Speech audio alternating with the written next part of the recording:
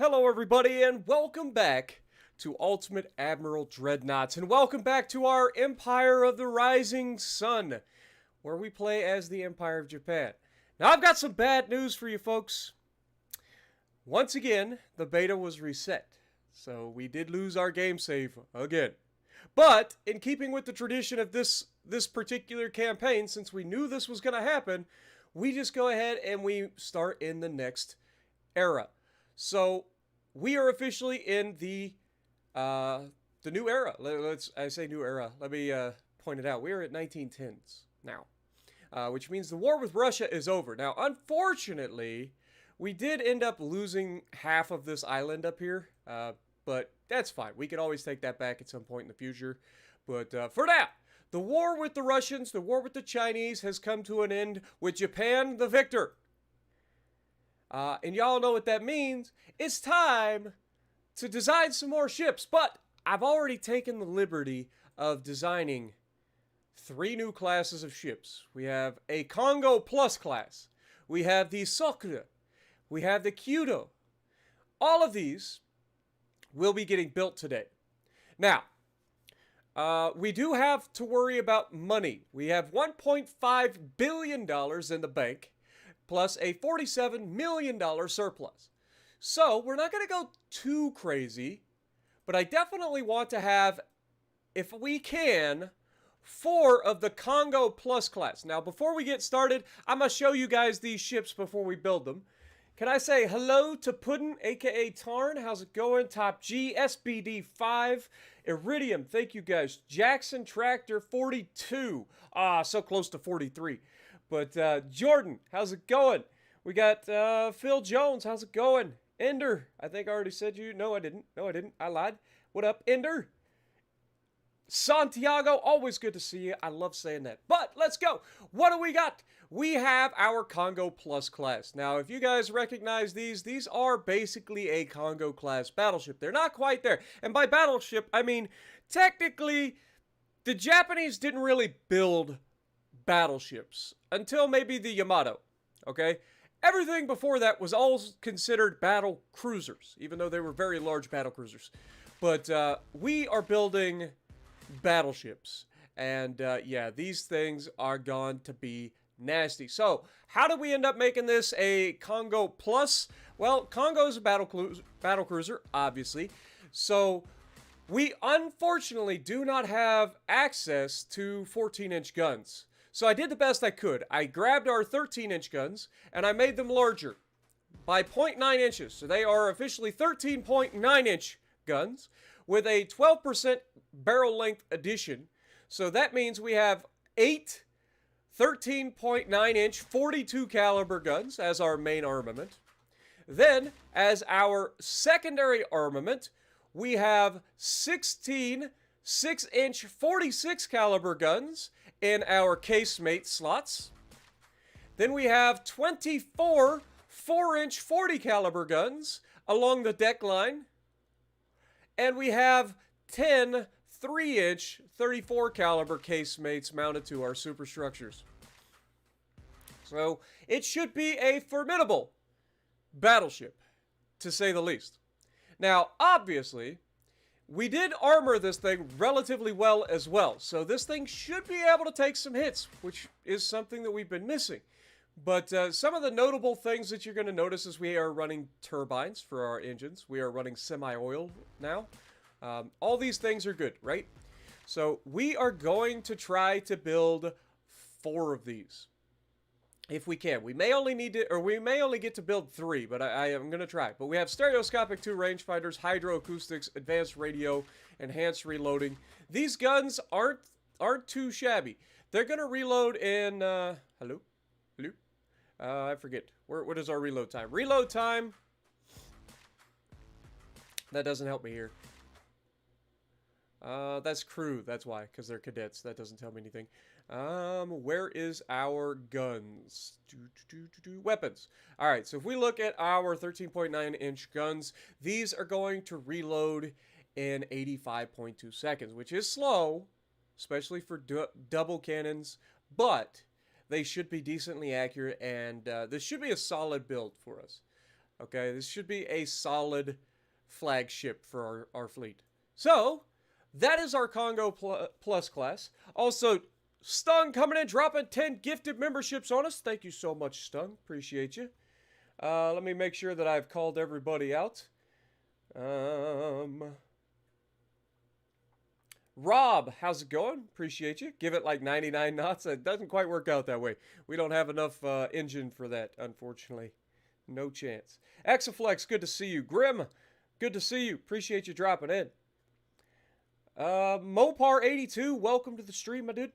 Captain Vass, or VAS, appreciate you dropping in. Alright, let's get you guys seeing the Sakura. Everybody, feast your eyes upon our brand new top-of-the-line heavy cruisers. These are our Sakura class. Sakura, of course, is the cherry blossom. And so we have a really very familiar layout. This should look essentially like a mini Congo Plus, right?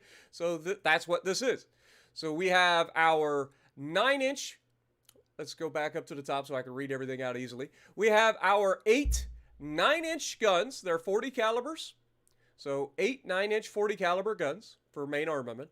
We have 18 4-inch 33 caliber guns as our casemates. Then we have 12 3-inch 34 caliber guns in our superstructures. And then we have 24 3-inch 38 caliber secondary battery along the deck line. So again, these things should be formidable. Like, it should be nasty, okay? Nasty.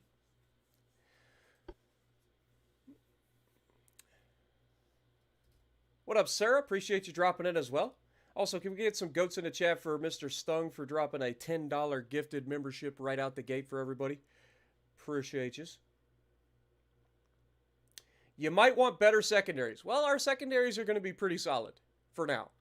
We may need to get bigger secondaries later on, but for now, they should be solid. We're looking at DPM, keeping the little riffraff at bay. Because one thing that we're going to run into now is a lot of smaller ships. Like, people stop building a lot of the big ships all the time and going with a lot of small light cruisers and destroyers. So we got to keep an eye. And then, of course, we have our light cruiser, the Kyudo. Or Kyudo. Kyudo. Same thing. But the Kyudo. And this light cruiser is going to be a little awkward. It's a little different, but we had to do what we could work with, right? Like, we got this weird raised deck at the front. I hate this design because it makes everything really four-weight heavy. But what we lack in appearance, we make up for in overall functionality. And by functionality, I mean this thing has guns everywhere. So let's get a look at this thing. First of all, it is capable of 28.3 knots. So it is quick, which it should be. Okay. It also has 13 5-inch 43 caliber guns, including a nice little stair-step 5-inch gun over the bow. We got 2 5-inch guns here. We also have 5-inch wing turrets on either side going down the entire length of the ship. So we actually have 4 guns over the bow of the ship, potentially. Well, not quite over the bow, because these can't fire clear over the bow, but very close. At any given time, similar to an Omaha, if we just wiggle, we can get the guns on target just a little bit. If we angle slightly, you'll have that. But also, we have all of these going down the side, and then we have a nice little stair step here at the back. Plus, if you look at the back, you've got a potential for 5 guns to be firing over the rear of the ship. Potentially more if these get a firing angle, depending on what angle we're shooting at. So you could have a nasty broadside as well. So you think about it. You got 2, 3, 4, 5, 6, 7, 8, 9 potential guns for a broadside shot. So I think this is a pretty decent overall design. They're 5-inch guns as well, so they may not be the fastest firing, but what we lack in overall reload, we're going to make up for in punching power as well as just nastiness, like just volume. We're just accuracy by volume, right? So should be pretty solid. But this is also our very first ship that includes 8 underwater torpedo tubes. We are running, if we go down here to the bottom, we are running 18-inch torpedoes, which I believe are 533 mil. Let me double check. That would be these. So yeah, I don't know if it tells us the size. It just tells us the yeah, it just tells us 18-inch. But I think that's 533 mil. Maybe not. Maybe it's 510. I don't remember. Somebody can do the math. But either way, we have 8 of them. We have 4 launchers on either side of the ship. They're underwater. We do not currently have deck-mounted torpedo tubes, unfortunately, for larger ships than destroyers. But they should be really, really solid. They've got 6.1 kilometers of range, so they're starting to get to that usable range. And then, of course, we also have 50 mines on this bad boy. So this thing will be able to protect ports. When it's in port, it will be able to do all kinds of good stuff. And it has a 18.28 anti-submarine warfare rating. So these light cruisers are going to be very, very helpful at getting rid of submarines. All right. So now that you guys have seen the fleet, I should definitely start looking into getting destroyers as well at this point. So maybe we'll check that out. Also, Tuna, welcome to the stream, aka Jason. Appreciate you dropping in, my dude.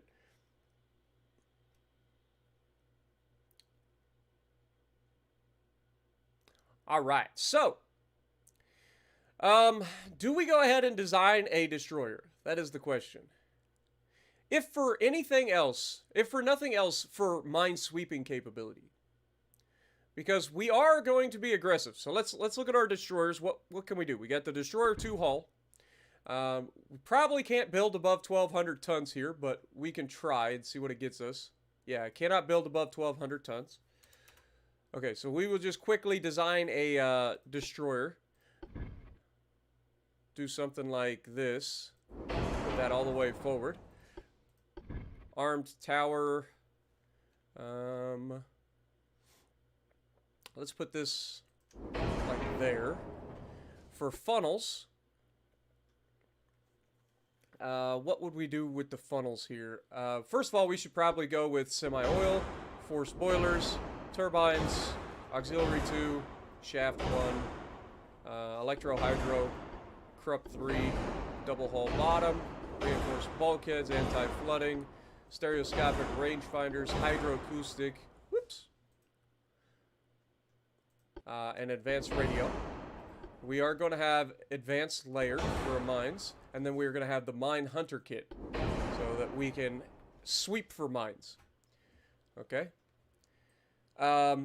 Adding a bunch of armor to our destroyers really doesn't do us any good, so we're not too worried about that. So let's look at what we can get away with in terms of this. Now, one of the main factors will be speed. How fast should these destroyers go? I'm thinking we should probably aim for like 35 knots. So if we go for 35 knots, can we get 40? No, 40 goes over. Okay, so 38? No. 36. 36 knots. Okay.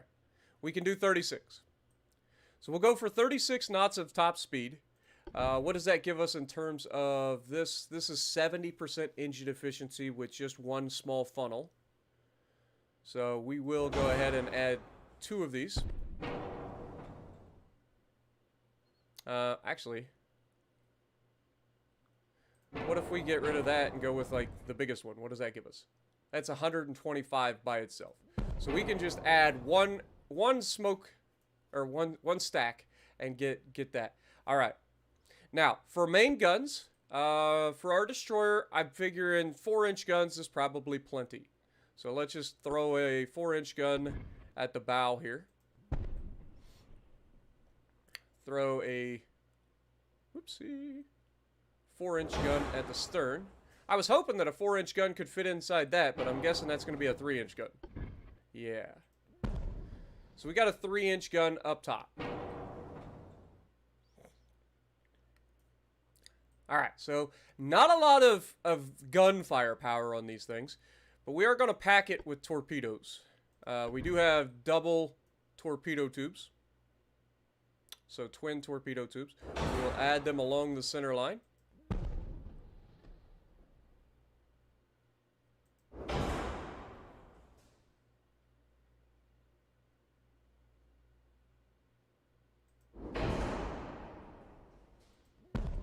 There we go. So that gives us a total of 10 torpedoes. The ship is overweight currently, but we can adjust for that. Let's go with, it's going to be cramped, that's fine. We can drop our range down a little bit. That gets us under the weight. So that's fine. We don't have barbettes, so we don't have to worry about that. We have hydraulic turrets. Let's go advanced hydraulic. Let's go enhanced reloading. These should be 18-inch torpedoes. Now we're back over the limit again. I don't want to drop the range any further, so maybe we take this down to 35 knots. There we go. That gives us back under the limit. We are maximum HE, that's fine. Let's go with a base fuse HE. The armor piercing should be like standard armor piercing. Standard shell size is fine. We got TNT and ballistite, that's fine. Yeah, I mean, again, this is not a gunboat at all, but we're not going to be using it as a gunboat for the most part. The guns are there in case we go up against some transports, so we could easily get rid of the transports. We got torpedoes to use that are going to be at least 6-kilometer range, so we can kind of get a chance to maybe sink something, maybe, if we're lucky. But in that sense. But these are transports and anti-submarine. Okay, that's their goal. So what do we call this thing? What do you guys got for me? What up, Trevor? How's it going? Lori, welcome. Yeah, it does kind of look like an Ohotnik, kind of, to be honest. But that's because we don't have anything other than these double launchers, unfortunately. Nagasaki, the Isokazi.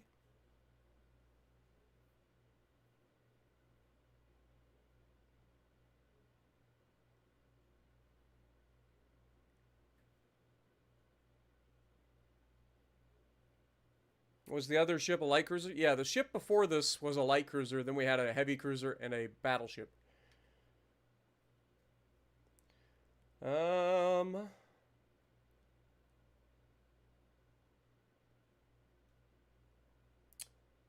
Sumugi? I think I'll go with that one. What up, Unread? How's it going? I don't know what it means.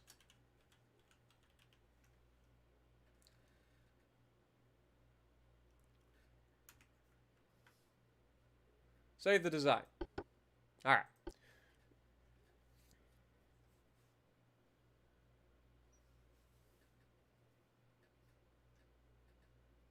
Good evening, Alexia. Appreciate you dropping in.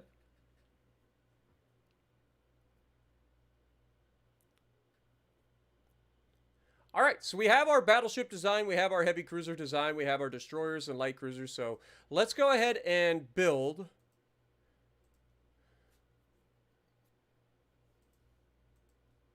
That's $1.1 billion right there.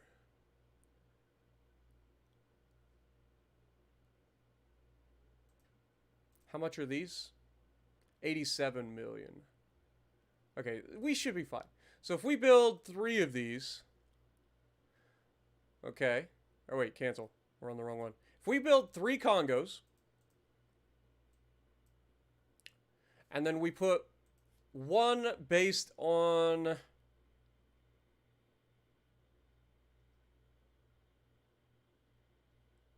Wakanai, 1 based in... See, this would be our Korean base. I kind of want to put them in Keelung. And then the other one should be in...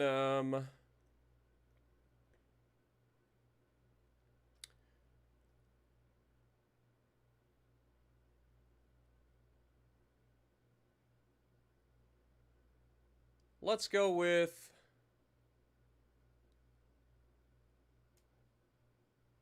Let's go with Tokyo. All right. Now we go for our heavy cruisers. That leaves us with 734,000. So heavy cruisers, I would like to have 2 of these per, so that would be 6. Can we build 6 of these? That's $526 million. So we can do that. So we're going to. So that'll be 6. So again,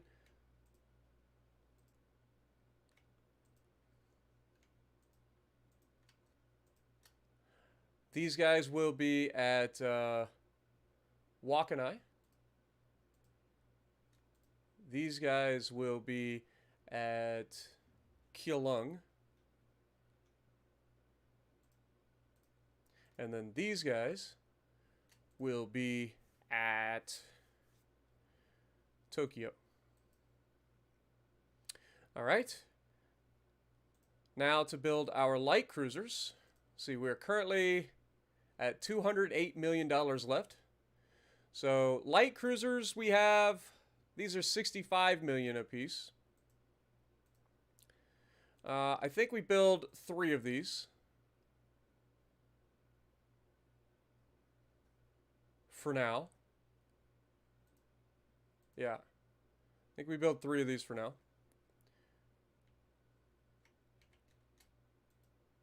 This one is going to be at Wakanai. This one will be at Keelung. And then this one will be at Tokyo. Or Tokugawa. And then how much money do we have? We currently have $11.3 million. So we actually cannot build any of these currently. So we are going to have to hold. But we currently are over our shipbuilding capacity. That's fine. For a finance position, we are going to get a little bit more money over time as we increase our transport capacity and stuff. So it's not that huge of a deal. We are going to lose money early on. So let's drop our crew training down. Let's drop our tech budget down a little bit here. We just want to make to where we're not in the negative as soon as the campaign starts. So something like that. Remember, we're not currently at war, so we don't have all the money in the world. All right. We don't have any destroyers to start with, but we can always build destroyers. That's not a big deal. Let's go ahead and start the campaign. What up, Johnny?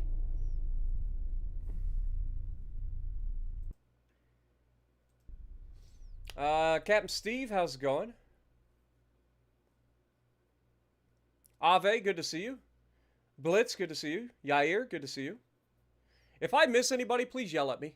I do sometimes miss you guys, and I do apologize. I try to make sure that this is our most interactive time. Also, we got some ships to name. We're not going to name any of the class ships, but we have 2 battleships to name. So go ahead and put some ships names in the chat, and we will start naming ships. Yeah, Shark, we lost the last save again because of the updates. Every time that they update the campaign right now, they're resetting game saves. They're adding a lot of stuff, so I'm not upset. I really ain't. Plus, this one, we're kind of making it a little bit of a faster campaign, which is fine, because we keep basically time skipping forward because of our saves getting yeeted. But let's see what you got. We got the buck teeth, really.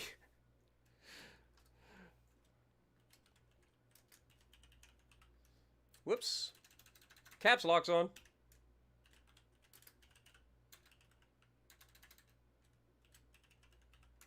All right. Captain Steve. Gotcha. All right. Now we got some heavy cruisers. So we got Setsuna. Okay.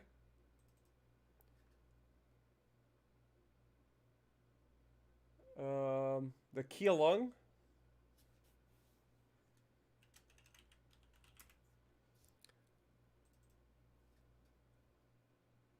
The fact that the Keelung is actually in Keelung is kind of funny too.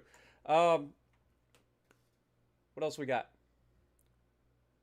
The Yami, the Fuso, Shikishima, the Mato.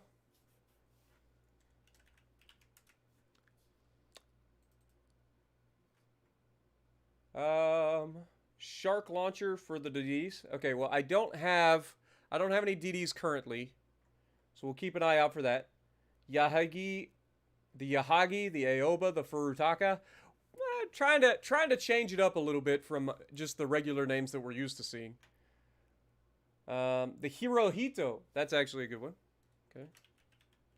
Even though I'm pretty sure at this time in the campaign he's alive, but that's fine.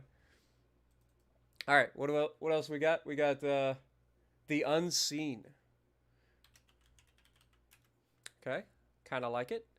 All right, now 3 light cruisers.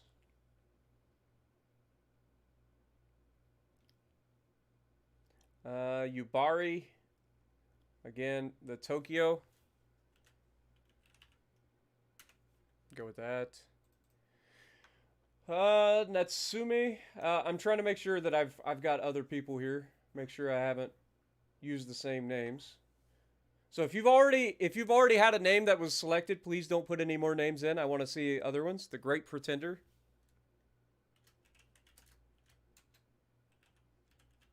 Little Freddie Mercury nod, like it. The Natsume. Yeah, I already got one for you, so I'm just gonna wait. The Fred. Just the Fred. Alright, we got you. There we go. Alright, so all of our ships are ready to go. They have been named properly. And by properly, I mean goofily, for the most part. Alright, so once again, with this campaign, we are not touching anything in this area. Like, we're letting the AI just research what it wants. So everything should be getting unlocked as quickly as possible at the same time, rather than us like spending money to slow down other things to open up stuff at certain times. So, all right, now the next thing, we just ended our war with the Russians at this point, right? So the Chinese and the Russians both have fought us. Both of them have gotten their butts whooped. The Chinese are currently not happy with us or the Russians, but they're not exactly like hating us. And the Russians, I would imagine, are in the same rough position. So the Russians are starting to get upset with the Austro-Hungarians and the Germans at this point. Fair enough. So as you guys can see, we're starting to lead up to potential like world wars in the very near future. But one thing that we're going to have to do, the Allies, which we know will be later on, the Allies are kind of heated up to us. They're like, hey, you know, the Japanese, they come out of this industrialization stronger than ever, and they have been doing some good work out there in Asia. So you got the British starting to warm up to us, the French trying to warm up to us, the U.S. is trying to warm up to us, the Italians are warming up to us. So it'll be interesting to see what direction we go next. So let's look at our map. What is our goals? Now, if you guys remember correctly, at the beginning of this, I said that I wanted to try to take over as much of Asia as possible. I'm not worried about the West. Like, we don't care about what happens over here, right? Like, this isn't our problem. Like, this part of the world, we couldn't care less. It doesn't exist to us. What we're worried about is taking Asia for everything that we can. Like, all of Asia that we can take. That's what we're going to be trying to do here. So, in that light, I think that our next step should be a potential second Chinese war, right? Or a second Russian war. So that we can take more of their territory. We've already done a good job. We've gotten the Koreas. We've gotten part of this island here. We've extended ourselves down into Taiwan. So we're doing really well. We're bumping up against the Philippines here, unfortunately. But, you know, if we have to go to war with the U.S. to take the Philippines, we'll do it. You know, again, our goal is to secure Asia under one flag, if we can. That is our goal for this playthrough. So we don't care what happens out here. All we care about is this area in here. Okay? We want as much of Asia as possible. And that includes some of Russia's territory. That includes as much of China as we can get. If we can get into India, that would be huge. Obviously, if we can get down here in Vietnam as well, and Laos and all of that, if we can get all of that, that'd be huge too. And then obviously like Malaysia and all of this down in here as well. So we gonna have to be at war with some of the other countries at some point, right? Like this is pretty obvious. So we're going to end up bumping heads with pretty much every other country because everybody's got stakes down in Asia. Asia is a huge natural resources area of the world, which is why it is constantly under like wars and conflicts, and everybody's constantly like fighting over different things and talking about the trade routes through the area and securing trade routes and world trade, all of that, because it's so valuable. There's so many resources in this area, from supernatural resources when it comes to like rubber, not as much oil, but there is definitely oil in the area as well, but also things like gems, things like different rare earth metals are very prominent, especially in China, but definitely some rare earth metals down here as well that we use later on. So there's a lot of strategic that goes into, or strategy that goes into this area, which is why you're constantly hearing about it. So we are going to probably go ahead and start picking a fight. Now, we can only pick a fight with one of them at a time. So who are we going to pick a fight with? Are we going to China again, or are we going against Russia? I'll let you guys come up.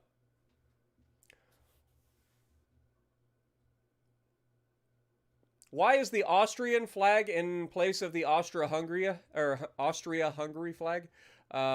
It depends. Like, I'm not 100% sure. Like, there are different eras, and they have different flags for the different eras, depending on what's going on in the country at the time. China, the French, Vietnam, China, France, China, down with the French. All right, so let's weigh our options. So if we go against the French, here's the biggest issue. If we go against the French, we go against the empire of the French, which is massive. And I don't think that we're ready for that yet. Going up against the major powers of the French, the US, the British, bad idea, because they are so massive. Okay? So I don't think that's a good idea just yet. We will eventually get there, but I don't think that strategically that's a good idea. Remember, we are playing on legendary difficulty, so we got to keep things tight until we build up our power, right? So we will go ahead and start warming up a conflict with the Chinese again.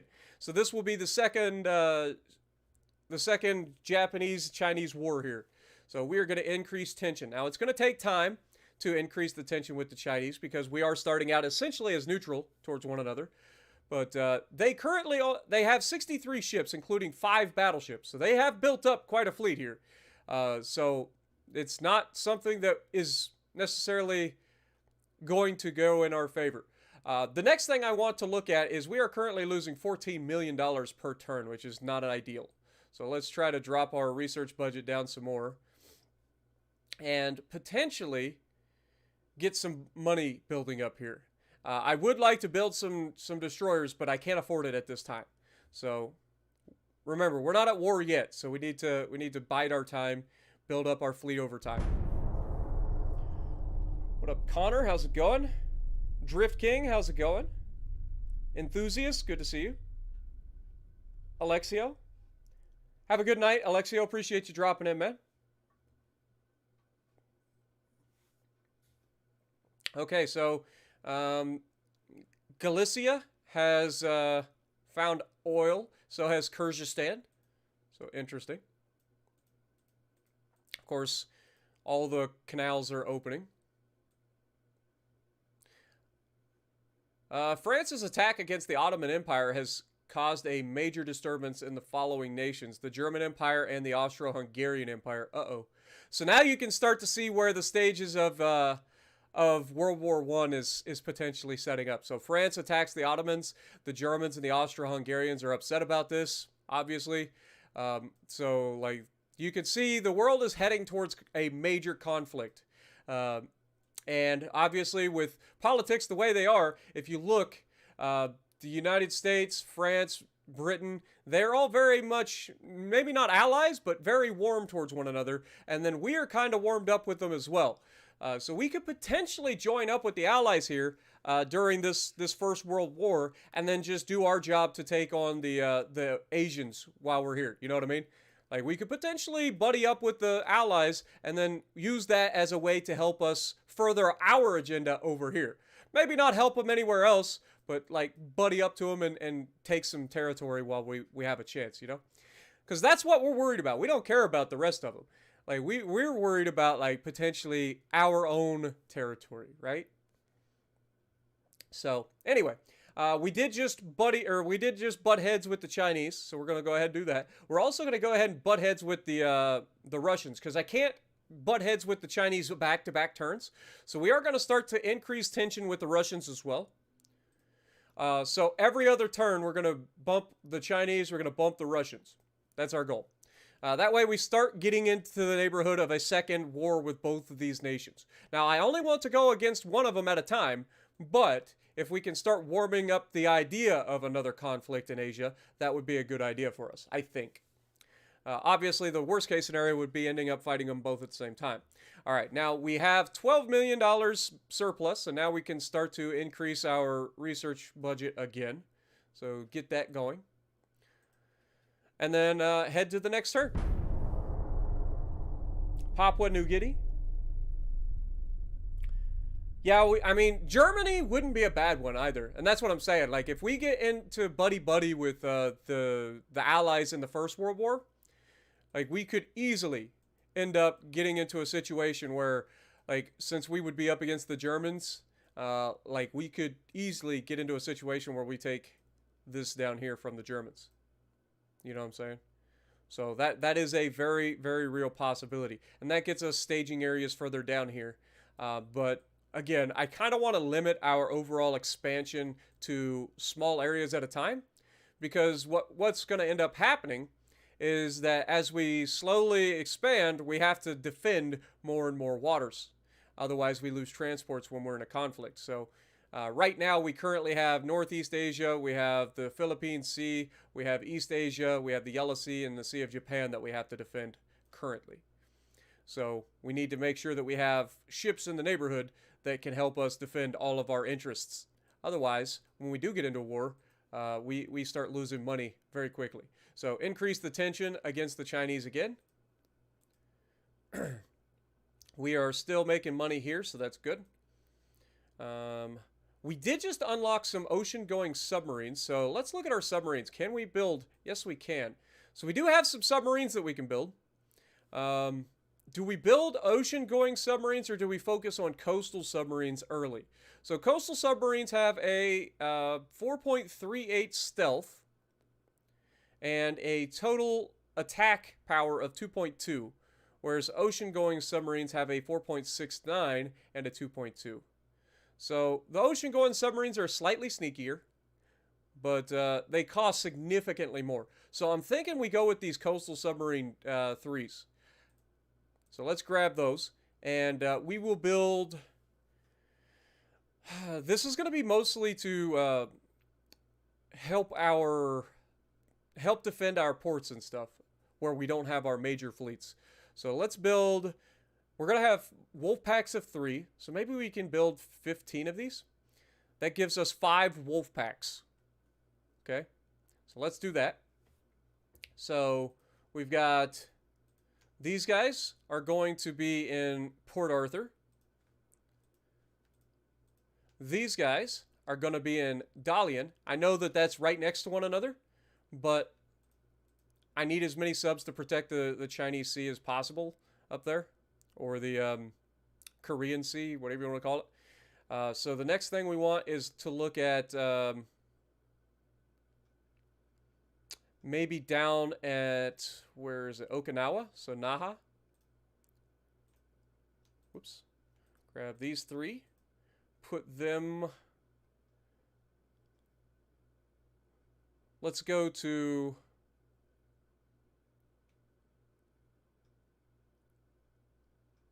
I want to say probably... I'm trying to think of what that... Is it Matsuyama? I think it is. I think it's Matsuyama that's on the east side of Japan. So that would be like East, yeah, East Asia Ocean. So we'll take that, and then we'll go for these three, and we will put you guys in Sasebo. There we go. So now we have our first submarines on their way. So that should be huge for us. Okay, we are losing some money. It will take time to build those subs, by the way. It's going to take 7 months to build these submarines, but at least we have them on the way. From a finance standpoint, we will have to drop this just a little bit. There we go. That's fine. And did we bump anybody? Let's look at our Russians. We do not have the ability to bump them, so that's fine. So we must have bumped somebody. Let's go.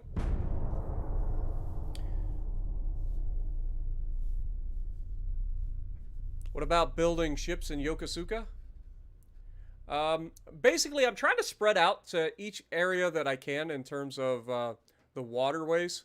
So we've got the Yellow Sea up here.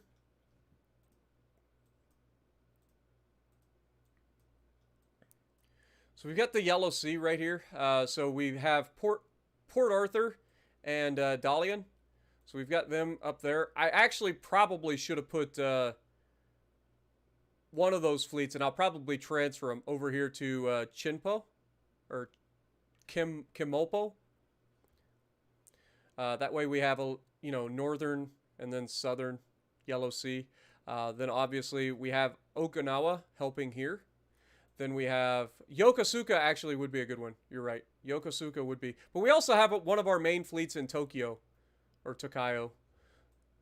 So that's huge. But Matsuyama is the other one that we put a submarine fleet in.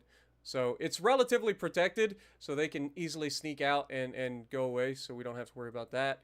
And then obviously up here towards the north, I forget where else that we put them.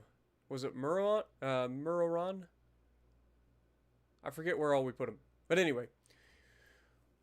We should have plenty. Sasebo was the other one, wasn't it? Sasebo.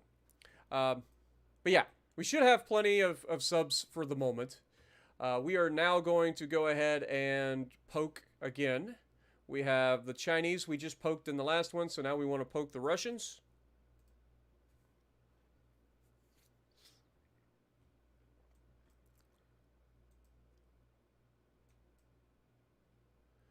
All right.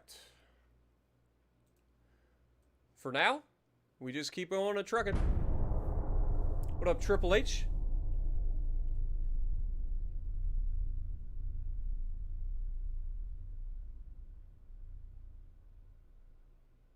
What up, Lances? Appreciate you dropping in. Yeah, so I'm not sure how soon it'll be before the updates stabilize and they stop like resetting the campaign progress, but the way I'm treating it is basically as a time skip. So, I mean, each episode we've been able to completely dominate the wars that we've started. So, the first episode was the war with China, beating them back, taking some of their territory. Then obviously it got reset, so we ended up starting a little bit later, which was the war with Russia. So then we beat the Russians back, took some of their territory. Then, of course, that campaign got reset. So then we've time skipped to the 1910. And now the war with Russia and China is officially over. We've gotten some of their territory. Now we're modernizing our fleet, preparing for another conflict with China and Russia. So the German Empire presented us an ultimatum demanding the extradition of a defector who requests an amnesty from our country. The Minister of Justice asks for your advice about this situation. If we say no, that deteriorates our relations with the Germans. We could return him to the Germans. I've got no beef with the Germans right now. And I think that right off the bat, we should probably think about negotiating an exchange of the prisoner, but also for something valuable to us. So I feel like that's probably our best bet. We're not just going to give it to him for nothing. Like, if you're going to do it, I want something in return. So we get money in return, which is huge. we can use that to improve our naval sea power. Now, of course, the United States is provoking us directly for some reason. Don't know why that would be. And the British Empire's attack against the Ottoman Empire caused a major disturbance in the following nations, so the Germans and the Austro-Hungarians. So, yeah, you can start to see where, like, the World War is starting to pop up here. So you've got the Germans and the Austro-Hungarians getting into a potential kerfuffle with the French and the British. Shocker. Okay. So from the Chinese, we can go ahead and keep increasing the tension with them. From a finances standpoint, we do have some money, so that's good news for us. We're going to continue to build up our tech budget, and now we should be able to start taking our ship design and build some of these. So these are 14 million a piece. We currently have 95 million. I would like to build 6 of these if we can. So that'll be 2 of these destroyers per fleet. So let's go ahead and do that. It's going to cost us quite a bit of money, but we can make it work. From a fleet standpoint, obviously we're going to have 2 of these destroyers at Wakkanai, 2 of the destroyers at Tokyo, and Keelung. Where's Keelung?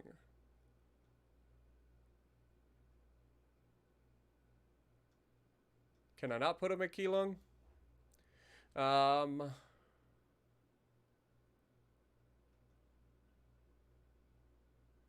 we can put him at Tokyo, so we'll do that. Select port. Maybe Keelung is, yeah, because it would be right here, right?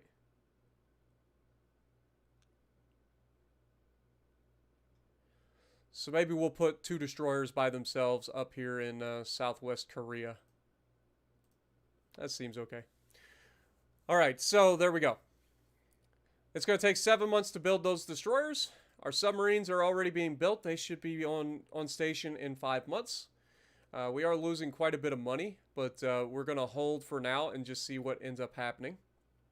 From a politics standpoint, I think we already poked this turn. We did. So next turn, let's keep going. Also, there was somebody that wanted a name specifically for a destroyer. I can't remember who it was. I forgot to name our destroyers, so now's your chance. Okay, so the U.S. is actually, they attacked Chile, which caused the disturbance against the British and the French.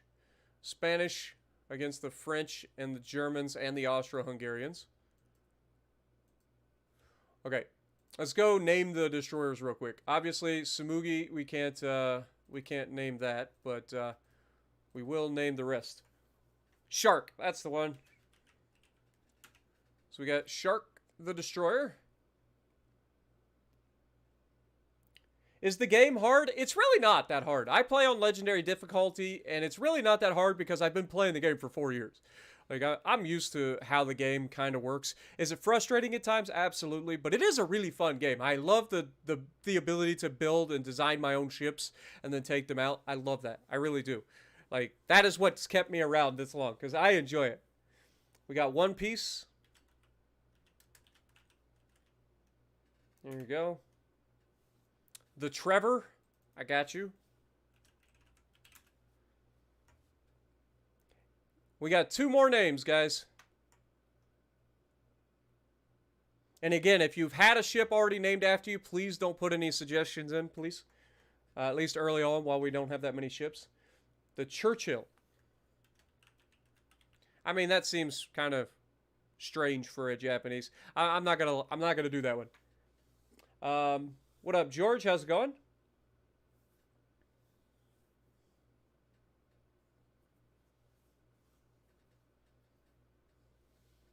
Crouching Tiger, Hidden Cricket?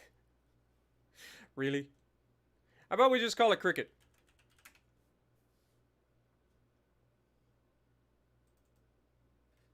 That's a big name.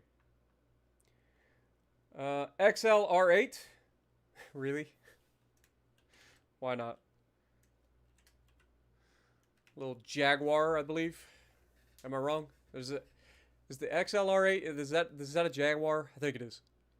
Anyway. Or is it Jaguar? Sorry. Anyway, so that's done. We are losing 8 million per turn, but that should start to deteriorate over time. That's fine. We'll use some of that money we got from the Germans to continue pushing.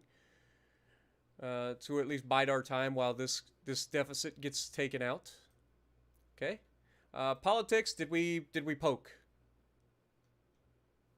Increase tension. Keep poking. Next. You got to charge your phone? All right, Johnny. Appreciate you. The Katsuragi? What up, Vinny? How's it going? The Mitsubishi? Actually, that's a good one. I know that the Audi R8 is a Audi, but I'm pretty sure an XL R8 is the is a Jaguar, isn't it? Am I crazy? I know just an R8 is an Audi, but I'm pretty sure like an XL, like you got a Jaguar XLR or Jaguar XLR8. I'm pretty sure it's a Jaguar. Could be wrong. Some of our industrialists want to invest in the modernization of German Empire shipyards. What is your opinion? Any cooperation should be mutually beneficial. We should also call German Empire's businessmen to invest in our shipbuilding. That actually seems like a great idea. So that would be a potential. This obviously would be bringing us more naval funds and increasing our naval budget, but doesn't actually help our GDP at all. Whereas this increases our GDP, which is always a good thing. So I think we go with any cooperation must be mutually beneficial. We could also call the German Empire's businessmen to invest in our shipbuilding. Interesting news, sir. Austro-Hungarian Empire warns their head of Admiralty, Franz Ferdinand, for his excessive naval expenditures. He may soon be replaced if he continues to underperform. Interesting. All right, so that's fun. Keep it going. We just unlocked everything, I think. Sweden has signed a special alliance and trade agreement with the U.S. Relations with the Russians have deteriorated. Good. We do have kind of high unrest, so we might want to get our unrest in check in the next couple of moments here. All right. Politics. Increased tension with the Chinese. We don't want to get our unrest out of hand, because then you start having like rebellions and stuff, and we don't want that. Finances, we're almost out of debt, which would be a good thing. Also, just notice we're at 69% tech budget. Nice. But we will go ahead and go next turn. XLR8 is an old game. Okay. I just know the name. I've heard the name before. I thought it was a Jaguar. But I could be wrong.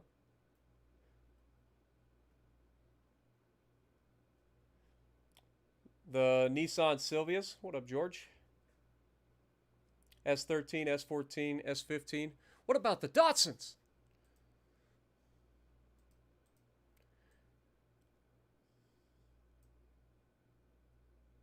Of real politics? Yeah, kind of.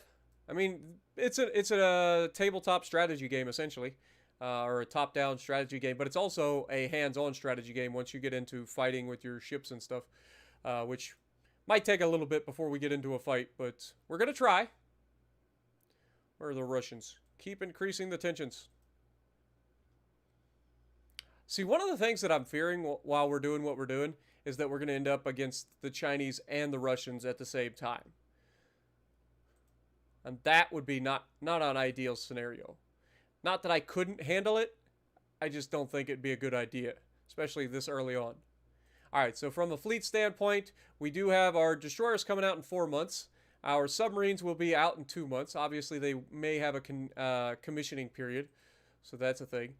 We are currently expanding our shipyards as well. So we're 28% of the way there. We are currently disrespected, but the unrest, everybody is content at the moment. so we're okay.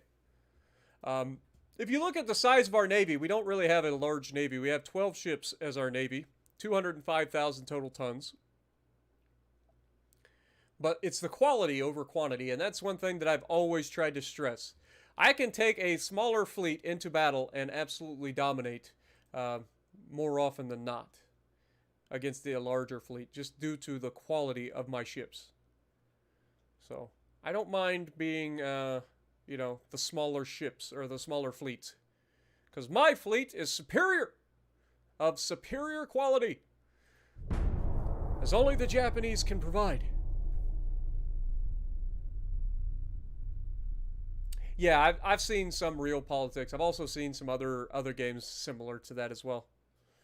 Trying to think of what they were called, but I can't think of it right off the top of my head. United States warns their head of admiralty for excessive naval expenditures. Okay.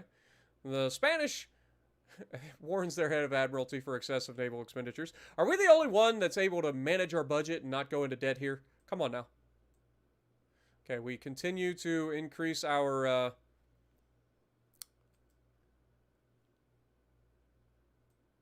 Okay, we are going to have to watch our unrest. That is the one thing. We're doubling down on increasing tensions with countries. So maybe we stop poking the Russians for now, and we just keep going with the Chinese. Maybe that would be a good idea.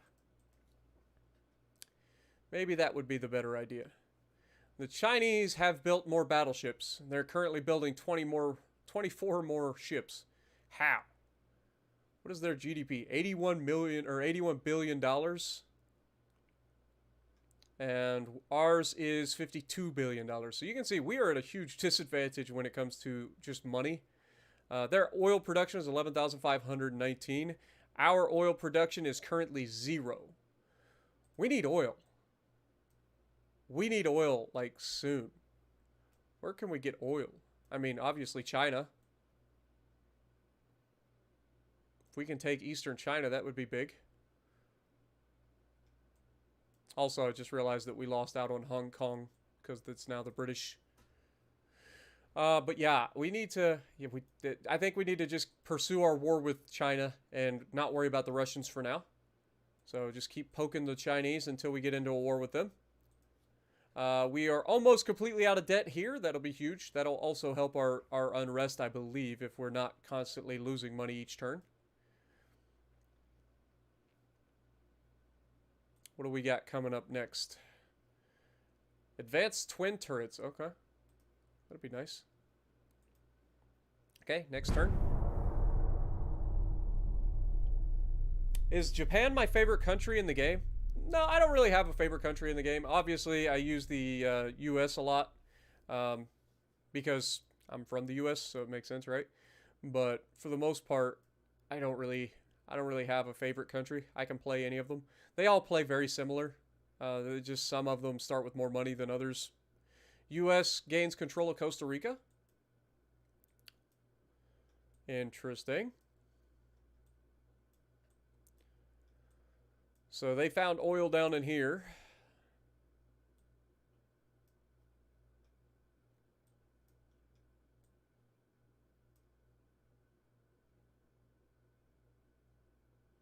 Wow. They actually produce a lot of oil in Malaya. But, again, we're going to keep going. Politics, we're not going to keep poking the Russians for now, because that's increasing our unrest faster than needed. So we're just going to keep poking the Chinese. We are officially making money again, so we're going to go ahead and keep pumping this up just a little bit at a time.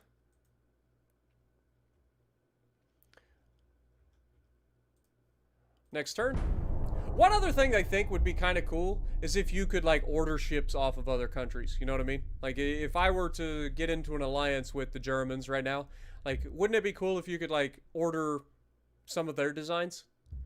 Like, I think that would be a really cool concept. I mean, the minor nations do it when they get in an alliance with you. They'll order ships from you. Why can't you put in an order for the designs of other countries if you're allied with them? I think that would be pretty cool. So the one thing that we could do is start to actually improve our relations with the Germans, but I don't know if that'd be a good idea considering they're about to go to war. I mean, if you look, they're very close to going to war with both the French and the British. And then of course they're not happy with us anyway. So, I mean, we could potentially improve relations with them, but I'm not too worried about it. Increase tension with the Chinese some more. So yeah, we're at minus 40, so we're halfway towards the war.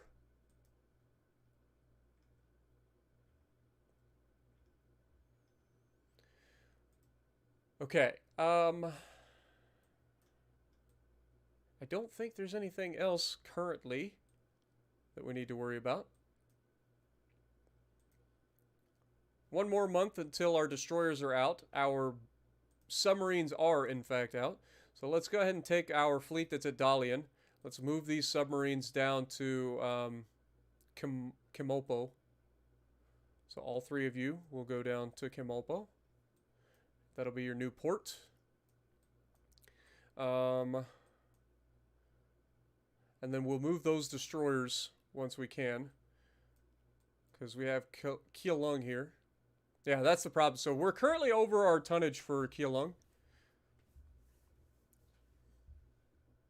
So that's something we're gonna have to keep in mind. Not all ports are the same size. Alright, so from a finance standpoint, we can continue to bump this up a little bit.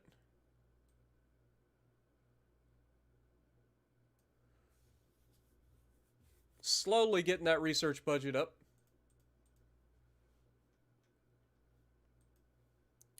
Alright, next turn. Yeah, that's why we're slowing down on the whole unrest thing. So we're taking it easy. We're not going too crazy. And like I said, unrest should slow down a little bit or recover a little bit in between. Industrialists who are impressed by our Navy are ready to invest for the needs of the fleet. What is your answer? The Navy will certainly appreciate extra funds. That's always a good thing. But as long as it doesn't drop our GDP, and this isn't, so that's just a huge investment, which is nice. This one actually invests their money back into the development of industrial infrastructure, which gives us a higher GDP, which I think would be a good idea. And then our times are difficult donating money to the poor or allocating. I mean, this actually would lower our unrest a little bit, which would actually be a good thing. But I think overall increasing our GDP is probably the best bet early on. So we're going to take this instead. We do drop our naval prestige a little bit, but it also drops our unrest. So both of these are good for unrest, but this one actually adds to our GDP. So we're going to do that. U.S. gains control of Chile. The British gains control of Uruguay. Or Uruguay. Uruguay? I think it's Uruguay. Even though I call it Uruguay. France failed to get Tripoli. Tripolitania. Alright. Alright, so now we can bump this up a little bit more. There we go. Up to 77%. Politics, Chinese, can't increase the tensions with them on back-to-back turns. They do have Portugal as an ally, which is a little disconcerting. We don't actually have any allies, but we are bumping up against the Chinese pretty hard. The Germans are a little bit upset with us. So if we improve relations with Germans just to kind of like warm up the waters between us, since we can't do anything with the other ones at the moment. Our naval prestige is really low at the moment, but as soon as we get into a war, like, our naval prestige won't be an issue because we're going to immediately be able to gain prestige by sinking ships. So that won't be a problem. We're at 44% there. So next turn.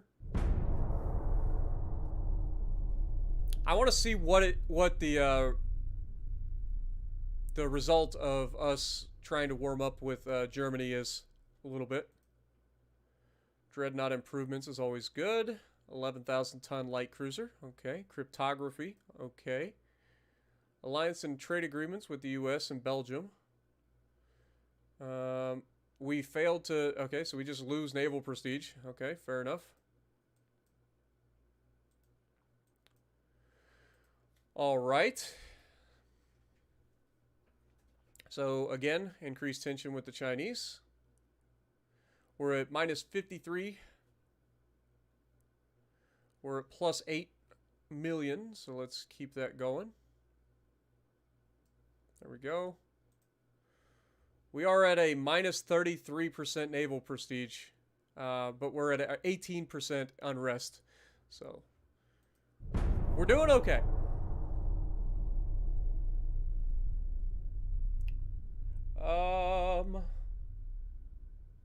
Why can't you play as minor nations? Just because they don't have them in the game. I mean, the minor nations are a thing, but they don't actually allow you to take control of them. I don't know exactly why, but that's just the way it is, unfortunately. I would love to have that happen, where you could control minor nations and try to build up and make a name for your country. I think that would be a lot of fun. Because I enjoyed our Italian playthrough. Italy was very difficult, like early on, because we had no money and we were fighting the French, and they were taking territory from it. Italy was a pain, but we managed to make that work out. So I know that I could do it, and I think it would be a lot of fun. Okay, so we're gonna hold off on increasing our research budget this turn. The Chinese, we can't poke them, so we're gonna wait. We do have all of our destroyers, so we officially have our full fleets. I would like to take these destroyers, move ships, down to Keelung. Police. That way they can link up with their fleet that they're supposed to be a part of. So we currently have a fleet here at Wakanai. We have a fleet here at Tokyo, or Tokyo. The Russians are sailing around. And then we have our fleet down here at Keelung. I probably should have put our fleet from Tokyo over here to Maizuru. It's 170 some odd thousand. So maybe we send these guys over to here. Just in preparation, anticipating our conflict with China. We need to protect the Sea of Japan. There's less of a threat out here as there is in here. So that makes sense. And we'll just move the fleet around. We are going to lose some money initially, but that'll go away next turn because they'll be in port. So they won't be as expensive. From a politics standpoint, we can't poke them, so we're just going to hold up. Next turn.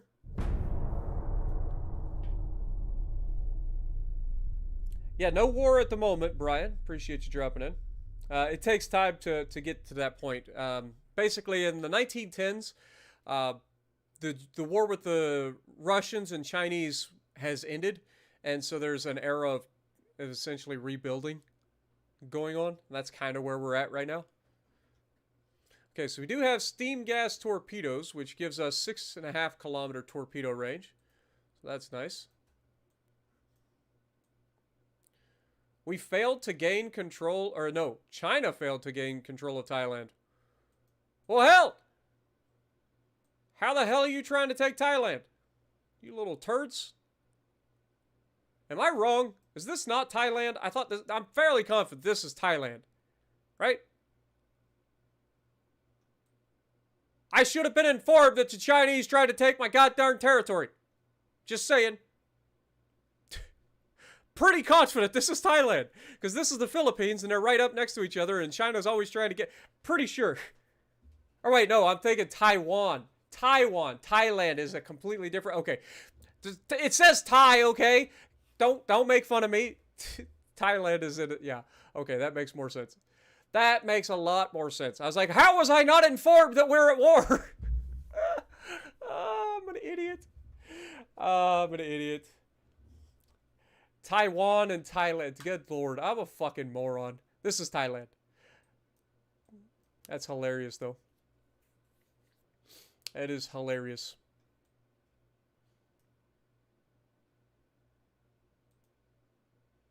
Damn.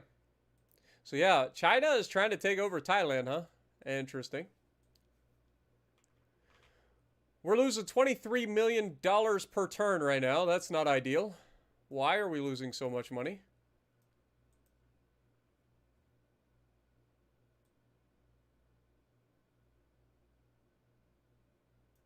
Okay, we'll back that down again. Politics with the Chinese, increased tension. It says Thai. I was close. Taiwan, Thailand, they sound very familiar. Or very similar. Fair enough, right? I know they're very different places, but it did catch me off guard. I'm not gonna lie. It just goes to show you, I ain't awake. Y'all are mean. Why you guys gonna make fun of me? Y'all all gonna make fun of me. I don't blame you there. I'll be honest, that was pretty dumb of me. Why are we not allowed to have oil? Can we get oil? Damn, Britain just took over Western Turkey. Fuck. Again, we don't care what's going on in the West. That's none of our business. Our business is here. All right. We are making money again, so that's good. We'll give it some time. From a research standpoint, we're doing okay. I don't have any control over that anyway. It's currently 1911. We have yet to go to war. This is crazy. Crazy. What is our standing? 72. Okay, we're getting close though. We're getting close. The Emperor went on a spending spree. You're not wrong. What up, Greater German, aka Torch? How's it going? Good to see you. Oh, Lord have mercy. I cannot believe I did that, though. That's hilarious. Okay, we do have 14-inch guns, but we're not going to use them at the moment. Those are Mark 1s anyway, so we don't really want to go too crazy. From finance, we're at 64% there. We're also at a plus 3.7 million surplus. So just keep going a little bit there. We're at 125% of our transport capacity, though, so keep that going. We are currently at a $56 billion surplus, or $56 billion GDP, and a slight growth. So as long as we keep that going, I would love to keep our GDP growing. The Spanish are actually worse off than we are. Are they the only country that's worse off than us? Yeah, I think they are. I think they legitimately are. Oh my God, look at the budget of all these major powers. This is why we can't go to war with these guys yet. Look, the US is third with $173 billion GDP. The French, $292 billion. The British Empire, $434 billion. Meanwhile, we're down here in the Japanese, we're down here with $56 billion. But at least we're not as bad as the Spanish. We got more money than the Spanish, but they're growing faster than us, according to this. Neither of us have oil, though. That's the big problem. So we need to get some oil. The Italians don't have oil either, but they have a huge GDP because they have pretty expansive territories down here in South Africa, or Eastern Africa.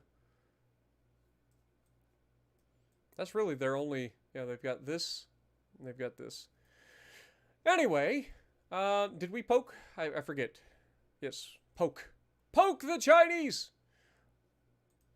Next turn.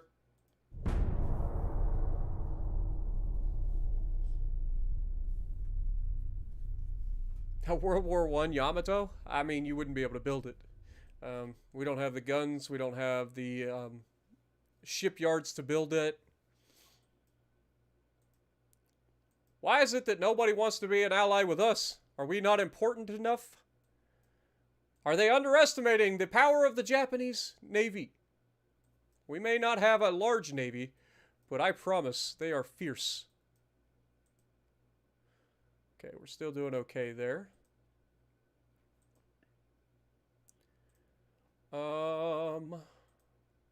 It's currently 1911. Oh, it's 1911. But does that mean there's about to be a revolt down here? Wasn't it 1911 that they had the revolt? The Philippines revolted? I'm pretty confident. I could be wrong. I know that there was like a big thing down here. The Philippines and the U.S. got into a big kerfuffle down here in the Philippines, because that's where the tribal people that the U.S. ended up fighting weren't going down to their regular sidearms, so they ended up building the Colt 1911. If you guys have ever heard of it, great little firearm, 45, beautiful. But yeah, I'm pretty sure. I know that's a random tangent to get off on, but you know, it's how my brain works. I can't help it. I remember certain things, and that's just the little things that pop up and make me remember things. My brain is weird. I can't help it. All right. Finances-wise, we're at 68%. Beautiful. Politics, did we poke? We can't poke. Okay, we're at 83%. We're about to go to war, boys. Prepare for war!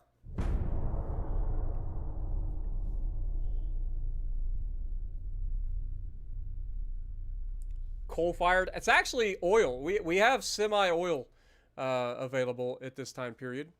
So you could use a type of oil. What up, Ozark? How's it going? If you could have had the original game going, you'd probably be have allies and much higher naval prestige. You're not wrong, unfortunately. You're not wrong. Yeah. So the United States warns their head of admiralty again. Our relations improved from the Germans. Okay, that's fair. That's great. That's fair. Hugo Shear's efforts from the German Empire to strengthen relations with us. Successful. Okay, so the Germans are starting to realize that they're needing some allies as well. So, yeah, that jumped us up quite a bit. We're almost neutral with Germany now. Nice. But they're about to go to war with Britain and France, and that's going to be a bad day for them. Yeah. I mean, in fairness, Britain and France are not technically allied at the moment, but if they have a common enemy, it wouldn't surprise me if that suddenly makes them both happier enough to have an ally. In which case, Germany may be reaching out to us and saying, look, I know we haven't always seen eye to eye, but listen, we can help each other. And by help each other, I mean you can help me, please. Please. All right, what do we got? We are at a little bit of a surplus, so we want to keep on pumping a little bit of extra money into our tech. We're back up to 69%. Nice. Research-wise, we can't do anything with that, so we're just going to hold off. Probably wouldn't be a bad idea to go ahead and look at... let's look at research. Anything coming up in the near future that may... Okay, anti-flooding 3. Okay. That actually wouldn't be a bad thing to have. Small guns. Does it tell us what it's... I hate that you have to do this. So Mark III 3-inch guns. Okay. So we do have some stuff coming up in the near future that may help us. We may do a refit before this war if we can. Not a lot of stuff, though. What do we got here? Improved diesel electric propulsion. Anti-submarine. We got depth charges. Okay. Fair enough. All right, well, we're just going to keep going then. From a politics standpoint, we are at minus 83%. We're going to poke them again. We're at 22.5% unrest again, but our naval prestige is quite low. But again, one good fight and our naval prestige will go through the roof. So I'm not worried about that. Everything else is good, so next turn. Have I heard Sparta by Sabaton? I have not. I have not, actually.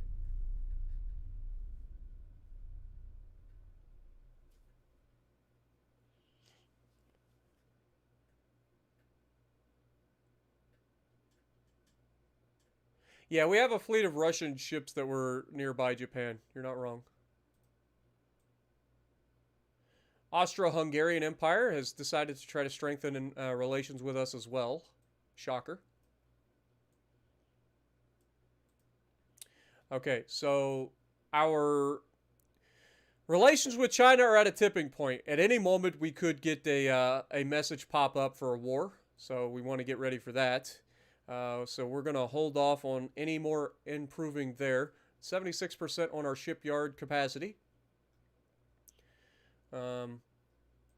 Yeah, I think we just get ready. We're about to be at war. The Chinese have fumbled long enough. We have a divine right to all of Asia. It is our prophecy that we will control all of this. Hopefully. Next. No longer will we be stomped beneath the boot of the West.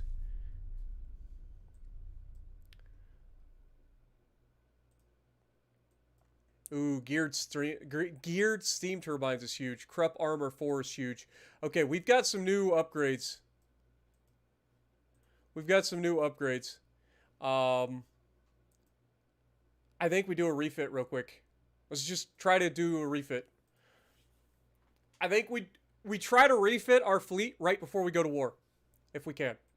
So let's refit the fleet with some new stuff. So we've got the geared steam turbines, which is going to give us a huge weight reduction in our engines. So that saves us quite a bit because you need less engine overall. So that's good. We do have anti-flooding 3. Actually, it's not out yet. That's unfortunate. So we won't get that. What else did we get? We got Krupp, right? We got Krupp 4. So that saves us a lot of weight as well. I don't think there's been any other majors in this neighborhood. Nope. Okay. We did unlock the 14-inch guns, but these are Mark III 13.9-inch guns, so I kind of want to stick with the 13.9s for the moment. I don't think we unlocked anything there. We didn't unlock anything there either. Reloading-wise is the same. We've got semi-ballistic armor piercing. All of this should be fine. Okay, so we don't really have a lot of new stuff, but still, better armor quality, better engines, all that's good news. Okay, that saves us quite a bit of weight, which we can then turn into maybe more speed. So let's go 23 knots. Okay, we can definitely do that. 24 knots. We can definitely do that. Now we're starting to lose engine efficiency though, so we don't want to do that. So 24 knots is plenty. We'll keep 24 knots, and then that still gives us not quite 2,000 tons to play with, so we can add some more armor to this thing. And I think adding armor to our fore and aft belt would be a benefit. So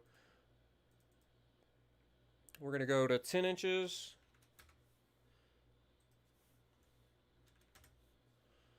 Okay. Can we go to 3 inches on the deck?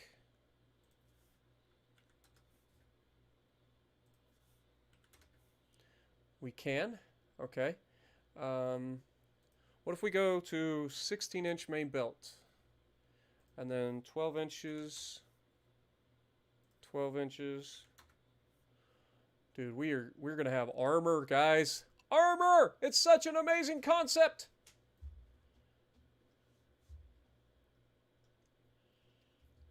I've never had a battleship in this game where I've actually had decent armor for its size. So, it's kind of nice. We're getting close, though, so maybe go 13 inches.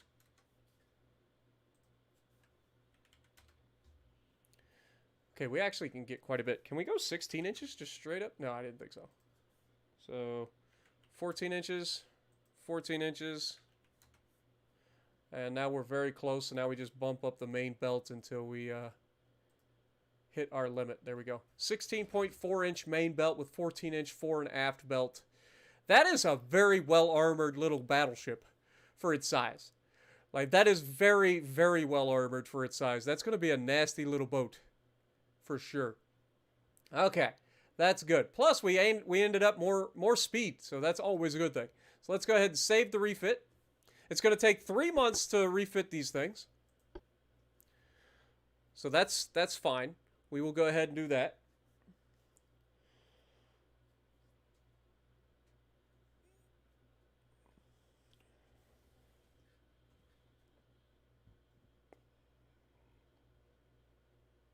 Well, the goal was to take out the carriers at Pearl Harbor, but the carriers weren't at Pearl Harbor when they attacked.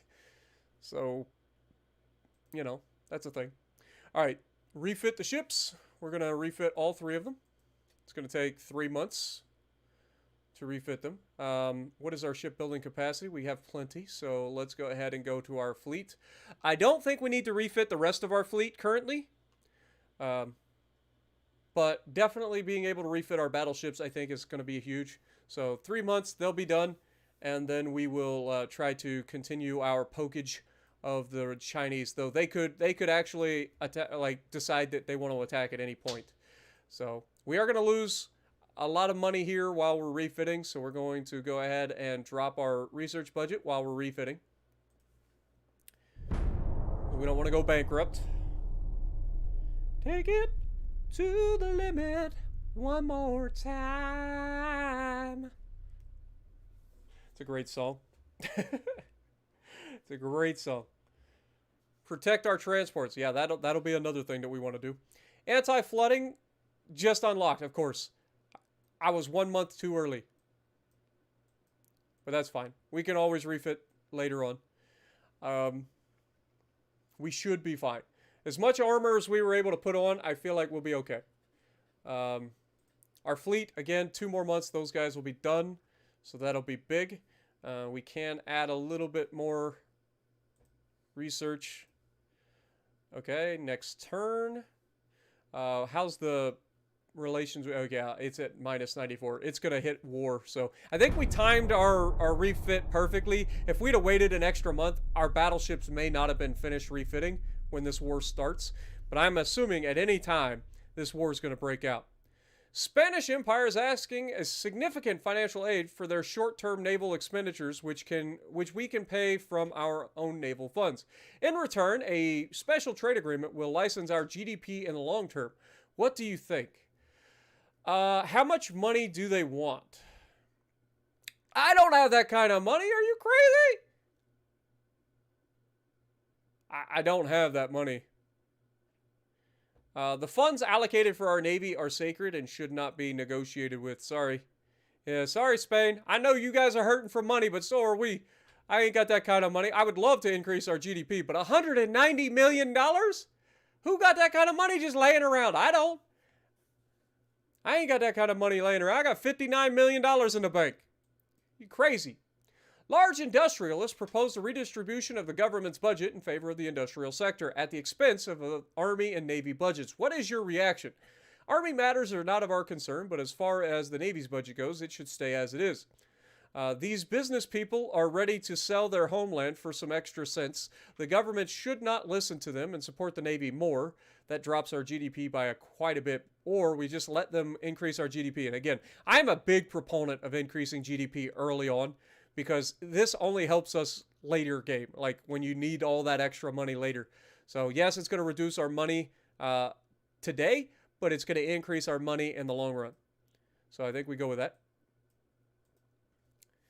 All right, so our monthly balance, we're still in the positive, so that's good. It didn't reduce us by too much.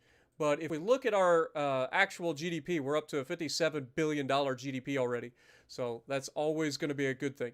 Increasing your GDP early is always going to be beneficial.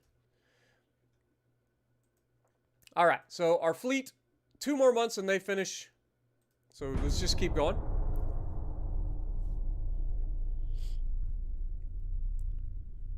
Was Congo still a battlecruiser by World War II, or was she now a battleship? All of the Japanese battleships, quote unquote, during World War I and World War II, with the exception of the Yamato class, were considered battle cruisers, if I am correct. I'm fairly confident. Even the Nagato and Amagi were considered battle cruisers, as far as I remember, because they didn't have the armor that was required to be considered a battleship. But the other side of it was that they were also lying about their ship's size. So everything that the Japanese built during especially World War II, everything that the Japanese built during World War II or in preparation of World War II, was against the treaty. They lied about the displacement of their vessels. They lied about the armor of their vessels. They lied about everything. They were trying to get around the thing because they were building up in preparation for war. Like that's legitimately what it was. Meanwhile, the Washington Naval Treaty was limiting other countries that were actually paying attention or like trying to abide by the treaties. And here Japan come in with these gigantic, ridiculous heavy cruisers that were way bigger than they were supposed to be. They came in with these battle cruisers that were basically battleships that were really nasty as well. So there was a lot of politics going on. That's the easy way to say it.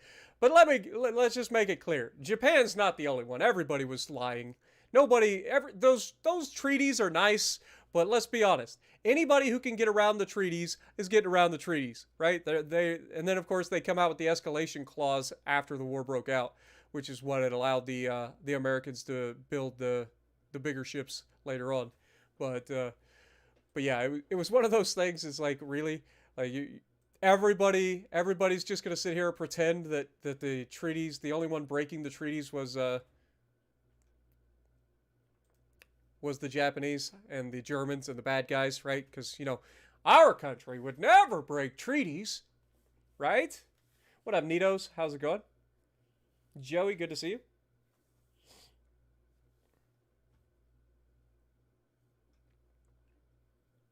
You guys making Preparation H jokes in the chat. A little bit of Austin Powers coming out in y'all. All right. We have our battleships. It is time to continue our goal. It is time to push the Chinese to war. Let's get this party started. Our Congo Plus class is going to represent the Japanese Navy very well, if I had to ask, or if I had to guess. Due to where we are currently located, let's go ahead and move our fleet from here. Let's move them down to, do we have anybody in Sasebo? We have, yeah, let's move them down to Sasebo in preparation for this war. And again, this would all be paid attention to nowadays, right? Like, they're like, oh my god, the Japanese First Fleet is moving out of Wakkanai and coming down to the southern part of Japan. What is going on? Now, obviously, there is no port here for the Chinese. Manchuria is a thing, but they don't have a port. This is Russian ports, so we don't have to worry about that because we're not at war with the Russians currently. So we're worried about, Tianjin, I say Tianjin, it's actually Tianjin, I believe, right? It's like Tianjin, but Haichou, Shanghai, Hangzhou, and Xiamen, and them. So like these are the guys that we're worried about. We're going to be trying to take their ports, and we're going to be going for some oil. That'll be our thing. We need to try to get some oil. So we may start in northern or northeast China and work our way down. The British have taken Weiwei, and the Germans have Tsingtao, apparently. So we're going to try to go for northeast China, I believe, in this war. That'll be our goal. In the meantime, finance-wise, we are at 92%, so next turn we should finish this. Maybe 2 turns from now we should finish this. We are losing $10 million currently. That's not the worst. That should disappear pretty quickly once we get our fleet moved.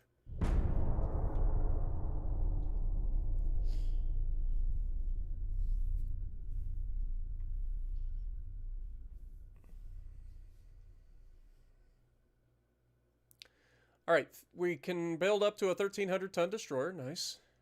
Okay, we have officially got an ally. We have Arabia coming in and signing a special alliance trade agreement with us. Nice. Bulgaria also. Very nice. So suddenly we have allies. Weird. The Chinese ignored our attempt to destabilize us. We'll see how that goes for them. We are going to go ahead and build even more because we need bigger shipyards. We can't quite build a Yama yet, but we're getting there. All right, so January of 1912, can't do anything here, so we're just going to hold next turn.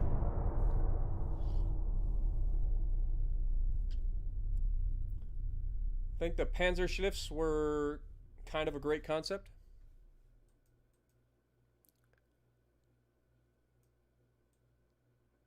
Ethiopia was conquered by the Italians. So yeah, the Italians still doing their thing in East Africa.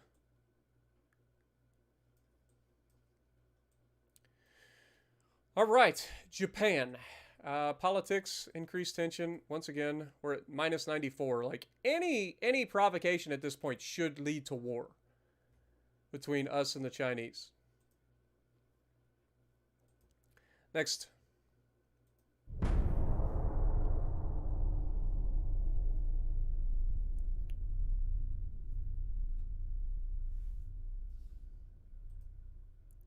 Mark III 3-inch guns. Nice.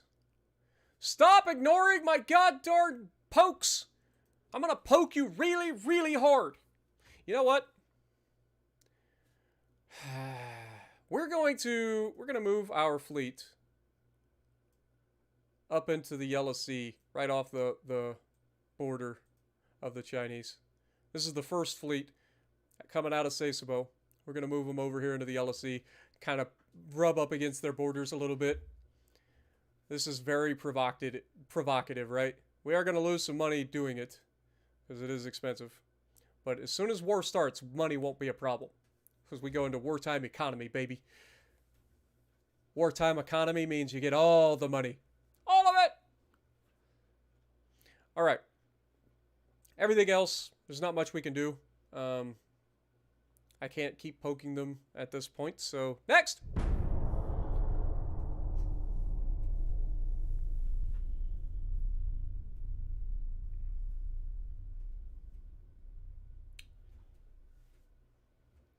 Alright, Bulgaria would like a Congo-class battleship. I bet you would. I mean, we can technically build that right now. So, it's going to take a long time to build it, but we could technically build it. And that gives us a nice insurgence of cash as well. So, yeah, let's do it. I'll build one for you. Okay. So from a politics standpoint, the Chinese still at minus. These guys do not want to fight us. I don't know why. They have the larger navy. You'd think they'd be all about it. Look at this single battleship is like, I got to get out of here. They've got a whole fleet right outside my door. Come on, it's just a single battleship. Single battleship with a couple of heavy cruisers, a light cruiser, and a couple of destroyers, and you're terrified of it? I don't blame you. I don't blame you a bit. I've seen what I can do with a ship. Alright, so we did get a nice influx of money. We are losing some money at the moment, but it's not the worst. I don't want to keep dropping our tech budget too much more. But as soon as we go into wartime production, we'll be fine.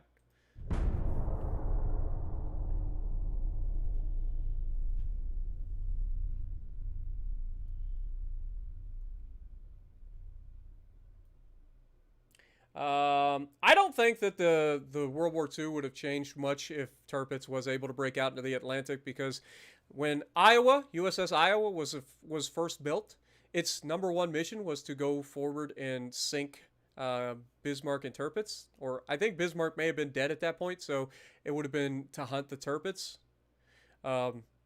It was actually sent out into the Atlantic initially, but once they realized that the British had the Tirpitz hemmed in up there in the fjords, then they ended up turning the Iowa around and taking all 4 of the Iowas into the Pacific to focus on the Pacific theater.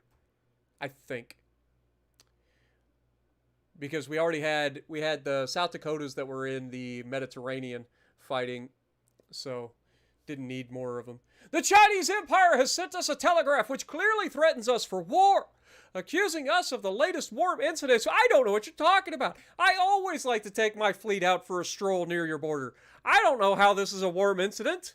Our patience is over. We must reply that we will solve our problems on the warfield. We're at war, boys. I don't know why they thought we were being a jerk. Bulgaria would like 2 Smugi-class destroyers. Okay, that's fair. Alright. It is time. We have all the money, which means bonk, bonk. All the monies. What is our current... okay, so we're currently there. Let's go ahead and start... let's see. What would we want to do? Do we want to build... I think we go ahead and consider building a new Congo. So build one of these. Then we want to build... Are we having one or two? It's 2 heavy cruisers. Okay. So if we go back in here, we build 2 of these. Then we go here, we build 1 of these. And then we go here and we build 2 of these. And then hopefully we get done with this, we'll be able to upgrade that Congo. We'll have a new fleet. So finance-wise, we are still under our limit, but we're building a whole new fleet, which is good for us. It's going to take some time. The unrest, they're currently concerned, but we're fine. Disrespected currently, but that won't last long. As soon as we get into a fight, we will absolutely do that. From a politics standpoint, we don't quite have enough naval power there to do that, so let's go ahead and move our fleets. We got these guys in Tokyo. No, we moved them over here, right? So let's move these guys out.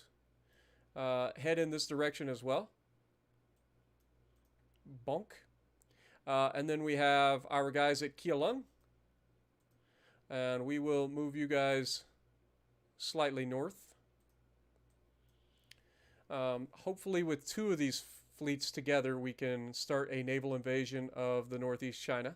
We may end up having to go up into Tianjin. But for now, it will be parked outside of Haichou. I think it's Haichou. Anyway. Everything is progressing as according to plan, which is lovely. We are capable of having all 3 of our fleets currently out while in wartime budget and making plenty going there. That's good. Love to see it. Let's go! Next turn!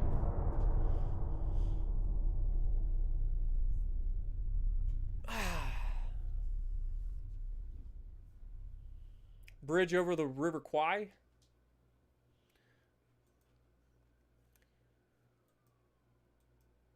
Okay, we got some new turrets and stuff. Improved gun reloading time. Nice. And better submarine effectiveness. Or anti-submarine effectiveness. Beautiful. Did this merge my fleets? Why does it merge my fleet? I didn't want to merge my fleet, but whatever. Alright. Naval invasion. We are going to navally invade northeast China. Wait.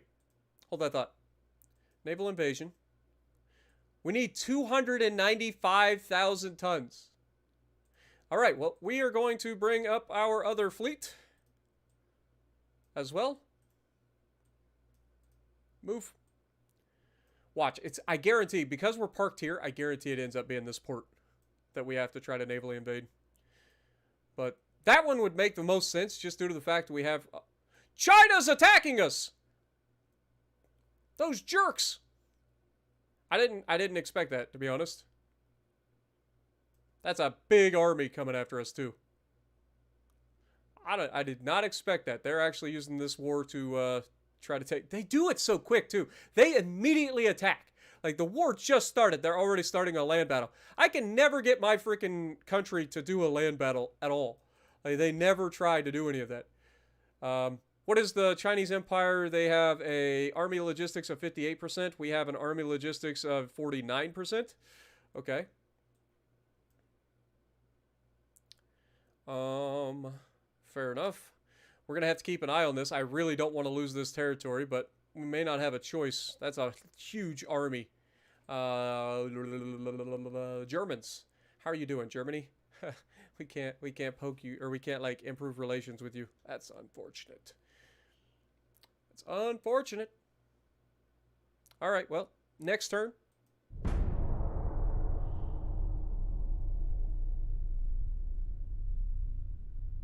Oh, it actually does look like it's there.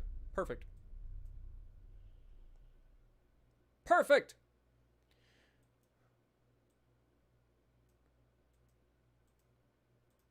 All right. So we don't have enough fleet. We just don't have a big enough fleet. Damn it, man.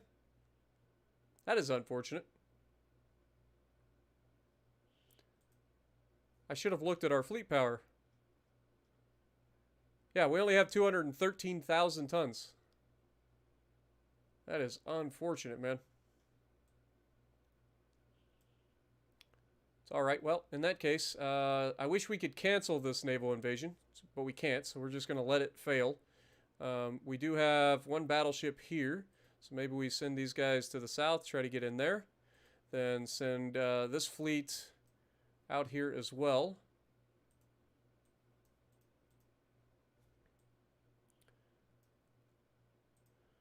Alright. We are losing a little bit of money, as expected. Can drop this down a little bit, maybe. There we go. Next turn.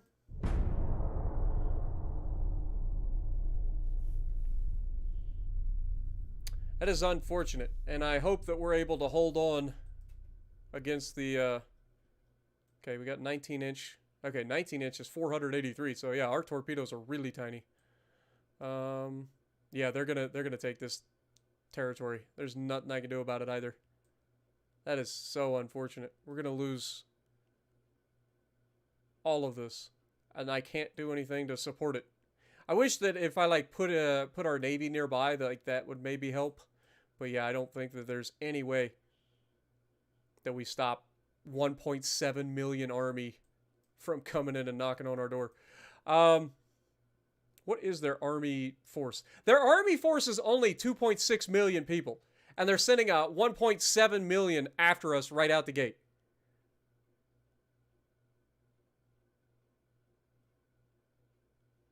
That is so unfortunate.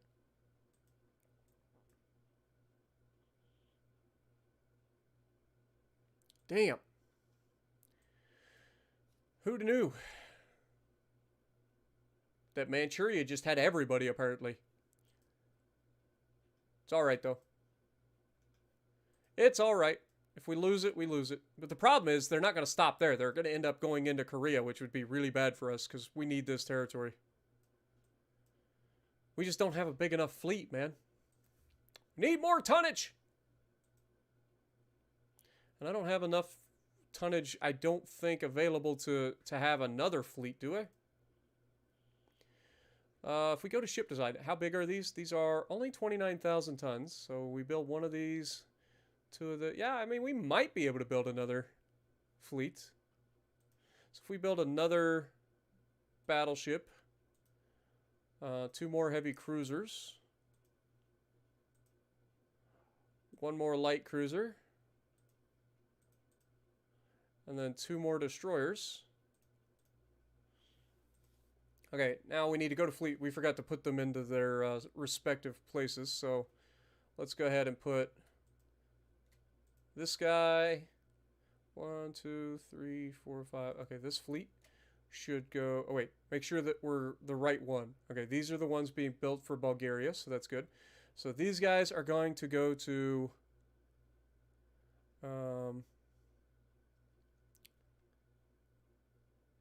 Nampo. And then this fleet is going to go to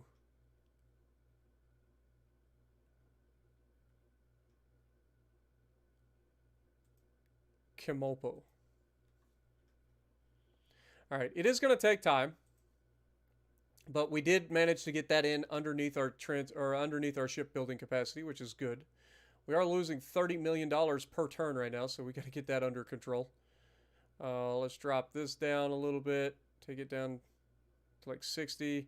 Drop this down to get us under. There we go. All right. It's unfortunate we don't have enough, but it is what it is. This guy is heading to East Asia.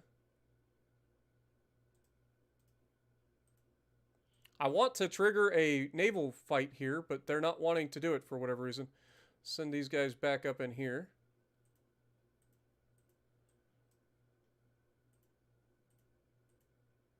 I don't know why it wouldn't let me go any further north, but just trying to get these guys hemmed in. Want to start fighting something.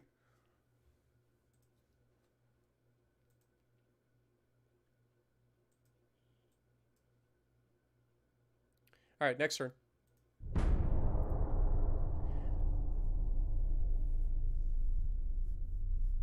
Have a good night, Captain Steve. Appreciate you, man.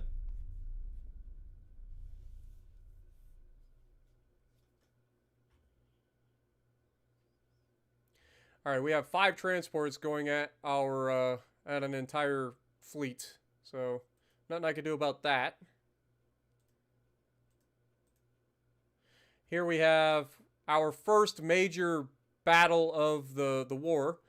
It is a battleship, battlecruiser, a bunch of heavy cruisers, bunch of light cruisers, and then our major fleet. So this should be an interesting fight.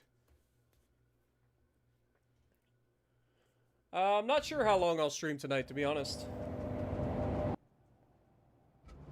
I'd like to make progress on this war, because I know that by the time next week rolls around, there's a good chance this save will be removed, which is really unfortunate. But we officially have a fight.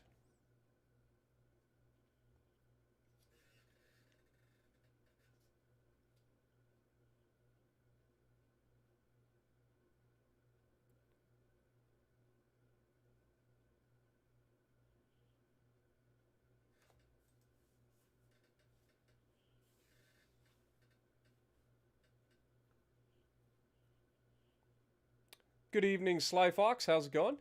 Appreciate you dropping in.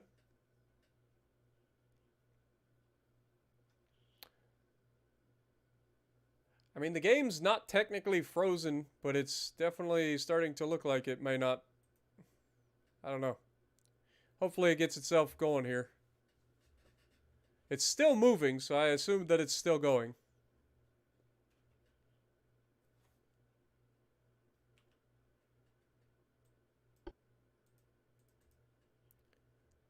Come on.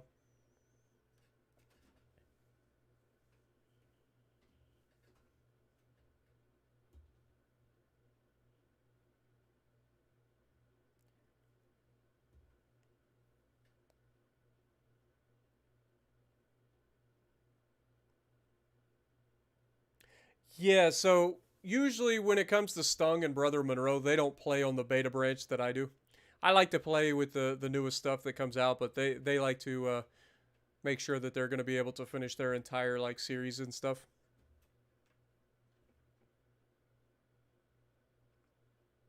They call me crazy for playing on the beta branch, which, to be fair, I probably am. Alright, this doesn't seem to be working. Hopefully it saved right before that. This does autosave.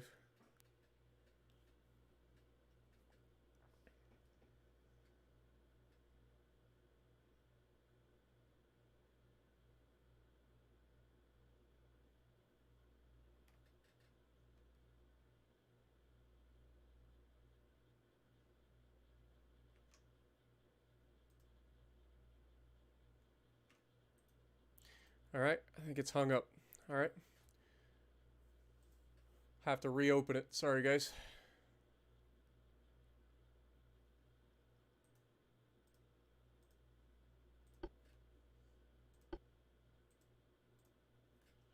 Hopefully it reset, or hopefully it saved it right before that.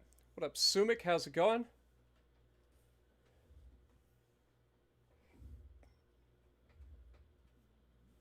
Am I going to continue Mortal Kombat? I would like to. I would like to finish the story at minimum. I just haven't had a chance to, guys. The Dante Alighieri. Oh, never mind. Hold that thought.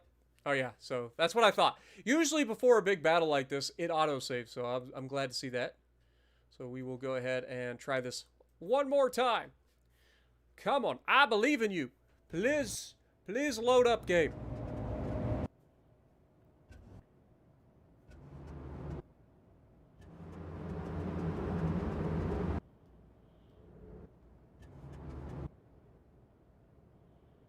Come on. Yay! It worked! Start the battle. Pause.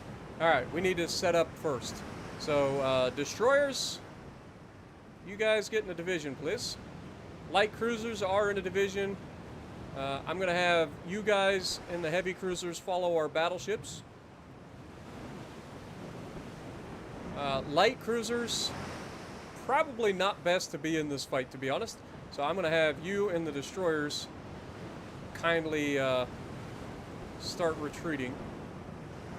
And we will let our big ships do what they got to do. Alright, let's go forward. Enemy spotted to the north, so we are heading straight at them.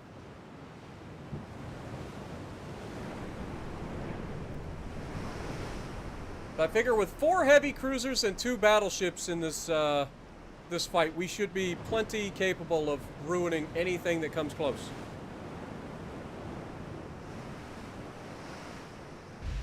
We're already being shot at.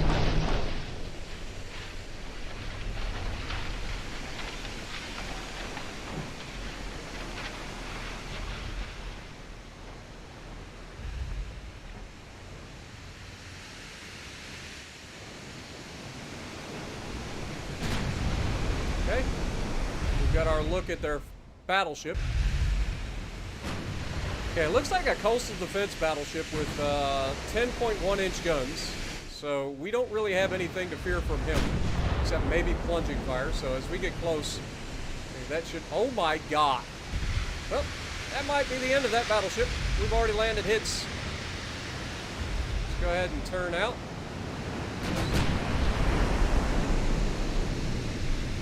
Oh my god! Dude, we are so accurate! He's dead! That's their battleship dead already. Good night, sunshine. First kill of the war goes to us. And it's a big one. Okay, this should be their battle cruiser now. Again, looks like another type of coastal defense battery. This one has 12.6-inch guns, which still should not be a problem for us. Alright, let's turn back the other direction. We do got to remember that these guys will have longer range torpedoes now, so...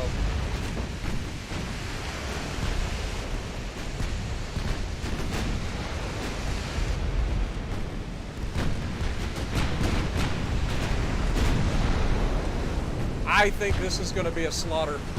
I don't think this is even going to be a fight. Like, our battleships and heavy cruisers are going to be too good. Again, quality over quantity, boys. Okay, we did actually just take a hit. Let's target him with our mains. Let's get rid of that battle cruiser quickly here. We did take a hit. Those 12-inch guns are no joke. They are landing successfully.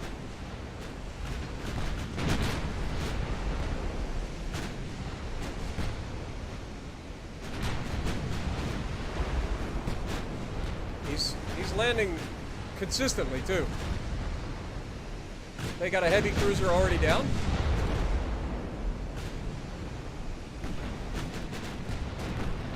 How is he landing so consistently? Every shell that he's fired has hit.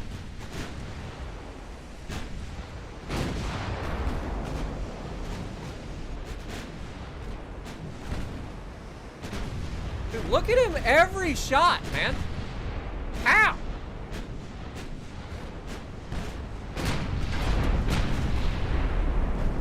There we go.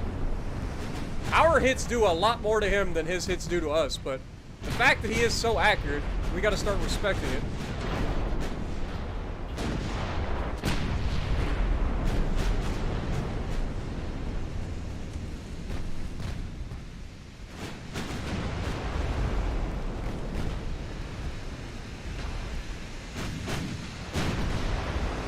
Huge hit. That'll be him down.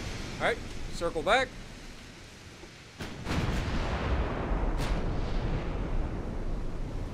Start heading back towards the enemy. Yeah, I mean, we gotta be a little bit wary, but again, our protection is top notch. Like we're gonna be pretty solid. But he did have over 12-inch guns, so that's a lot of kinetic force smashing into the hull of our ship, even if we do have the armor to help protect us. They were landing, getting deck penetrations, casemate pins. Okay, so good to know. But that was a very quick initial fight. We're still very close to these guys. They're still close enough that we're only ×5 speed.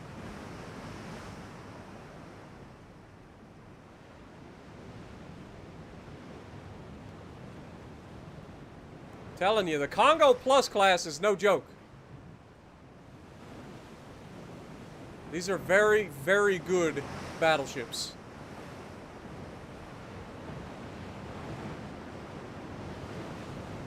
Alright, enemy spotted to the northeast.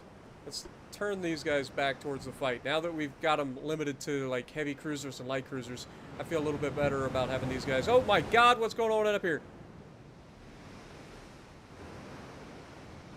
Okay, we got smoke screen off to our left. So we're going to start sailing in the direction of that.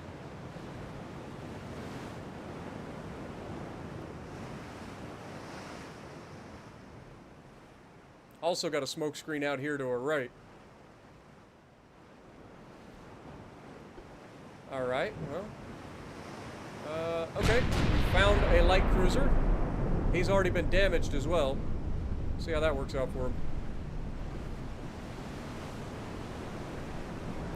Heavy cruisers, we're going to have you go ahead and break from this as well, because you guys are a little bit faster.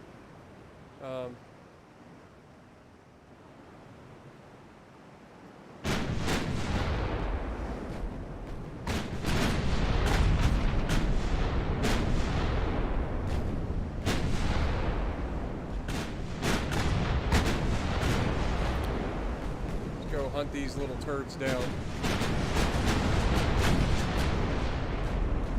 All it's going to take is like one good hit from any of my battleships, and that'll be a GG for them.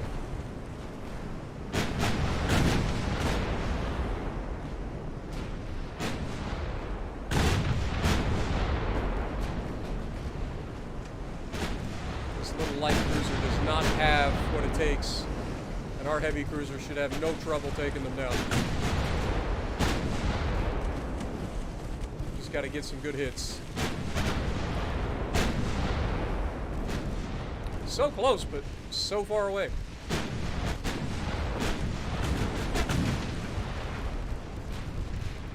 They are within 4.5, and I'm assuming they have torpedoes that have range. Yeah, they have 6.2 kilometer range, so we gotta... Oh, shit. Okay, something just popped up there, so I'm expecting torpedoes are en route.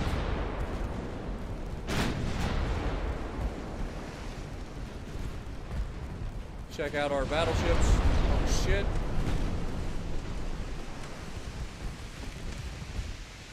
Okay, we got out of there. They're turning! That's bullshit, dude. I'm so sick of fucking torpedoes that are heat-seeking in this game. Like, you dodge the torp, and then it turns into you anyway. Shit's so annoying. Because you take more damage than you should be taking in a fight. Dodge the torps, please.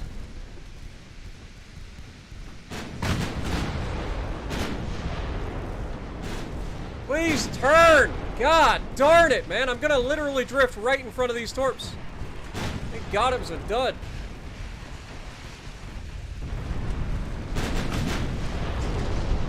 Oh, he's done. He just got annihilated. Okay. Turn back around. Battleships, how you doing? You guys are fine.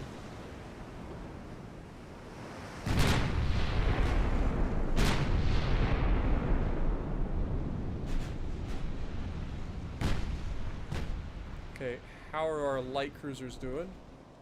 You guys need to head in this direction. Actually, I think you guys can go back to retreating. We don't need you.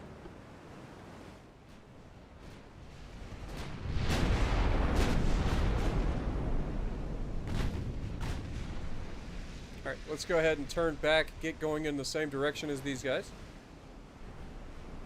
Heavy cruisers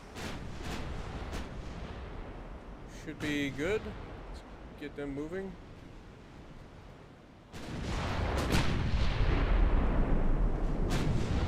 Thank God that was a dud torpedo.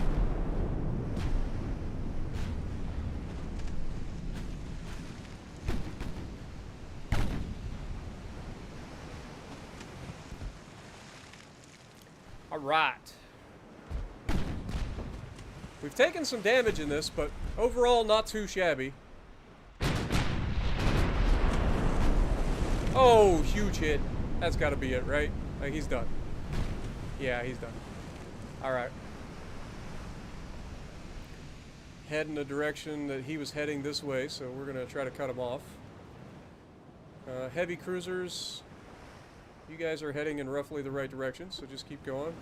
Go ahead and stop trying to dodge torpedoes. Need all your speed, please. All of the speed!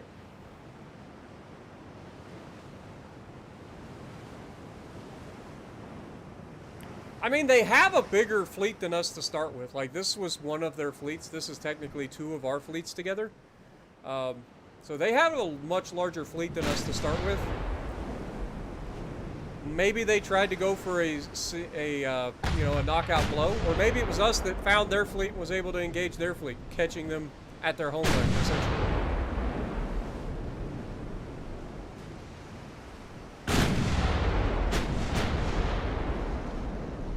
Okay, I'm gonna hit.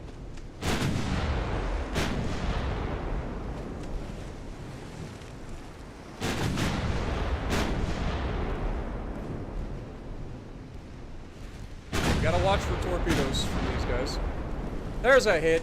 Let's go. There's a huge, huge hit.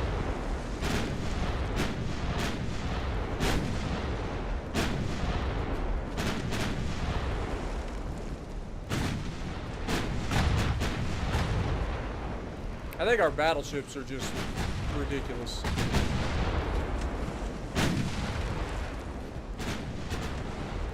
We've got them hemmed in.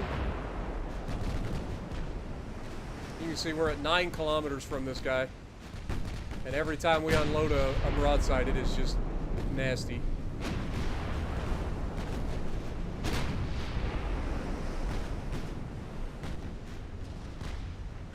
Nine-inch guns doing their job as well. There's a huge hit. That'll be the end of him. Down he goes. So they did get a heavy cruiser that disappeared. Apparently he's to the east. Find that hard to believe. I think he's probably further out here.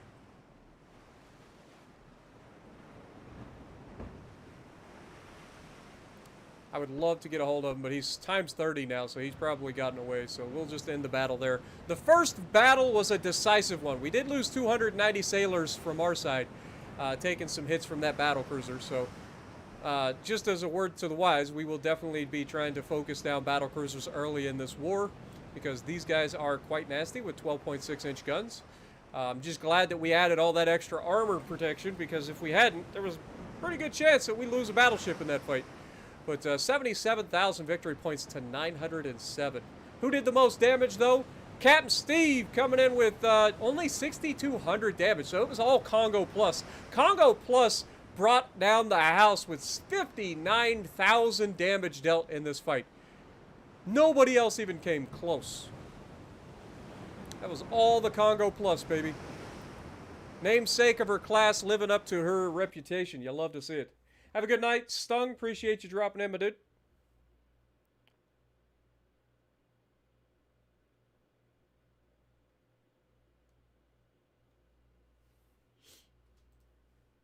Yeah, that's what Twist and Tracker Perceptive is. RDF is called radio direction finding. It's essentially early radar, but that's what Twist and Tracker Perceptive is. It tells you the direction. Look, the Chinese already wanting peace. I think we're gonna fight to the end, though. I ain't done with you yet. We have the Buck Teeth, Keelung, Mato, the Great Pretender, and a couple of destroyers versus Holy Mother of God. Now, their battleships I'm not too worried about, because these guys aren't very good. So our battleship may just go down in history right here in this one. This could be huge. We're going to keep our heavy cruisers and our battleship. Everybody else is going to retreat as usual. But we definitely need to land early and often. Hopefully. But George, how's it going? Ozark, good to see you. Corey as well.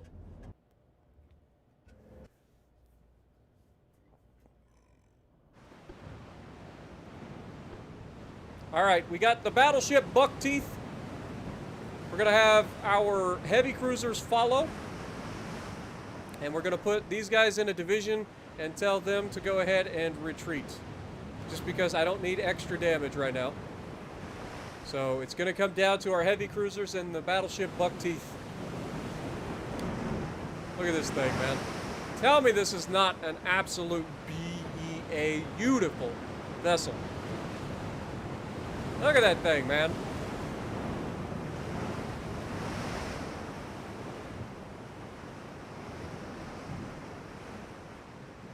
If that ain't a screenshot worthy, like, performance right there, I mean, Jesus. That is a good looking ship, man. That is a good looking ship.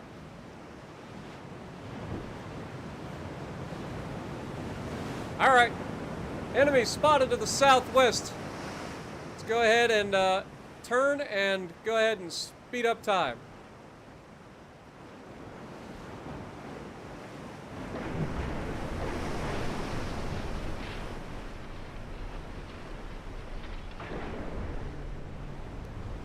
Our light cruiser is interfering with our heavy cruiser's ability to form up with our battleship, which is not ideal.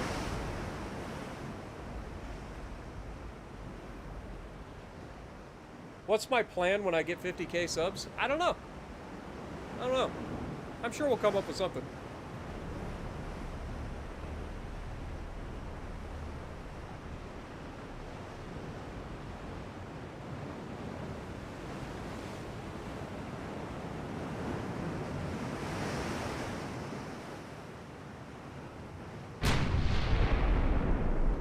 Alright, enemy is spotted.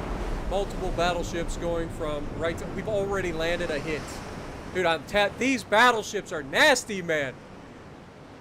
Already got a kill. Like, we just started. We fired 2 rounds. That is crazy. 2 salvos and immediately got a kill. I don't even know what I sunk. Probably a destroyer if I had to guess. That is crazy.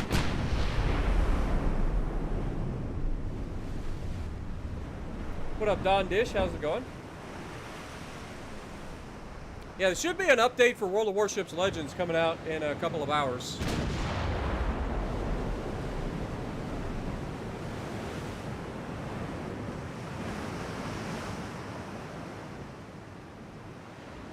Let's take a look at these things up close while we have a chance. So yeah, this is like a coastal defense battleship. It really is not meant for these kinds of engagements. They don't have the protection. They're very, very small battleships. So, our, like, purpose-built, like, full-on ocean-going battleships will absolutely terrorize these guys. Now, we do have to be keeping in mind that they do have a lot of them. So, we do want to keep that in mind. There's a good hit. Keep our distance if we can here.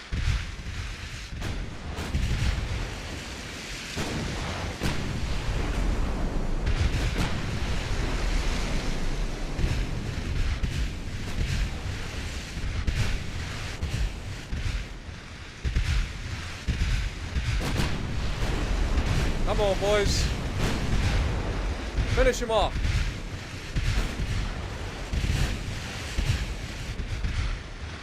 I think that was a heavy cruiser or something.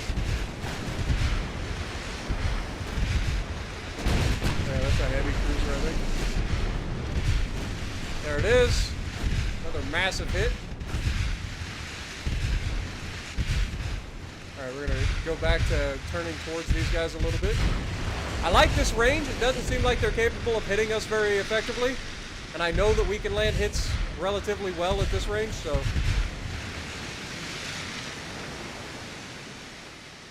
Okay, they did land a hit there.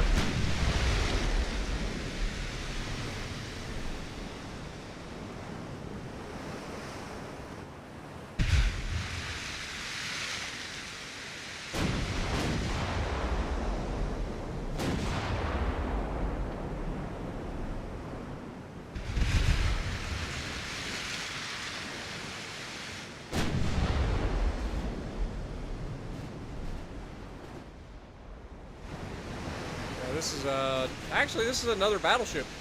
We almost took out another battleship.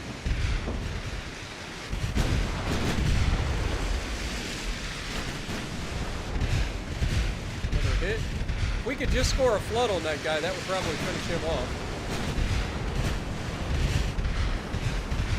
So their battleships are capable of 24 knots, which is roughly in line with what we're capable of. But we offer a lot more protection and firepower for the same amount of speed.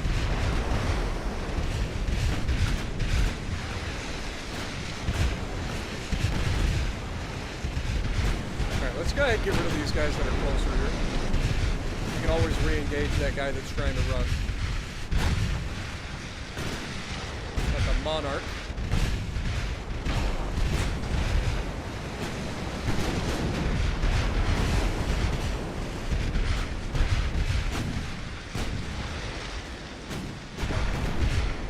Again, we should have a lot of protection for what we are here.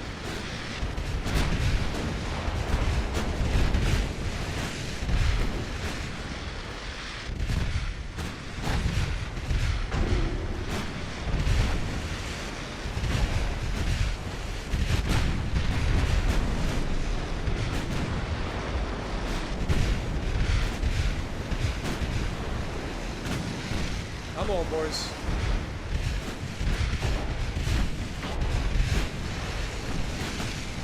Go ahead and target that guy. That heavy cruiser. We did take a hit. Okay, let's turn away a little bit.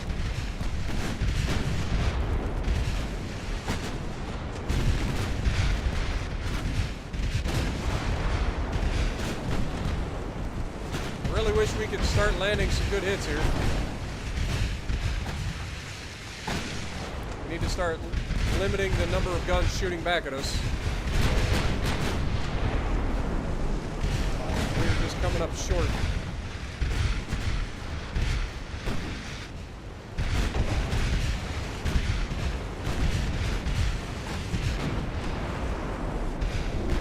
There we go. Good hit. Come on, buck teeth.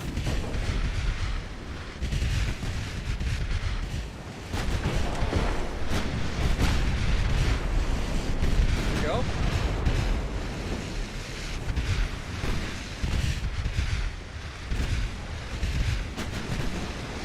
Heavy cruisers doing their job, keeping the little riffraff at bay, allowing us to focus the battleships.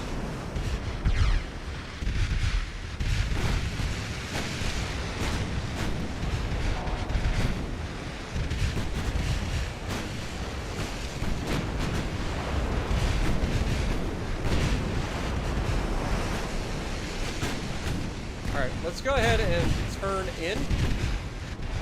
We're going to have to rotate our guns. Go ahead and target this guy directly. I would like to get rid of him.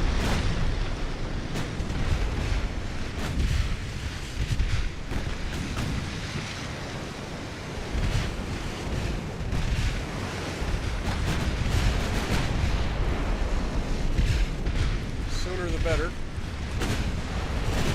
Does have some torpedoes.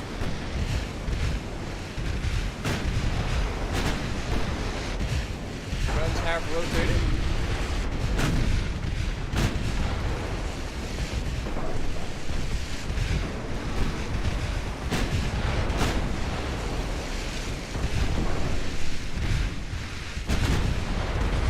There's a big hit and a flood.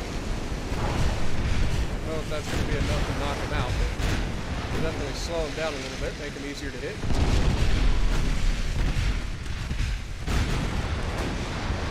Massive hit and another flood. Taking unnecessary damage here.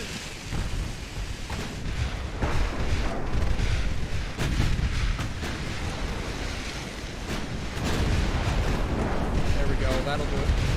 Surely he's dead after that one, right?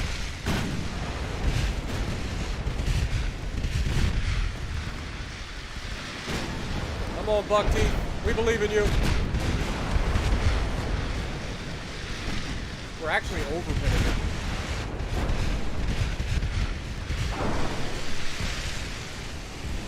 This guy's got 8.6-inch guns.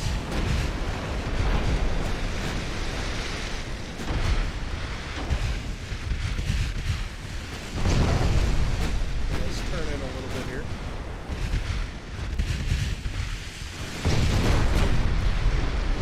big hit, another flood. Come on. Get out of here, you little turd. Alright. Now we've got these guys rotating back the other way, so we're going to go back to the other side.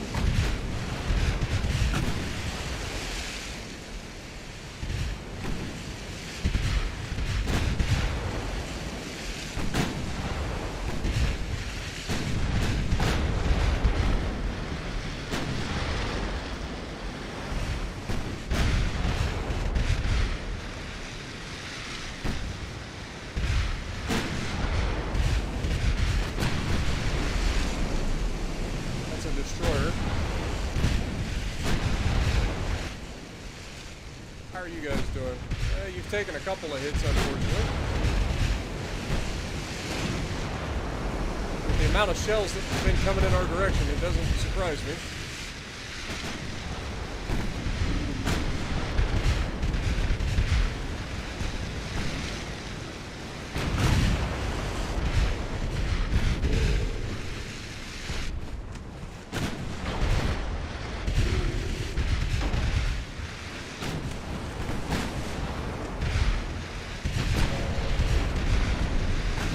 Go, good hit, and a flood.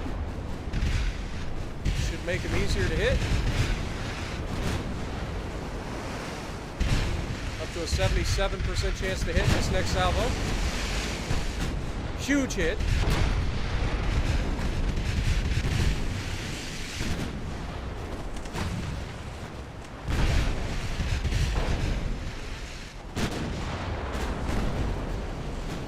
I don't know how we managed to miss that one.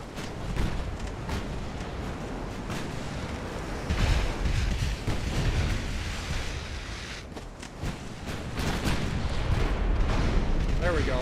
That's a big hit. Hopefully that'll be the end of him, but it doesn't look like it's going to be.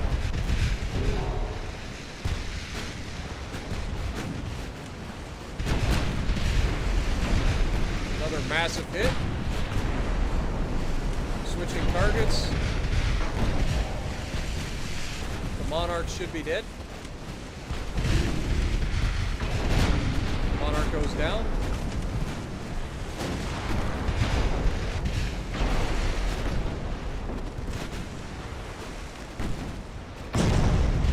We just took a nasty hit to the secondary tower. That's going to affect our accuracy and damage control. Okay, maybe relax a little bit with being full broadside.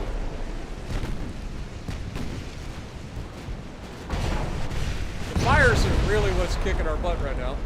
Got another flood on the front gun. And a huge hit and a flood.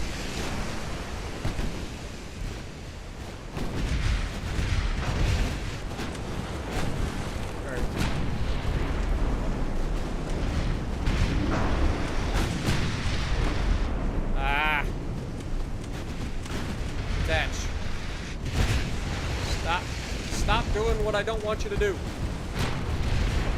I know you want to fall back, but I can't have you falling back. You're literally our only hope here.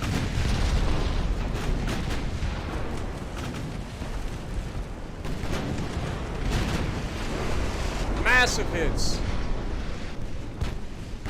Alright. Destroyer off the right side. Turn away, please.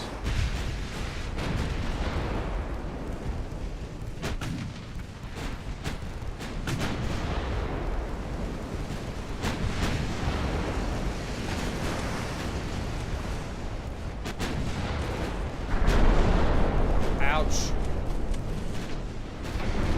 This turned into a big kerfuffle. Okay, down he goes.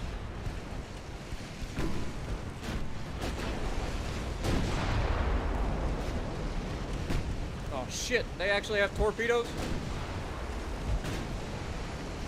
Looks like he didn't aim it very well. And there's the torpedo detonation, so he won't have any more torpedoes. Come on, boys. Give me a good salvo right here. Finish him off. Down he goes. Beautiful. Alright, cruisers. Flip back.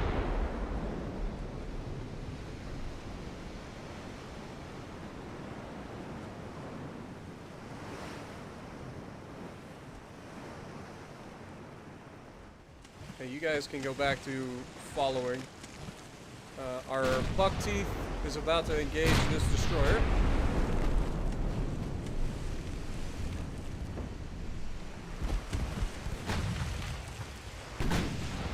We're going to need some repairs after this, but overall it was a pretty good performance, I think. Showcases the survivability of our battleships. I mean, we were literally broadside to 4 battleships for the majority of this fight.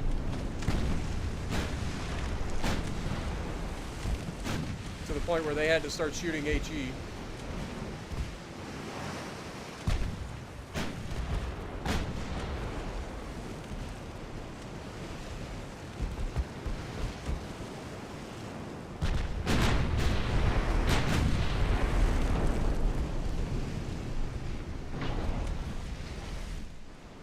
Alright, let's cut him off. Speed up if we can.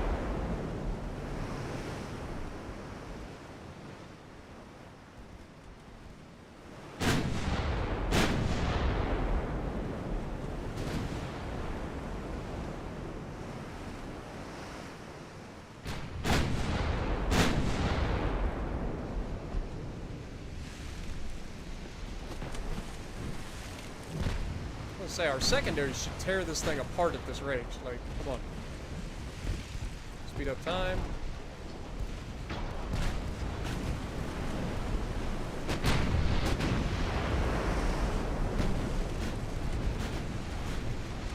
There we go. It was a good hit. Down he goes. Alright, well, they did have some get away, but for now, that was another solid victory for us. We lose 561 crew to their 7,000. We sank 7 vessels. Buckteeth did take moderate damage, but another 60,000 victory points for us. And Buckteeth coming in, dropping 67,000 damage in this fight, with Keelung and Mato both holding their own, but not doing a lot of damage. That is a pretty solid, solid showing for our battleships. What up, Jester? Welcome.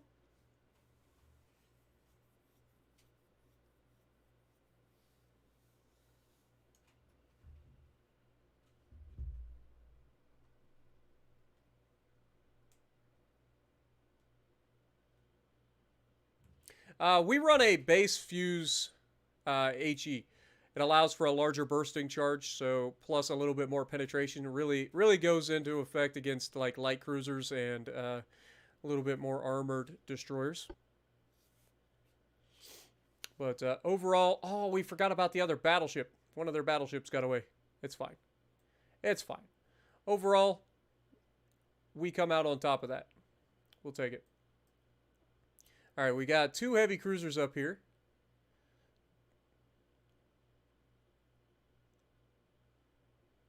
Let's try to re-engage here.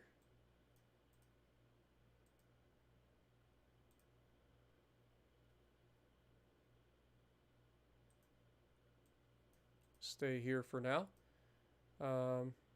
Actually, come on down to here.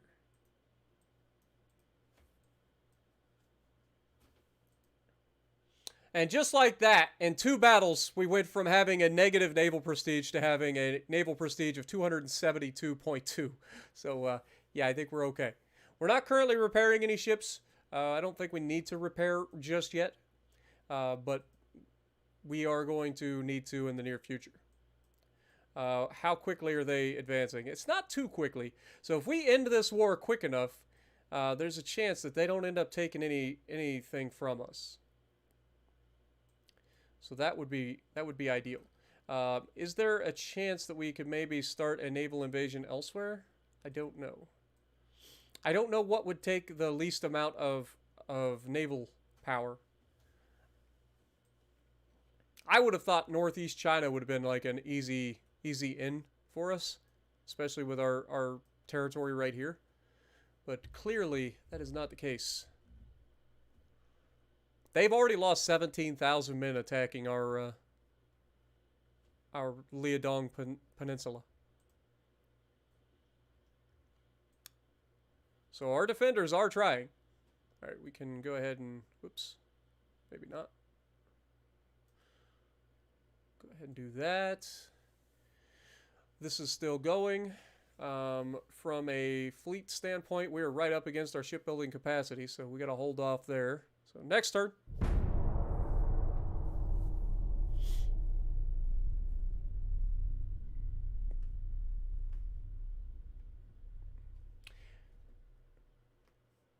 How did I misplace a whole battleship? Well, while I was in the middle of fighting the other 3 battleships, you know, you kind of forget which direction the other guy went. He went the opposite direction, if you guys remember correctly.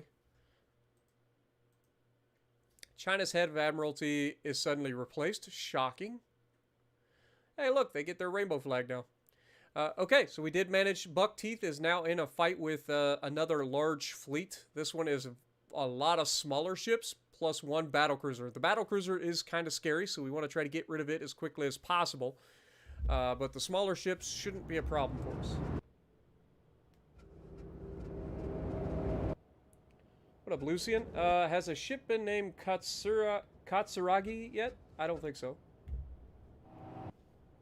Plus, you gotta think, these aren't like massive battleships. These are like coastal battleships. They're pretty tiny. We're already being shot at. So we are gonna have our heavy cruisers follow. Wait, what? How did that? No, detach. Battleship, you're in the front. Heavy cruisers, you guys follow. Light cruiser and destroyers, you guys can follow as okay, we will detach and have the light cruiser in the division with these guys. These guys can be on their own. I will try to utilize them if I can, because we do want to try to get rid of that heavy or that battle cruiser as soon as possible. So we are heading in the right direction, it seems. And then you guys can go ahead and go straight out.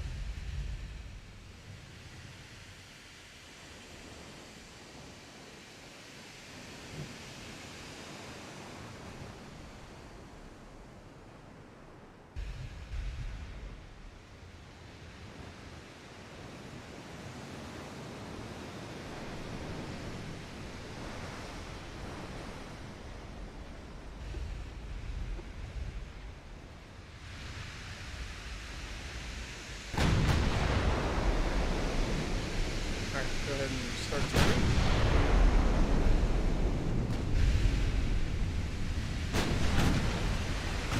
Your main guns are to focus that guy down. Our destroyers. Oh my god, my destroyer just got wrecked already.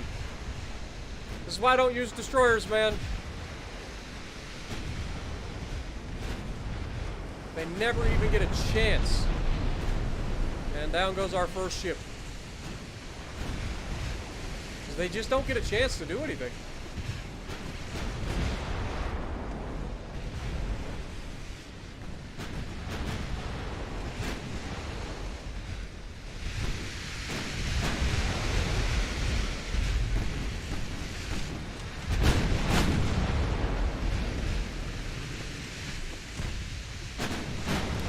We do have torpedoes. If I can get close enough to use them, that would be ideal.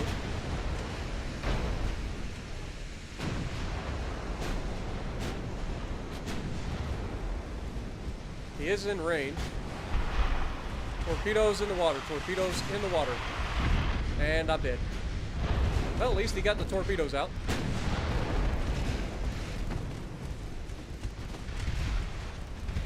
Hope they land.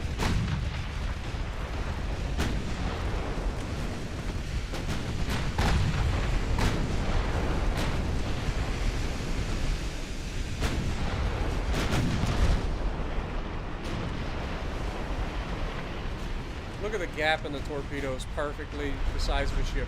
Ain't that a fucking bite in the ass? This is why I don't use destroyers. Like, they are so fucking useless most of the time. Where's my battleship, and why are you not in the front?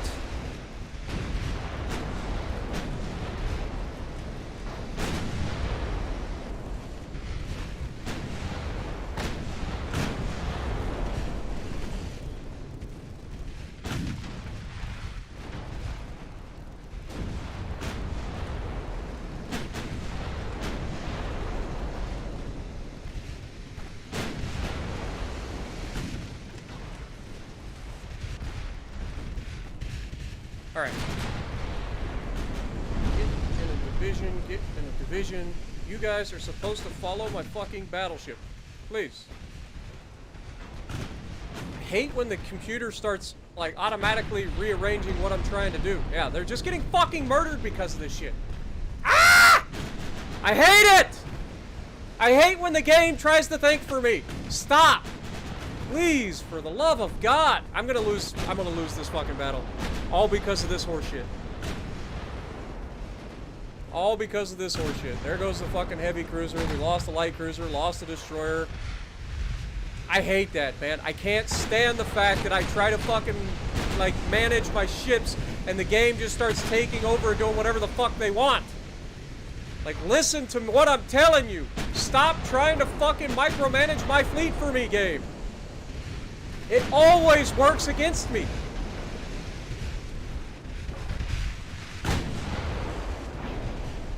Fire your main guns at that motherfucker. It always works against me. Every fucking time. Look, there we go. Immediately kill that guy. If only he'd have been targeting him the whole time instead of switching fucking fleets just, or switching divisions just to target everything else. God dang it, man.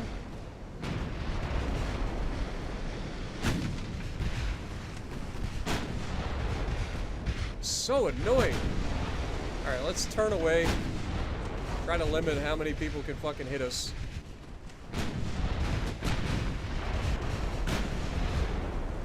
There's a lot of heavy cruisers, man. So annoying to lose fucking ships due to the fucking AI taking over when I'm in the middle of fucking commanding my fleet.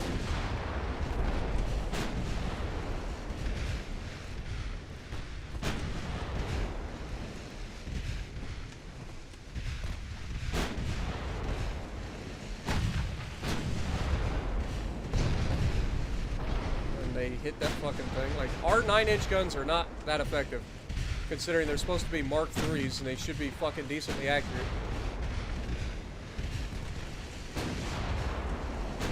They've got Mark II 8-inch guns that are more effective than our fucking 9-inch guns.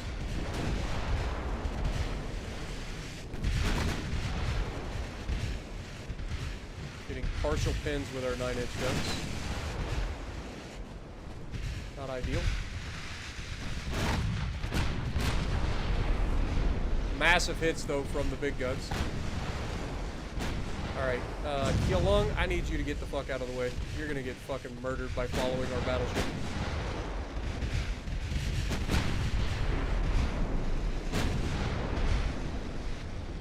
Go ahead and go out this direction.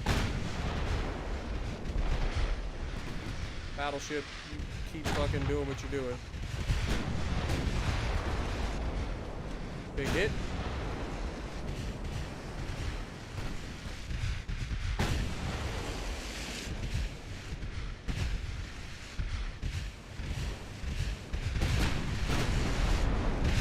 Another good hit.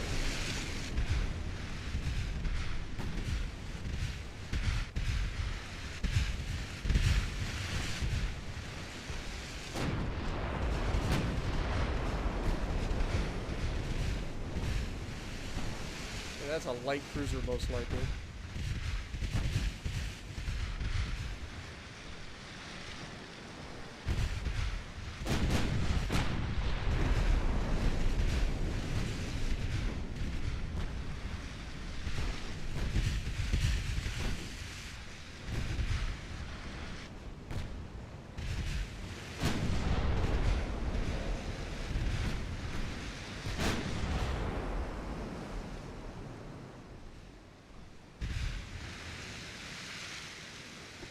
Alright, we're gonna turn out. You go back to following.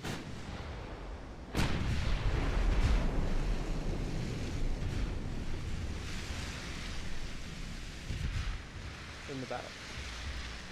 Alright, so this is technically a fucking defeat, which I think is horseshit, considering I sank a fucking battle cruiser and they sank a heavy cruiser, a couple of destroyers, and a light cruiser. Like, I don't see how this is a defeat for us, but whatever. The game's method of fucking measuring shit doesn't make any fucking sense. I sank 4 of their fucking destroyers, and I sank their fucking battle cruiser. And yet they win this fight somehow. because they sank a heavy cruiser, a light cruiser, and 2 destroyers. I don't understand that.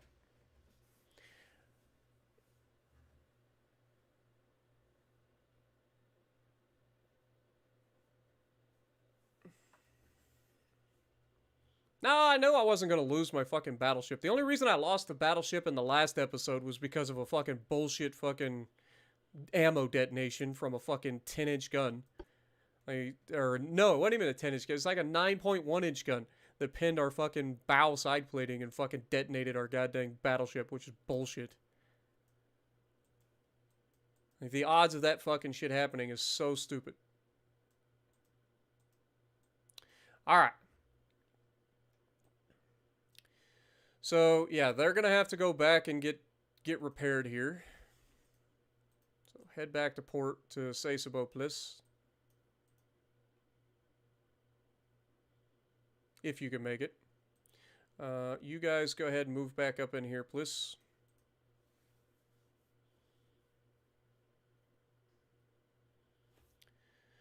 How goes this? 32%. Okay, so we got to start thinking about that. We have whittled down their army quite a bit. They've lost 27,000. We've only lost 8,600. They are advancing, which is not ideal. So I think we got to start thinking about that as well.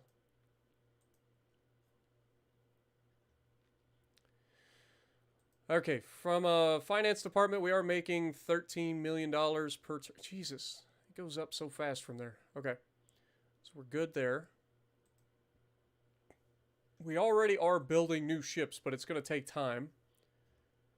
We get some new destroyers in a couple of months. It takes so long to build ships, man. All right. Next turn.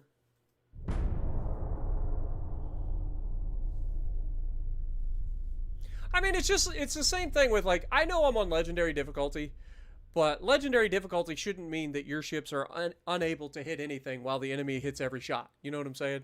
Like, that's something else that drives me crazy. That's why I usually focus so heavily on, like, going into rangefinders and all of that, better towers, everything early on to try to get better spotting, get better accuracy out of my ships, because it is so infuriating to watch your ships just get blown apart every time somebody fires, yet your shells are splashing everywhere but the enemy. We're going to use, oh, that costs 125,000. I don't have that much money, man. I don't have that much money. Bulgaria would like a destroyer. I think that's fine. All right, how much have they progressed? They're at 40. We got to start thinking about ending this war before they take our territory. That is definitely something we need to consider here. Okay, why are you not in your port? I legitimately told you to go into the fucking port, you goofy mother truckers. Like, I told you to go into the port. Okay. These guys have gone back down here. Alright, I think we go ahead and we propose... I don't want a naval invasion. We can't ask for peace, apparently.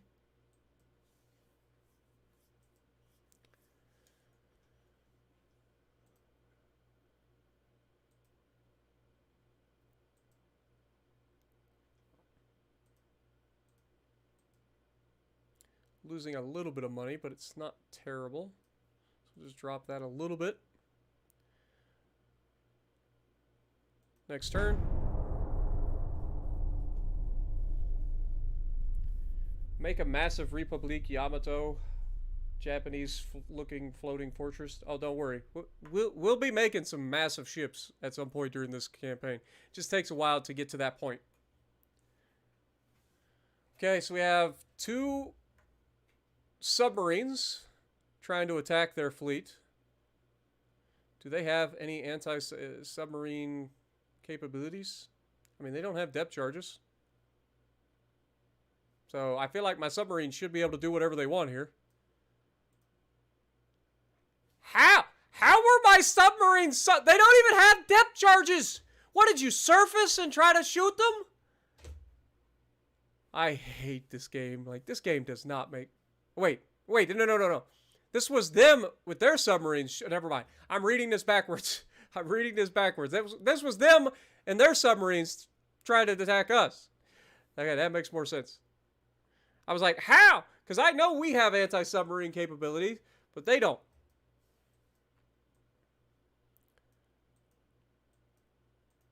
Alright, now that the naval invasion's over, we should be able to propose... I lied, apparently. We're not allowed to. We are also repairing, so we're going to go to fleet. Repairing is going to take 6 and 8 months. Oh my god, that's terrible. Okay, let's put this battleship... Actually, how much do we need? We need... Yeah, basically that whole fleet needs to be on.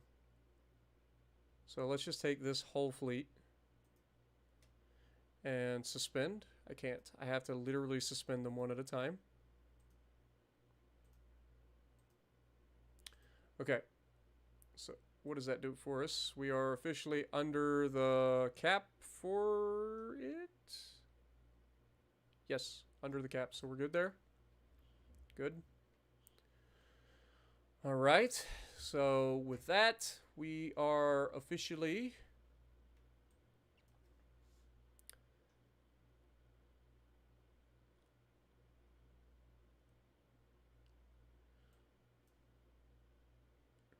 okay.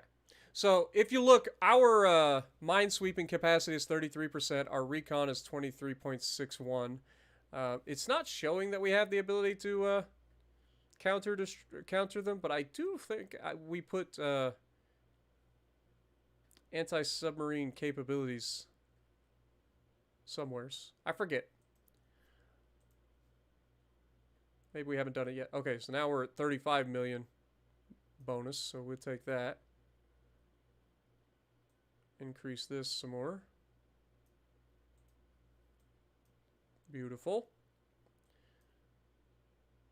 That's a single battleship. Let's try to see if we can't get that into a fight. Next turn. I would like to propose peace soon here, because I don't want to lose that territory in the north. If they ask for peace, we will definitely be taking it. Have a good night, Jex there. Appreciate you. What up, Scott? How's it going? War continues with Japan and China. Oh no. Okay, we got a big fight here. Captain Steve and Congo Plus are engaging a massive fleet. Alright. Given the fact that we have 4 heavy cruisers plus our 2 battleships, I feel pretty confident in this fight.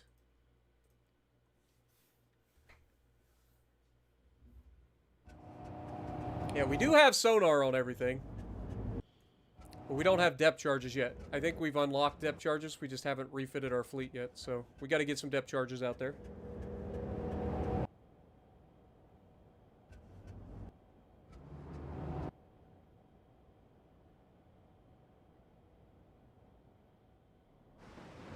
Alright, here we go.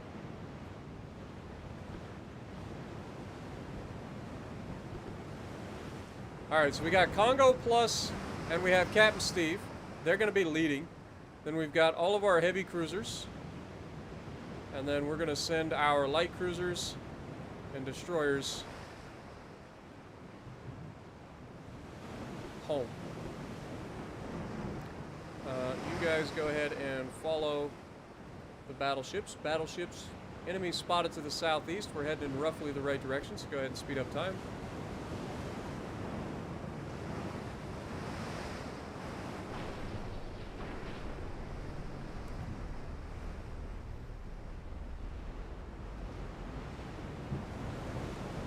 What up, Imperial? How's it going?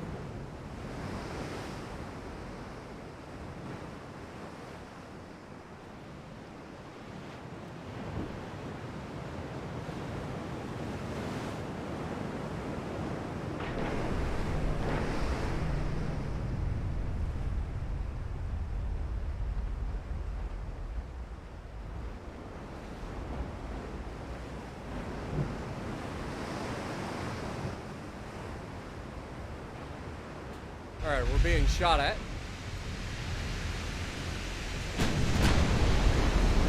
And we do have better trained crews this time, so we should be even more accurate.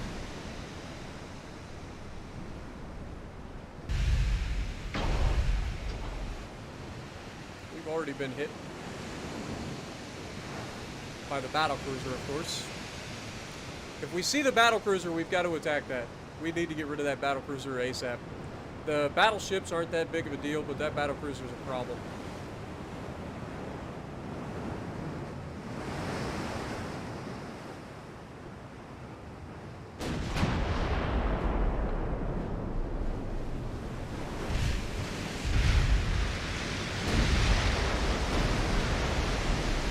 Okay, so this should be the battlecruiser here.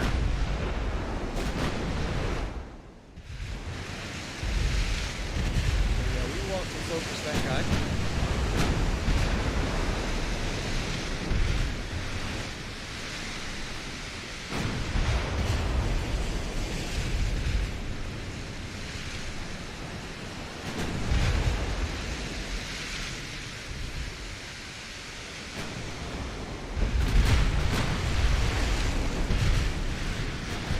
Good hit.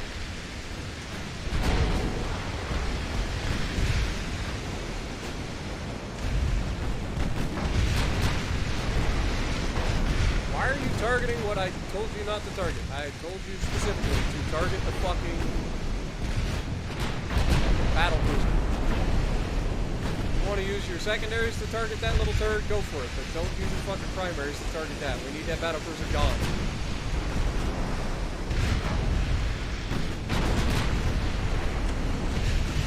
Here we go. Good hit and a flood.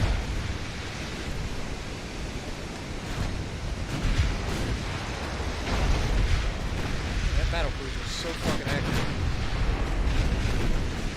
Here we go, another flood.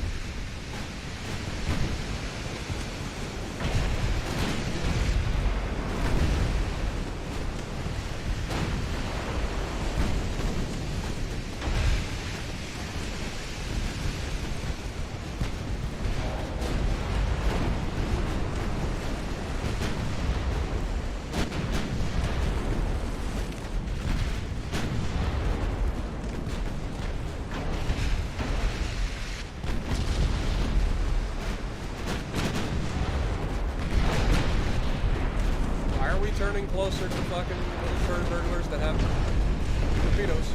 Also, can we please stop fucking changing my targets? Shoot the fucking battlecruiser. You know, the guy that's been blasting fucking holes in your ships.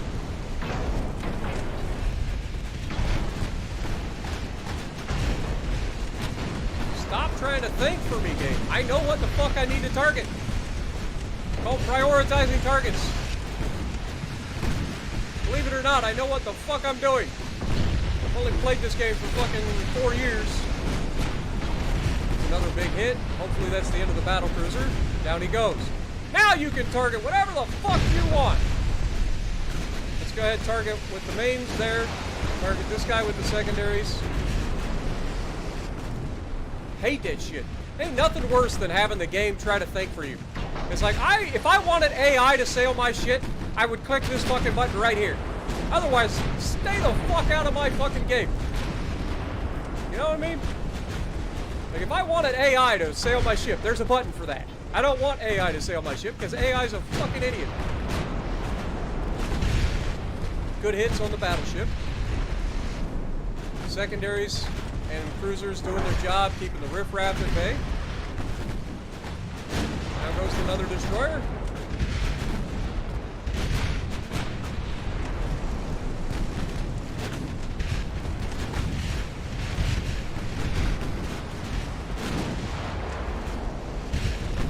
Swinging a miss on the battleship. Good hit.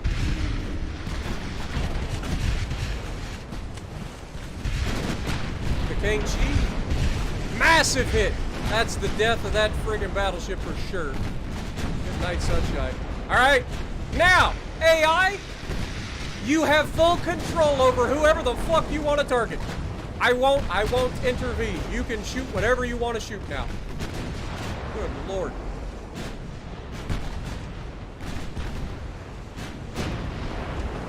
Bonk.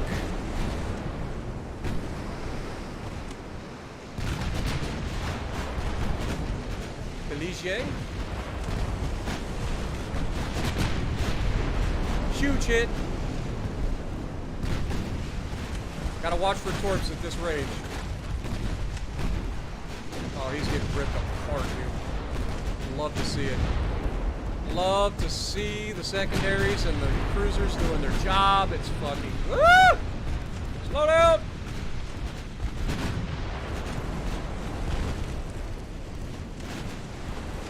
We just said that, too. We were like, yeah, I gotta watch out for torpedoes. Yep, there they are. Thank God for sonar, huh?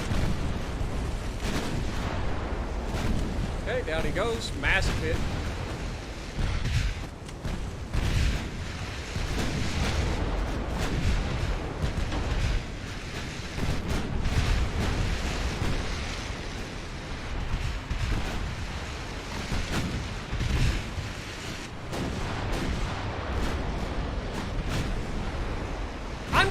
I'm trying to picture how the fuck you would pick up torpedoes in the water on hydrophone in a situation where you're going full-on naval battle. You know what I'm saying?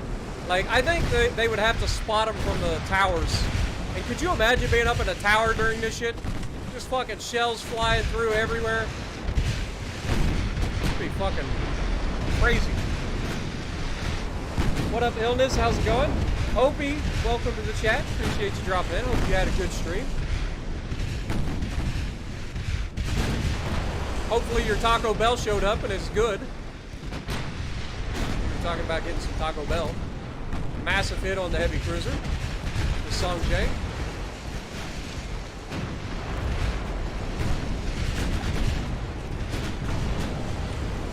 Another massive hit.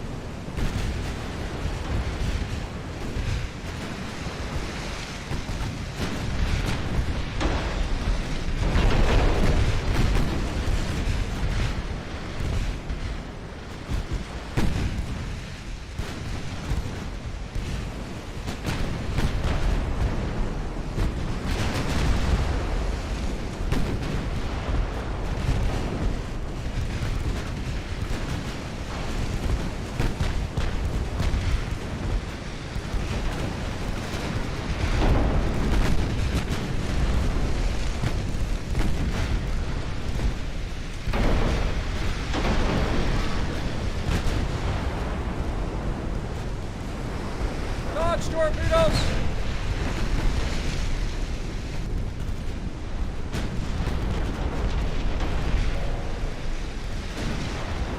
I love that I told them to dodge and they still ate the torps.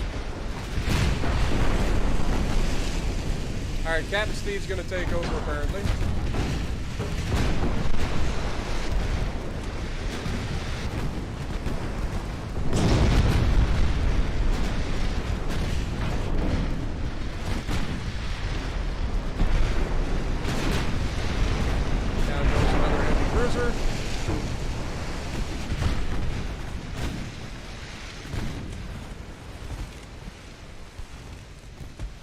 Suddenly it got real quiet.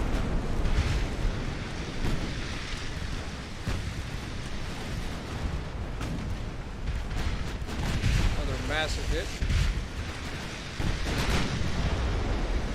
That should do it for that heavy cruiser, I would imagine.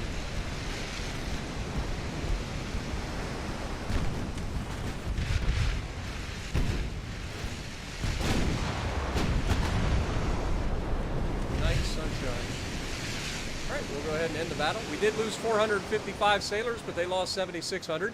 They lost 13 ships again. We gained another 91,000 victory points. In terms of damage output, looks like our two battleships came in top. Only this time it was Captain Steve doing the majority of the lifting. Congo Plus coming with 48,000 damage, and Captain Steve put up 63,000 damage respectfully. So, GG's to both of them. It's a good fight.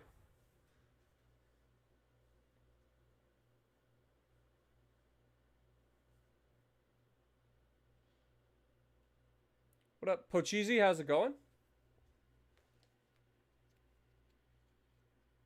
Yeah, I know that they can hear torps under normal circumstances, but I find it hard to believe that a sonar operator would be able to pick up the freaking sounds of torpedoes in the water when you've got like explosions overhead and shells splashing the water and, you know, all the extra ambient noise.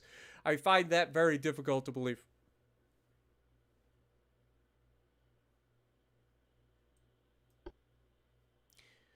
All right, so that's a thing. I cannot give you a Venezuela. I cannot do that at this time. Sorry. Cannot do it at this time.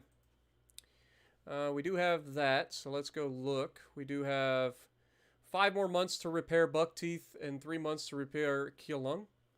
From a standpoint, we could go ahead and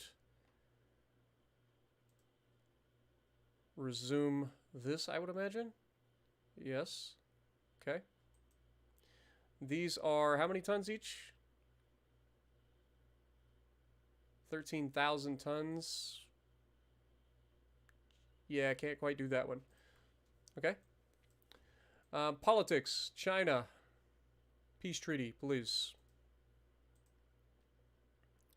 Because they're currently at 60% on the way to attacking this. So we need to stop this war as soon as possible. If we look at their overall fleet now, they are currently down to just 58 ships. We have reduced their overall tonnage. So that's good. But they have also reduced our overall tonnage.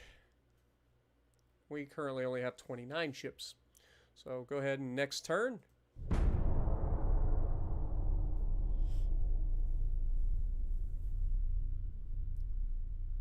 Also, what up, Jordan? How's it going? CT, good to see you. Appreciate you guys dropping in. Don't forget, if you guys enjoy these, make sure you punch that like button. It does help the channel out quite a bit.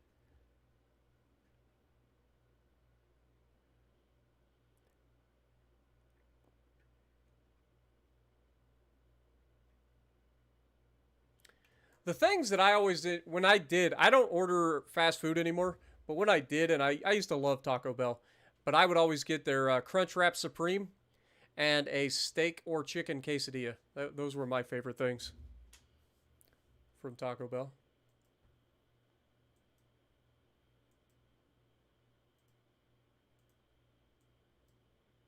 No peace yet. That's unfortunate. Oh, they're at 67% too. All right, well,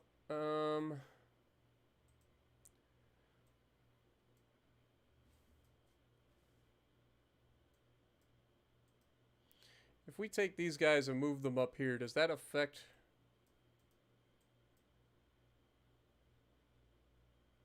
this at all, I wonder?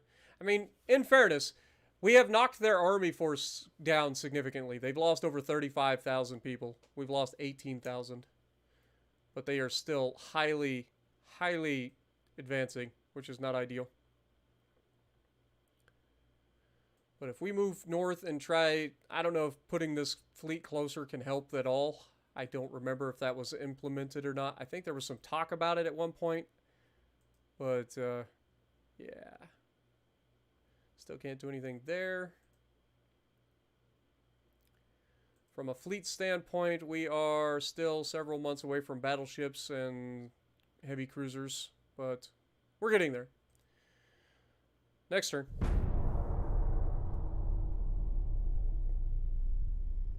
Cheese quesadillas. There's a place right down the street from me that has a bit of a mixed reputation, but I love their food, or at least every time I've ate there, it's been fantastic. They've got crazy good like seafood quesadillas where it's got like giant scallops and shrimp and crab meat and all kinds of stuff in it. It's so good. So good. Probably definitely not the healthiest thing in the world because it is full of butter, but it's so good. We have a new Dreadnought 2 hull. Okay, that's fun. Might be designing a new battleship here in the near future. Venezuela would like a light cruiser. I think we could do that.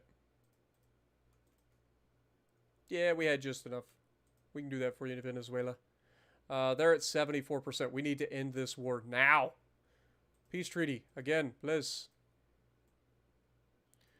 We need to end this war. It's gone on long enough. I think we've shown the might of Japan. We have a 260,000 victory points versus 35,000 victory points. You guys have literally only won one battle. And even that was sus. Because you did lose a battle cruiser. So, next! Please let this battle, or let this war end before we get a chance to lose this freaking territory, please. Please. I don't ask much, but please. What up, Caleb? How's it going?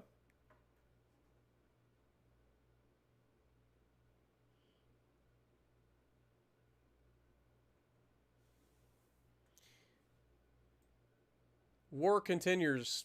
Fuck me, dude. I can't end the war.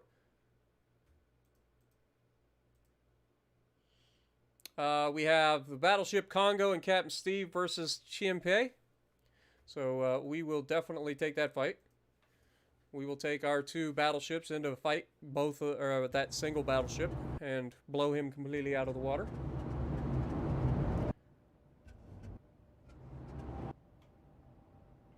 Just got off. Nice. Okay, we are already engaging. So let's just have... You know what? Actually, you guys can follow.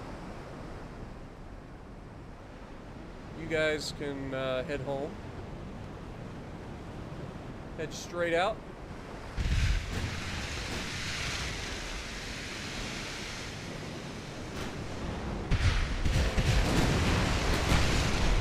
We do officially have veteran crews now. So that means we will be at our most... Really? I swear to God, this game is trying to troll me. This game is actually trying to troll me. Okay. You battleships are to fucking take the lead. I don't care what you think.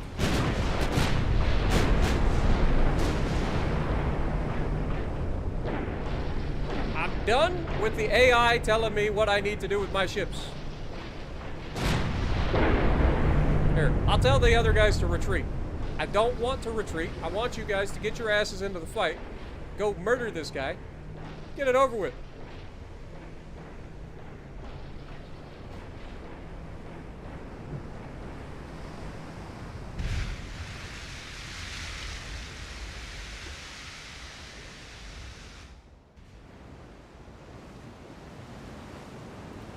Maybe we take,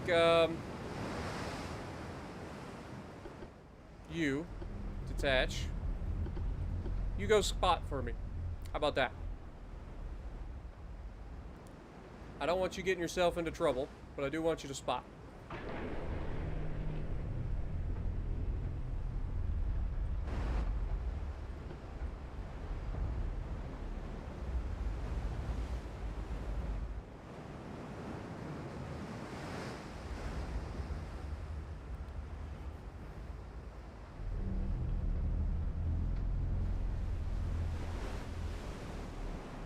You love seafood, but you're not sure how you feel about it on tacos?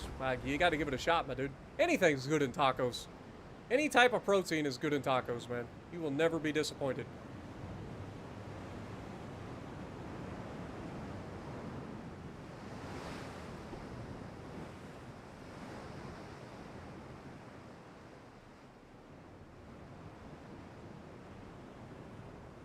So our battleships are reduced to 20 knots right now, which is why he's able to turn and run. But shouldn't matter, we should be able to catch up to him with our destroyer and spot him, and then our battleship should be able to hit him. And if we hit him, we should be able to slow him down.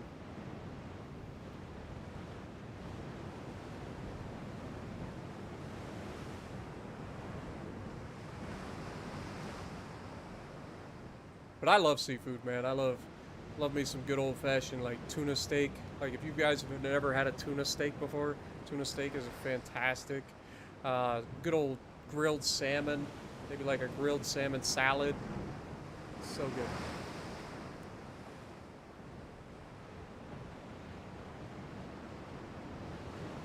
Shrimp tacos, yeah. Evan knows. Evan knows. Telling you, man. There is no, you will never go wrong with putting seafood in any sort of taco, I promise. South. southwest. I mean, we're heading in the right direction. It's going to come down to us catching up to that battleship and spotting him. But Smugi is up to the task.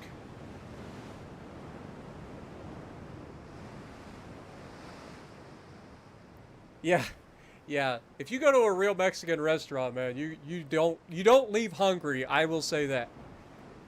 Like, I'm not joking. The quesadilla that I'm talking about is literally the size of the plate. Like, it's so good.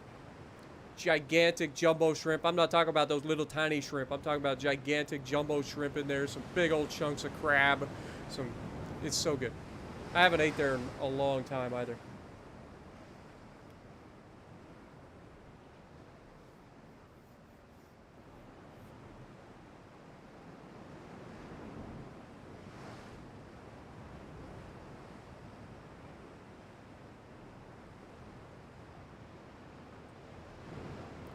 I find it hard to believe that this battleship is getting away when we're capable of 34 knots, 35 knots.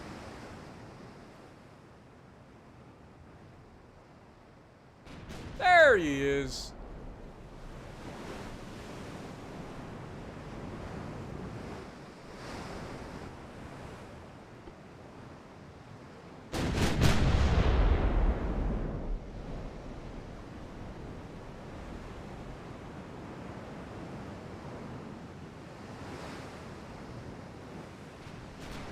I mean, he's currently 19.5 kilometers away from our battleships.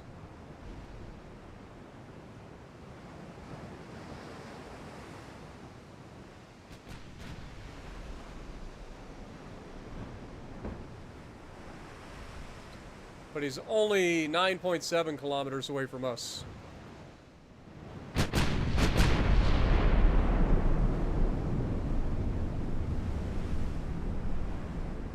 All we need is one good hit to slow him down.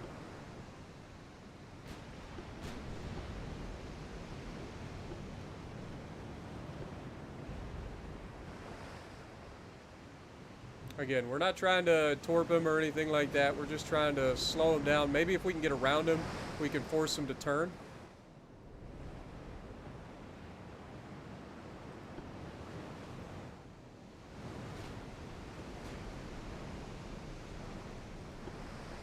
But I don't want to get close enough to be engaged.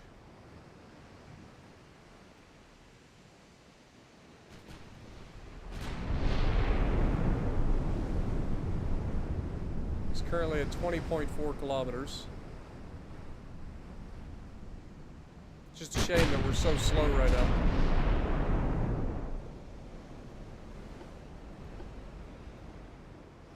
Basically, I want to get past this guy and force him to turn back. We're basically a sheepdog right now, right? Trying to wrangle him in. Because the AI will basically try to avoid the closest ship. So, like, he's trying to run away, so if we can get around him, we can force him to run back towards our battleships. Which would obviously end in his immediate removal. But that'll be our goal.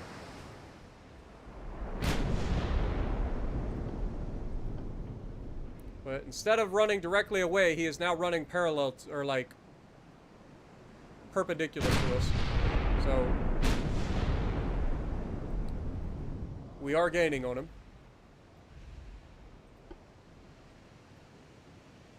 And like I said, if I can just keep slipping past him, he's going to end up slowly turning back towards our battleships. And that will inevitably be his demise.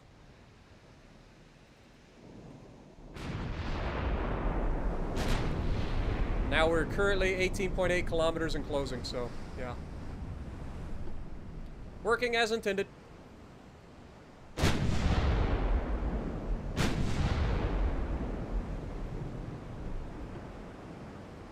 And now that he's going this way, we can try to use our tactic to get ahead of his location, which will make it close even quicker on him.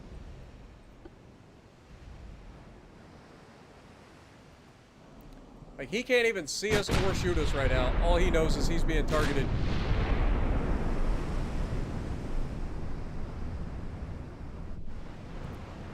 Alright, we're up to a 3% solution on our guns.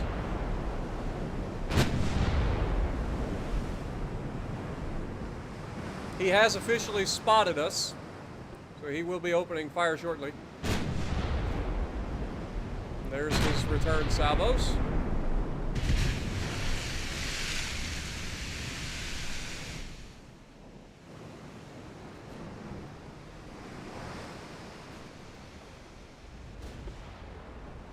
Oh shit. Smoke up.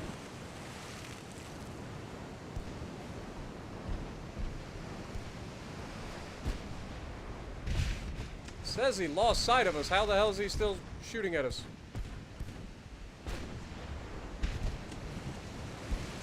If you're gonna torp now.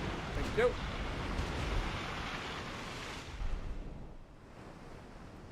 Alright. Keep going.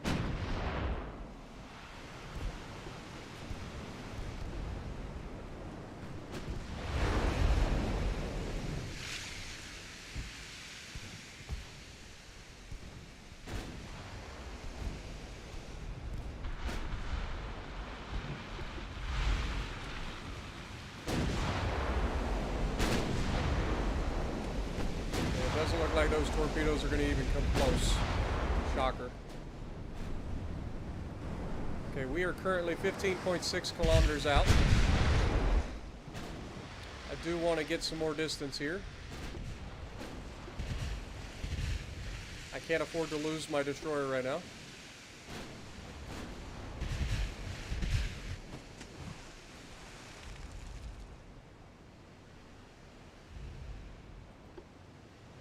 Okay, I think we got outside his range.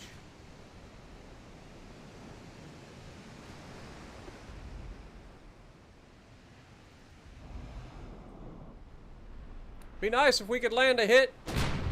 Boys, come on. Slow him down a little bit. Shit. He's shooting at me again.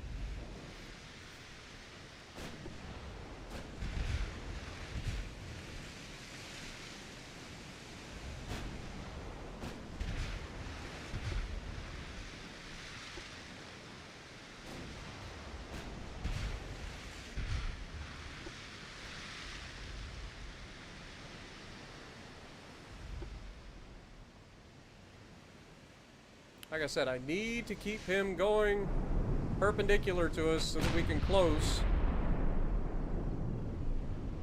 So I need to land some hits. Problem is, he keeps changing what he's doing.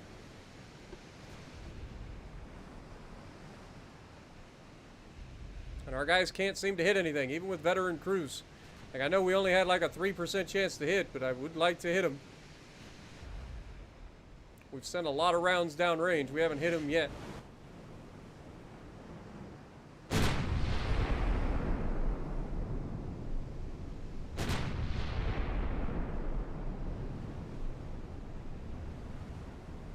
And he's opening up the range again. We have torps ready. You know what? Maybe we go a little bit crazy here.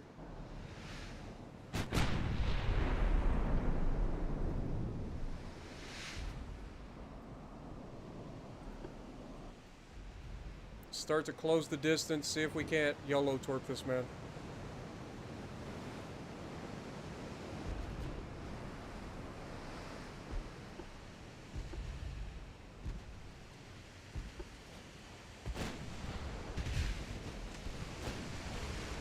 Go ahead and smoke up.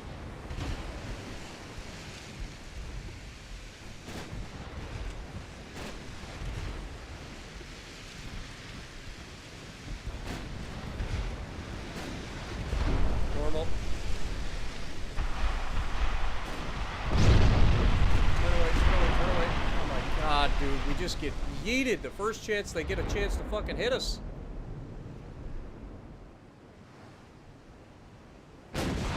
Did we at least land a torpedo? I mean, they're looking okay. Please don't be for nothing, man.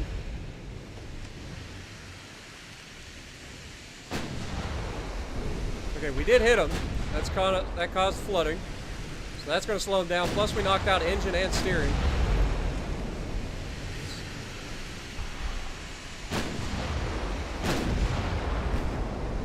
That slows him down. That's guaranteeing his death. So, our destroyer will not have died for nothing.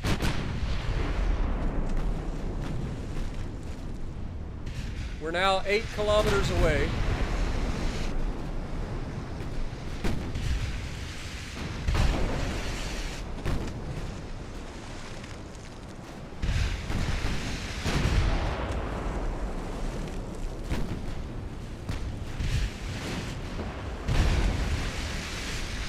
Okay, there's a hit.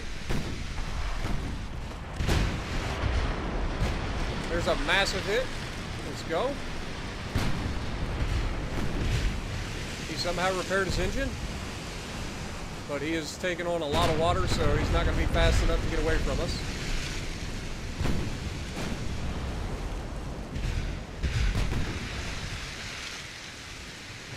This should just be all but a formality at this point.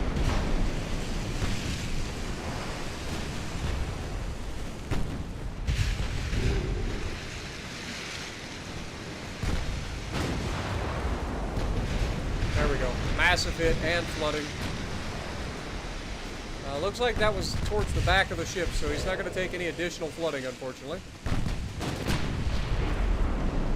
But if we keep bashing him over the head, that one went further into the ship.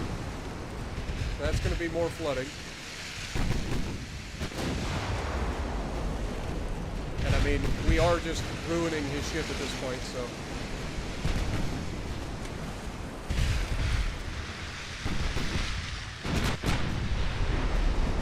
Even more flooding. Even more bulkheads have been exposed.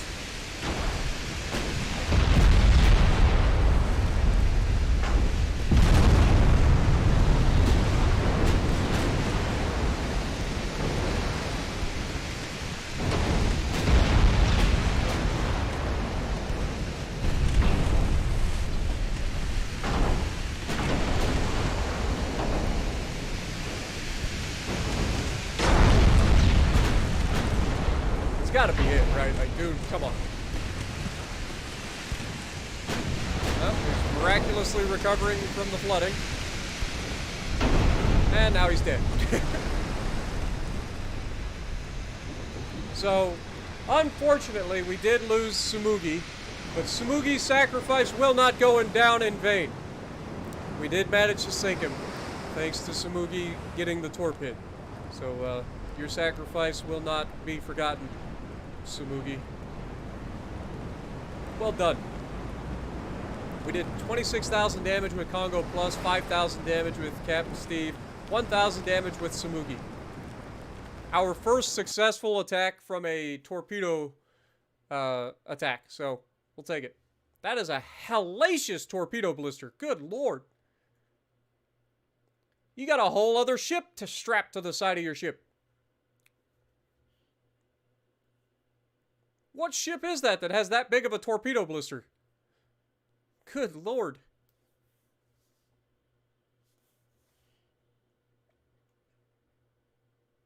What up, Caleb? How's it going? Yeah, I actually started my channel on World of Tanks console back in the day, my dude. If you haven't checked it out, I got over 1,200 videos on World of Tanks console if you're interested. Arabia... 3 destroyers. We could probably do that. Yeah, we're fine. We can get you destroyers. That's fine. Politics. China. Can't do the thing. Dude, they are so close to this. We do have our heavy cruiser Kyudo and several destroyers versus the Heilongjiang and the Nanping. So hopefully Kyudo is able to make this work. What up, Midnight? Good to see you.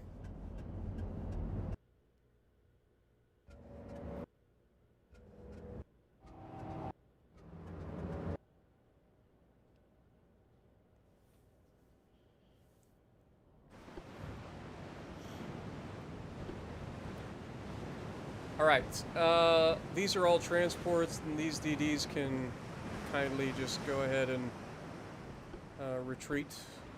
It's going to come down to Kyudo doing everything. So, to the northwest. We are heading in the right direction. Let's hope that we are capable of doing everything we need to do here. With a veteran crew, I feel like we should be okay. But it could be anybody's ballgame at this point.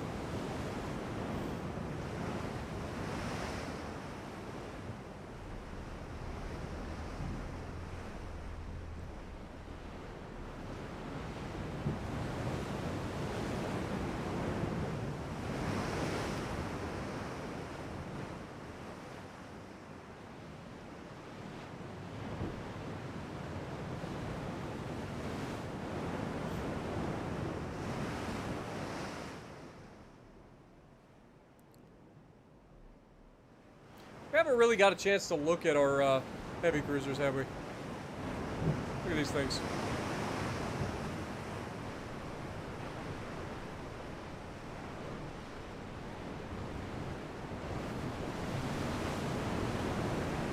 Pretty formidable. Now they're to the north, so they are definitely over that direction.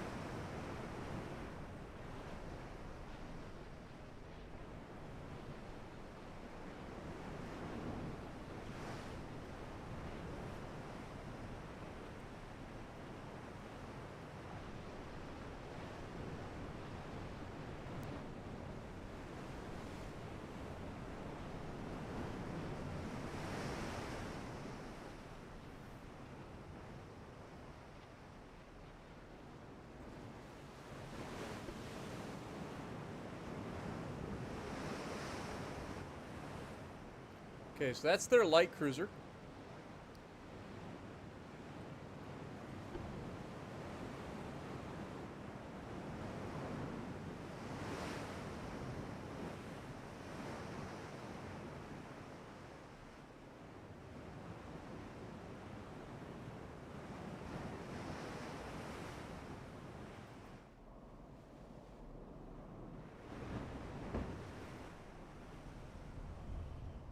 This may go down as not even being a fight. Like, if they're just not going to engage, then we do our job of defending our transports.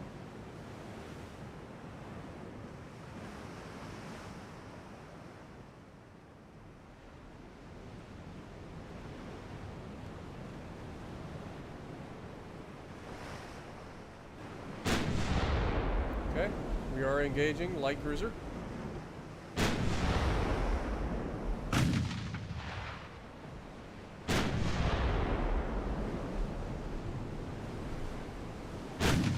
There's their heavy cruiser. All right.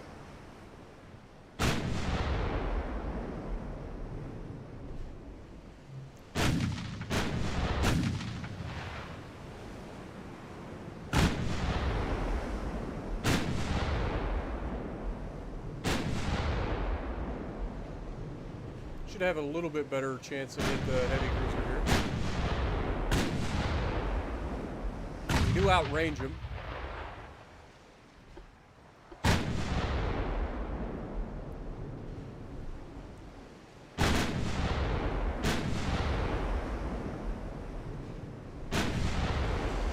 He has 8-inch guns. We get a first hit here.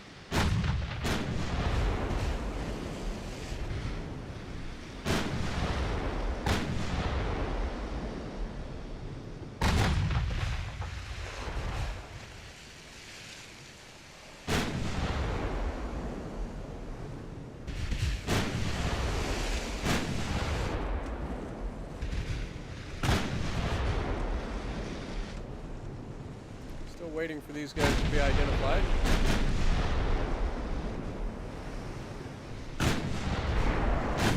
Okay, we just took a pin. Alright, let's back off here.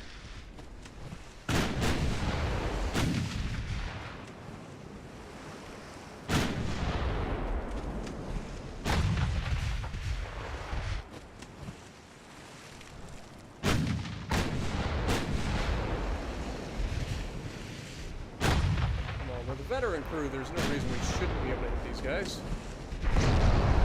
Okay. How are their fucking heavy cruisers so accurate, man?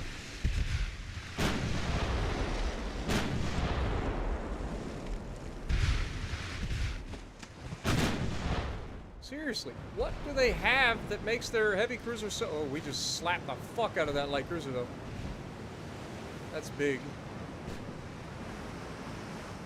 So they got 8.6-inch guns that are 36 caliber.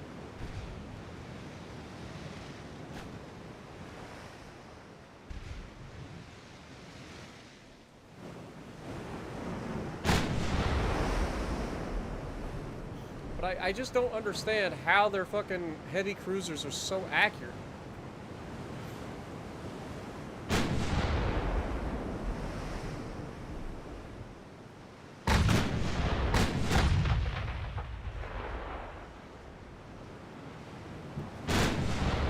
We're gonna go back, try to finish this guy off.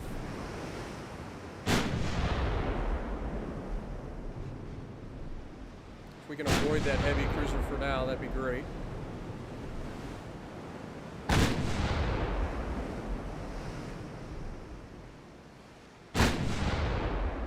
But again, I just don't understand how their heavy cruisers are so accurate.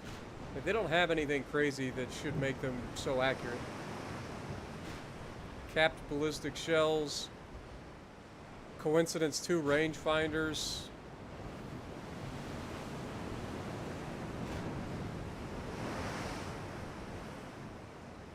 They're shooting heavy shells, though. That I did notice.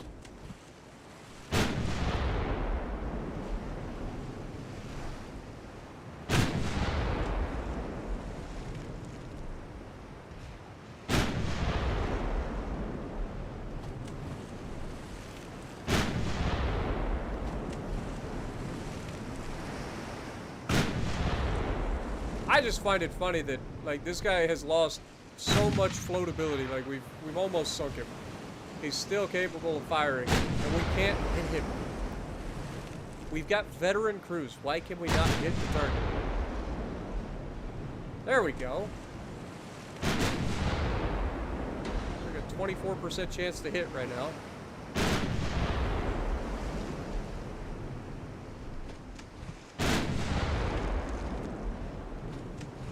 We're starting to stack up the hits. There we go. Torpedo detonation and a flood. That should finish him off, but let's just make sure of it.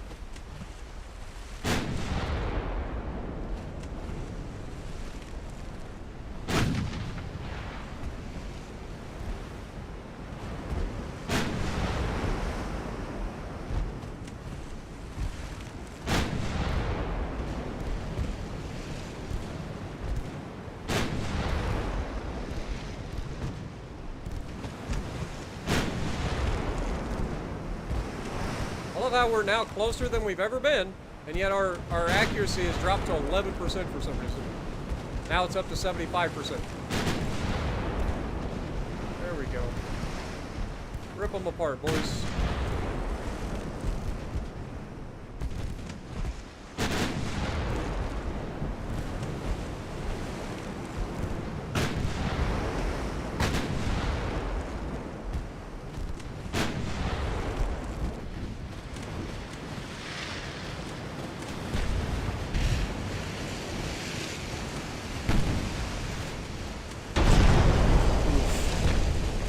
Shit.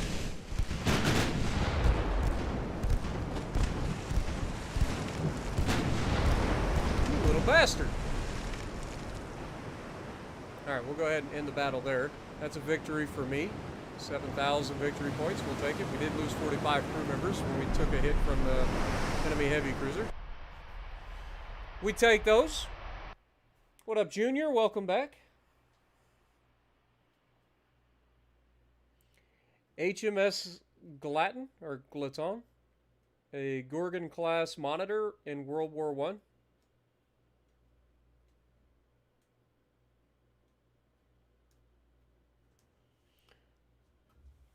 Alright. So things have been going pretty well here. The only downside is we haven't been able to freaking end this war. And they are very close to taking our freaking territory up here in the Liaodong Peninsula. And that's a lot of money that we would lose out on. I really don't want to lose that. So we're going to try again. Hopefully we get peace. That's all I can say. Hopefully we get peace.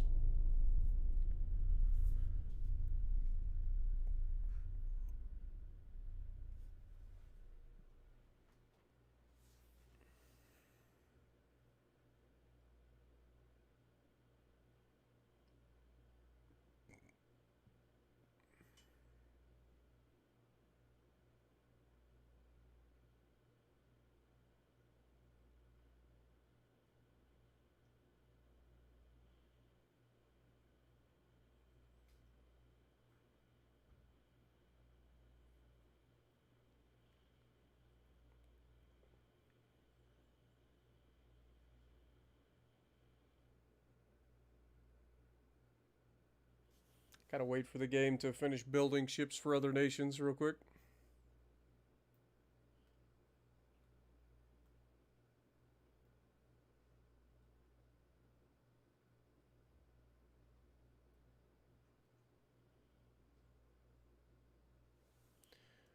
Please agree to peace before we lose our territory.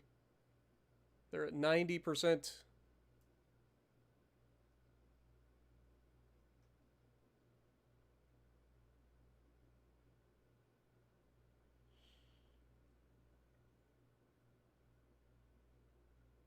Alright, so they have lost 42,000 men in this war against us in terms of this land battle.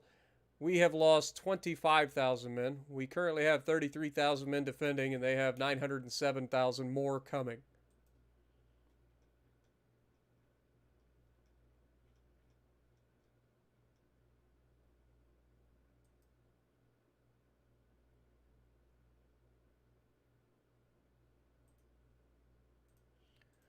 All right. Let's hope that this war is over. Because otherwise, we're about to lose our territory.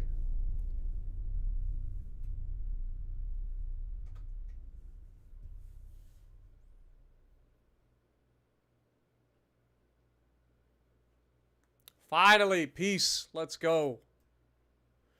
All right, we can actually take Mongolia from them as well. So I think we are definitely going to do that. So, propose. We have taken Mongolia from them. Beautiful. You would like to order some more destroyers. That's fine. All right, so there we go. The war with China is officially over. Let's send you back. We'll send you to Maizuru for now. We did get Mongolia, so we have this territory all the way up here bordering Russia. Unfortunately, it does not have any oil, which is a problem. But we at least made some progress. Now, the other thing is they have a population of 787,000, but their army force is very small. So we got to hopefully grow that over time. We are losing a boatload of money, so we got to get that under control, like, right now. So let's go ahead and drop our crew training down to, like, 50. And then drop our tech budget down. Take our fleet. Grab everybody. And then set them to limited. So that we spend less money maintaining them. Okay. From a research standpoint, we're doing good. From a ship design standpoint, let's go ahead and come up with a new design for a battleship. We should have a new hull and everything. So, I know, Gunny. I know. What an American thing to say. I know.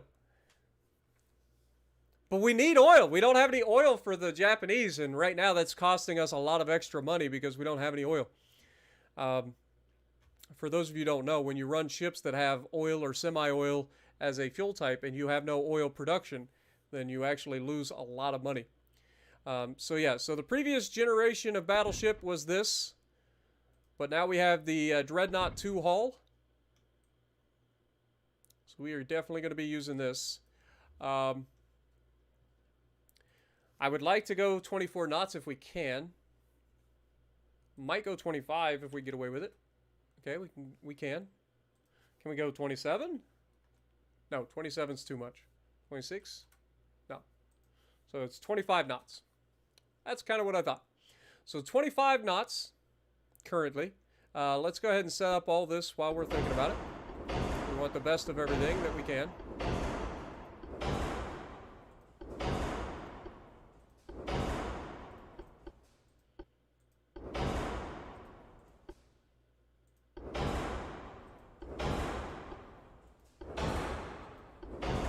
This will be a significant improvement on survivability for sure. It may be a little awkward to try to get these things to actually fit. But we'll make it work. One way or another. We'll make it work. Alright, do something like that. And then from a funnel standpoint, what can we get away with? Okay, this is 53% engine efficiency with this funnel. Apparently we do not have a funnel with a rangefinder anymore, which is unfortunate. Does this give us 94% engine efficiency with this advanced funnel? But it weighs 823 tons.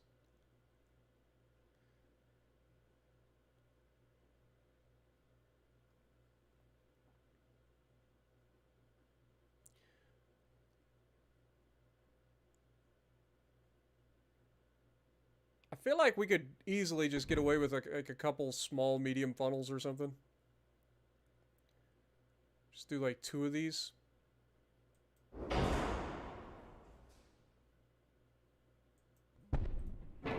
Something like that, and that gives us potential for a turret in the middle. From a main gun standpoint, I would like to use 14-inch guns, but I also know that that would probably be a terrible idea because they're only Mark 1s.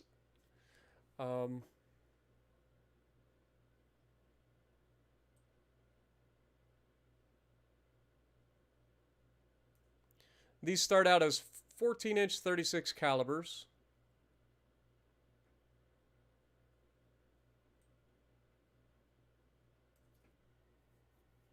Yeah, I think we stick with the 13-inch guns and go with what we just already have been doing, which is make them a little larger.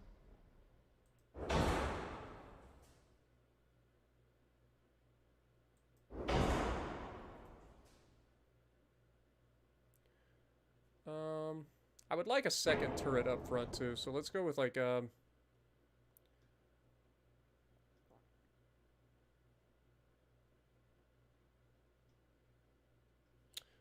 we go to a medium superimposed barbette, go with those 13-inch guns, do something like that. That gives us a maximum of a, what, 6-gun or 6-gun. Try again, Spartan. 10-gun broadside.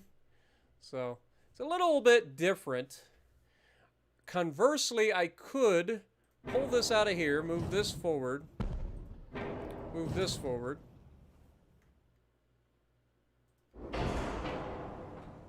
Add another superimposed barbette here. And then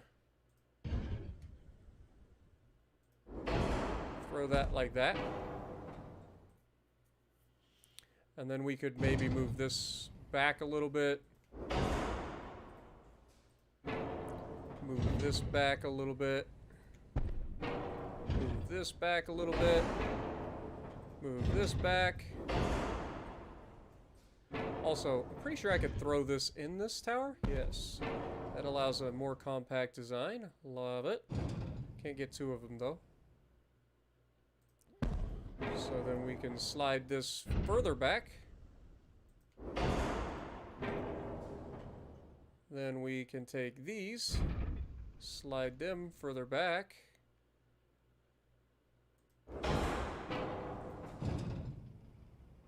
To shorten the citadel, making it easier to protect, keeping in mind that we still have a 10-gun broadside for our main guns, which I think is a massive good deal.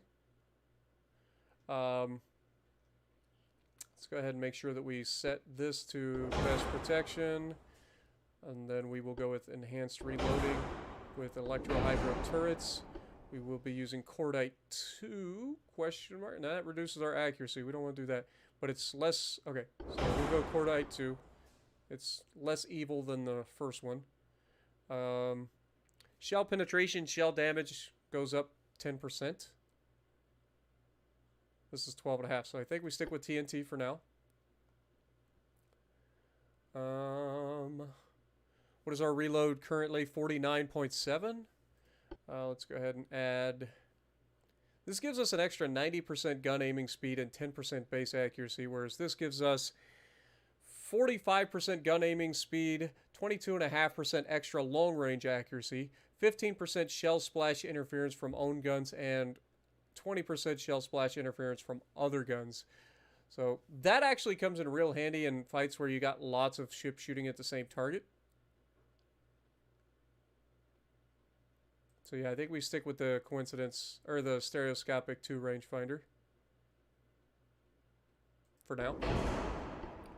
Get the hydro going, advanced radio. Is this ship looking familiar yet? Like this thing's looking very familiar to me.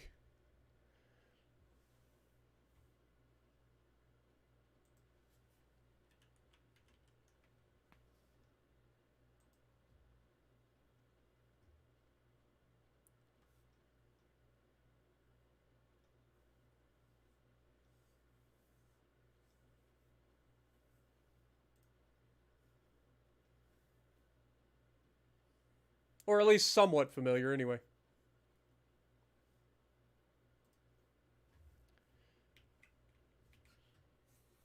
It's not quite a Fuso, but it's similar. Or Yuga, or, you know, those sort of deals. But having a 10-gun broadside, I think, is going to be a good thing. For casemates, I definitely want to go with the 6-inch casemates again, because those were doing some work. So we are definitely going to be using the 6-inch casemates here.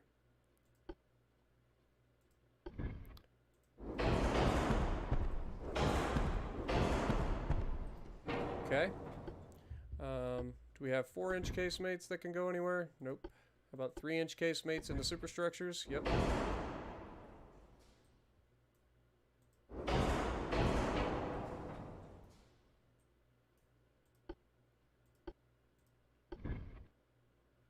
Yeah, apparently those casemates can't be filled because I have a funnel in there, which is fair enough.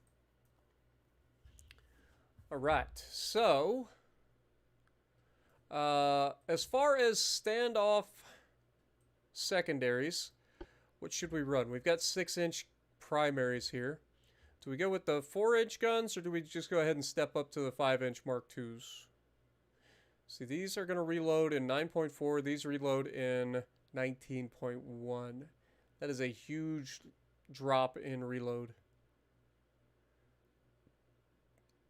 I feel like having the 4-inch guns is probably going to help us with keeping the riffraff at bay.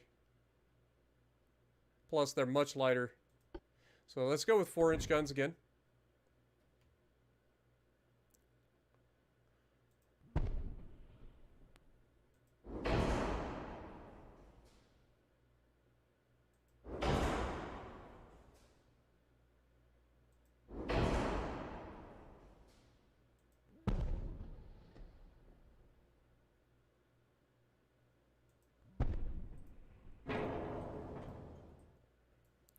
Can we get another one in here?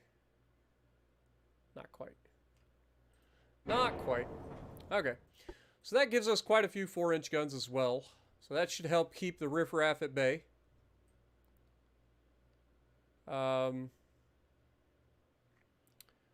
Let's see what we can do in terms of making our guns better. We obviously want to make these essentially 14-inch guns, so we're going to make them the 13.9-inch guns that we've been using, and then we want to max this out as well.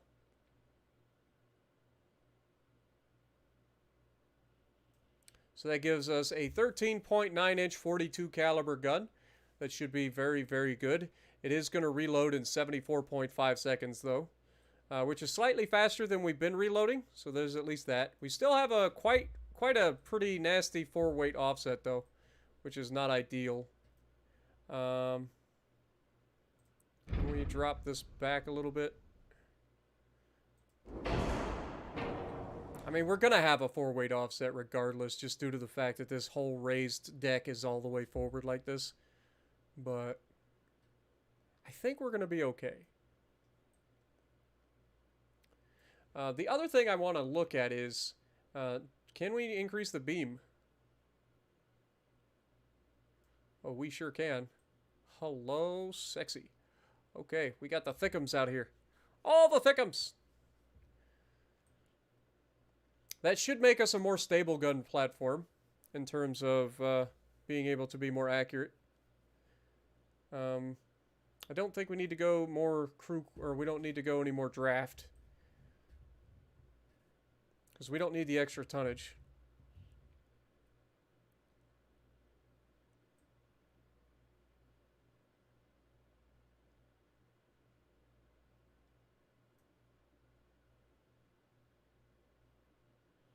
Overall, I'm pretty happy with where we're at.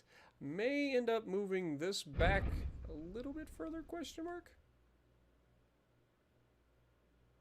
Okay, that is as far back as I can get that. That is as far back as I can get that. And that, of course, gets in the way of that, so we'll have to adjust that. Move that back.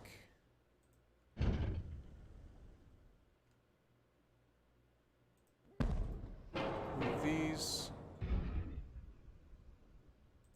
I'm just trying to get everything tucked in as much as possible to save money, or save weight on armoring the Citadel.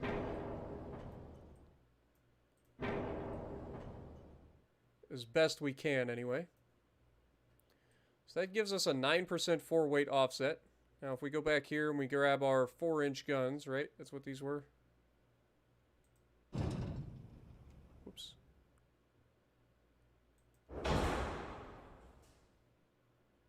Should be able to slap these in here.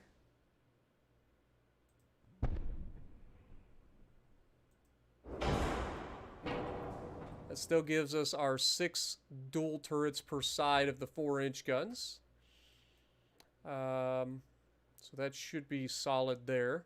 That takes our 4-weight offset down to 8.4, which should be really solid. What up, Lances? Yep, we're still at it. What up, Noriko? How's it going? Yeah, I was going to say, I know that the Yuga and the Fuso had 12 guns, and they had the, like, guns in the middle of the ship or whatever. But I'm trying to keep a little bit more conservative there. Still have a lot of the firepower, but I want to be able to armor these things. I really do. So we've got 14-inch guns. I would like to have a 16-inch belt if we can. And I would like to take this to 12 inches if we can. Obviously, we may have to drop that down. This is a longer ship than the previous one, so we may have to drop our fore and aft armor. I would like to have at least 3 inches of deck armor as well.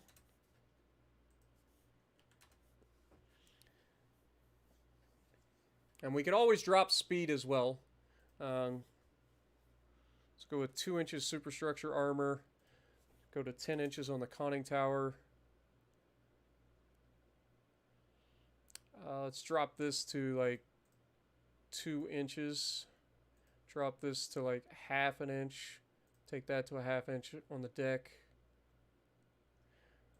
The 13.9 inch guns can have 10 inches there, 4 inches there, 10 inch barbette, 4 inch, 2 inch.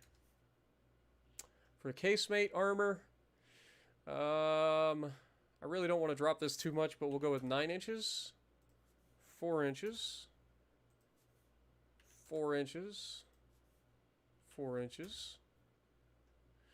Okay. Also, I would like to increase the length of the 6-inch guns to make them more accurate. So that gives us our 6-inch 46 caliber Mark IIs. They're going to reload in 21 seconds. But they should be a lot more accurate, so we'll keep them. I'm not going to mess with the 3 or 4 inch guns. I want them firing as quickly as possible. That's the whole point of them. So we are overweight a little bit. It's not a major amount. So if like we go down to like 24 knots, still not quite enough. Could reduce the range a little bit here. There we go. Okay, can we do 25 knots if we do that? No, not quite. Okay, so 24 knots. That gives us not quite 100 tons to play with. Let's make sure that we're loaded for armor piercing. Hello. High capacity HE shells is huge. And then we are going to be using... The semi-ballistic has been working for us, so I think we stick with the semi-ballistic AP. That's giving us a reload currently of 75 seconds. So I think that'll be pretty solid. Overall, this is looking like it's going to be a solid upgrade from our current ships. And our current battleships are already pretty good, but these are $459 million a piece. Good Lord. That is expensive. Is that because of the oil? Like if I went down to coal,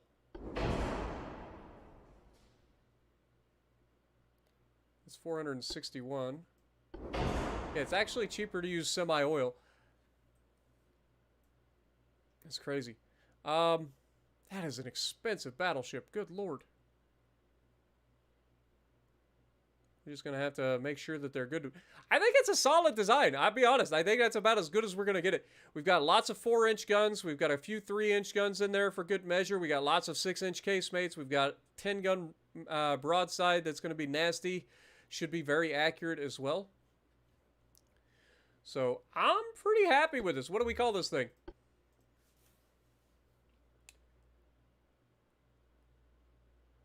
So far, the submarines haven't actually done anything, but I haven't, like, sent them out. I've been just kind of having them in port at the moment.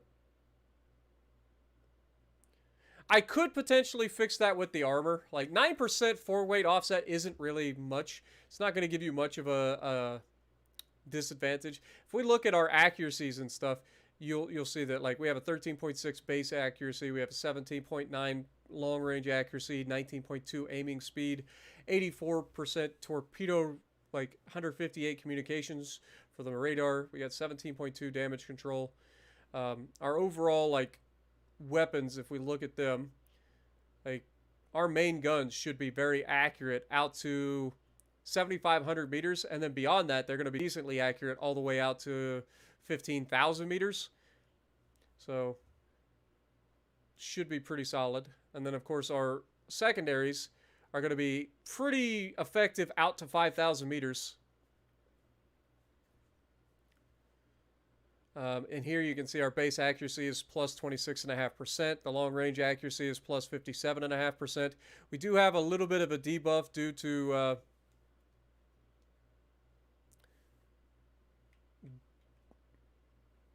Hello? Man, I hate when that happens. The thing. We do have a little bit of a debuff due to our pitch and roll, but there's not much I can do about that. Like, it's very hard early on with these hulls to get a stable gun platform, so you're almost always going to end up with bad pitch and rolls. So that's where this comes in. So this is during different weathers. Aiming speed, though, is very good at 85.5 extra, so... I mean, we should be decently protected as well. We have a 44% reduction in gun damage received. We have 134% armor quality due to our good armor. And our torpedo damage received is reduced by 63%. Fire chance overall is minus 10%, so that's good. Flooding chance overall is reduced by 65%, which is huge. And then flash fire chance, there's still a flash fire chance, but that's due to our cordite, I would imagine. So if you look, our cordite has a high flash fire chance, but it's either cordite or cordite 2. We don't have much options here. But so it is unfortunate we still have that going on, but not much we can do about that. Just try to mitigate getting hit as much as possible by having the guns in the center line, and get protected by as much armor as we can. But overall, I think it's a pretty solid design. So yeah, let me see what you guys got for me. We got the Fuka, we got the Oki, the Kongo,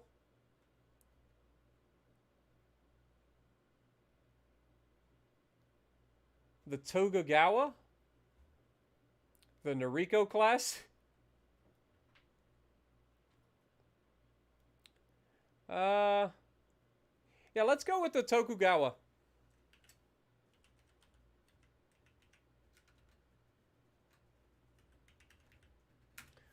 We'll go with that.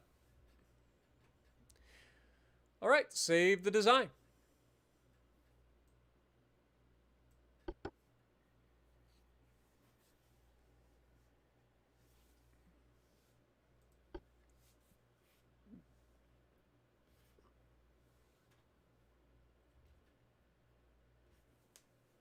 Looks like an Amagi, so name it Amagi.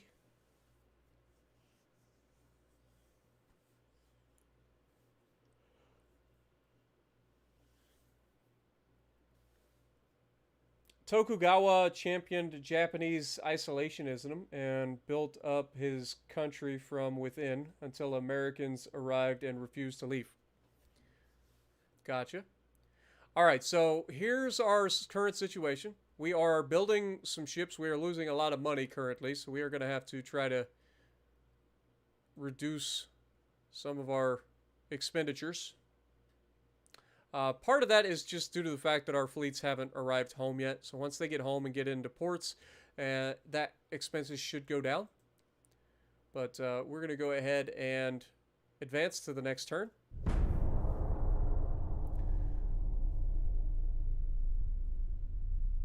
And there you go. Our monthly balance has been reduced quite a bit.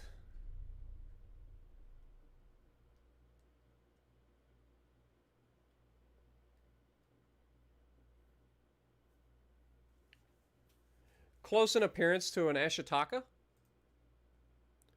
Venezuela would like 3. I can't at the moment. I don't have the shipbuilding capacity. We're currently building up our own fleets. Sorry, guys. Sorry! Okay, we are currently being repaired. If we look at our fleets, I mean, we don't really need to go too crazy here. We can be over the limit for a little bit. These guys should repair relatively quickly, so we should be okay. Yeah, we should be okay. We'll just let everything go for now. And then we will select this.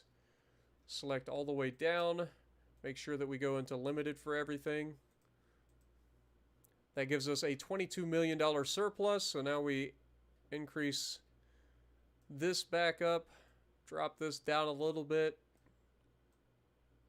Just try to get as much out of this as possible.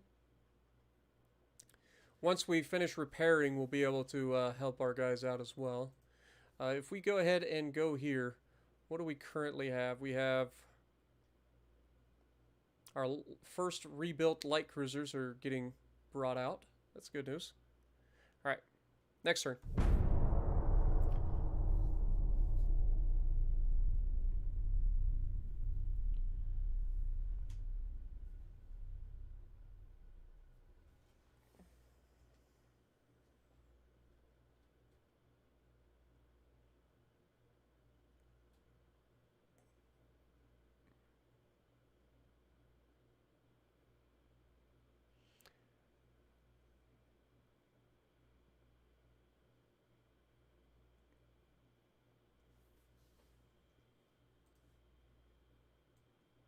Okay, some longer casemate gun barrels. All right, so we currently have a surplus. So we're going to go back into finances. We're going to go ahead and pump up this a little bit more. There we go.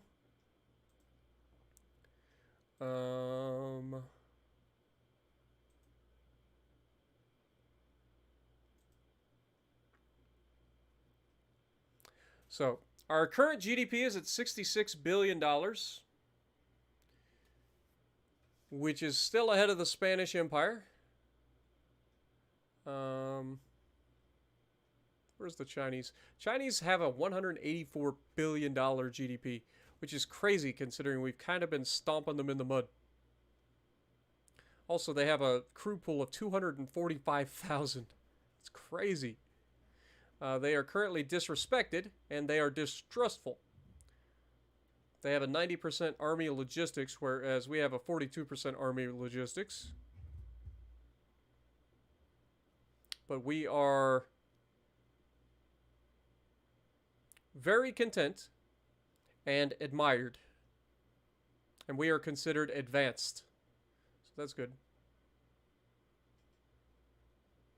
Beautiful. You love to see it. All right, and with that,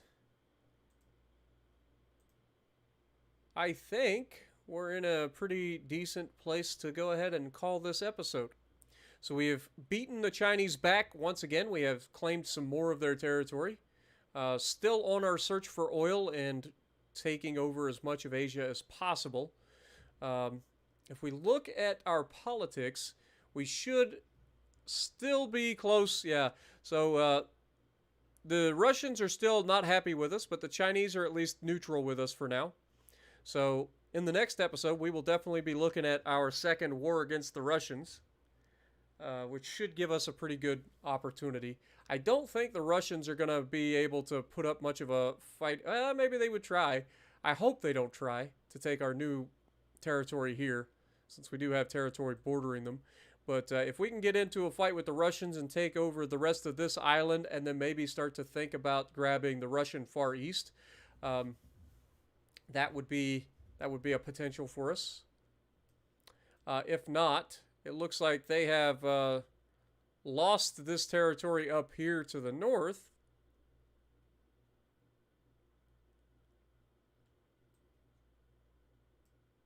It would be nice if we would actually grab that territory, to be honest. I didn't realize the Russians lost Kamchatka. I would like to take that. Take Petropavlovsk. So, something to think about. They still don't have oil, though. Is there oil over here? There's just oil nowhere, man.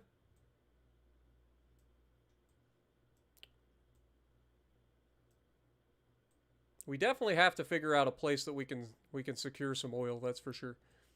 But overall, I think we've done pretty good this episode.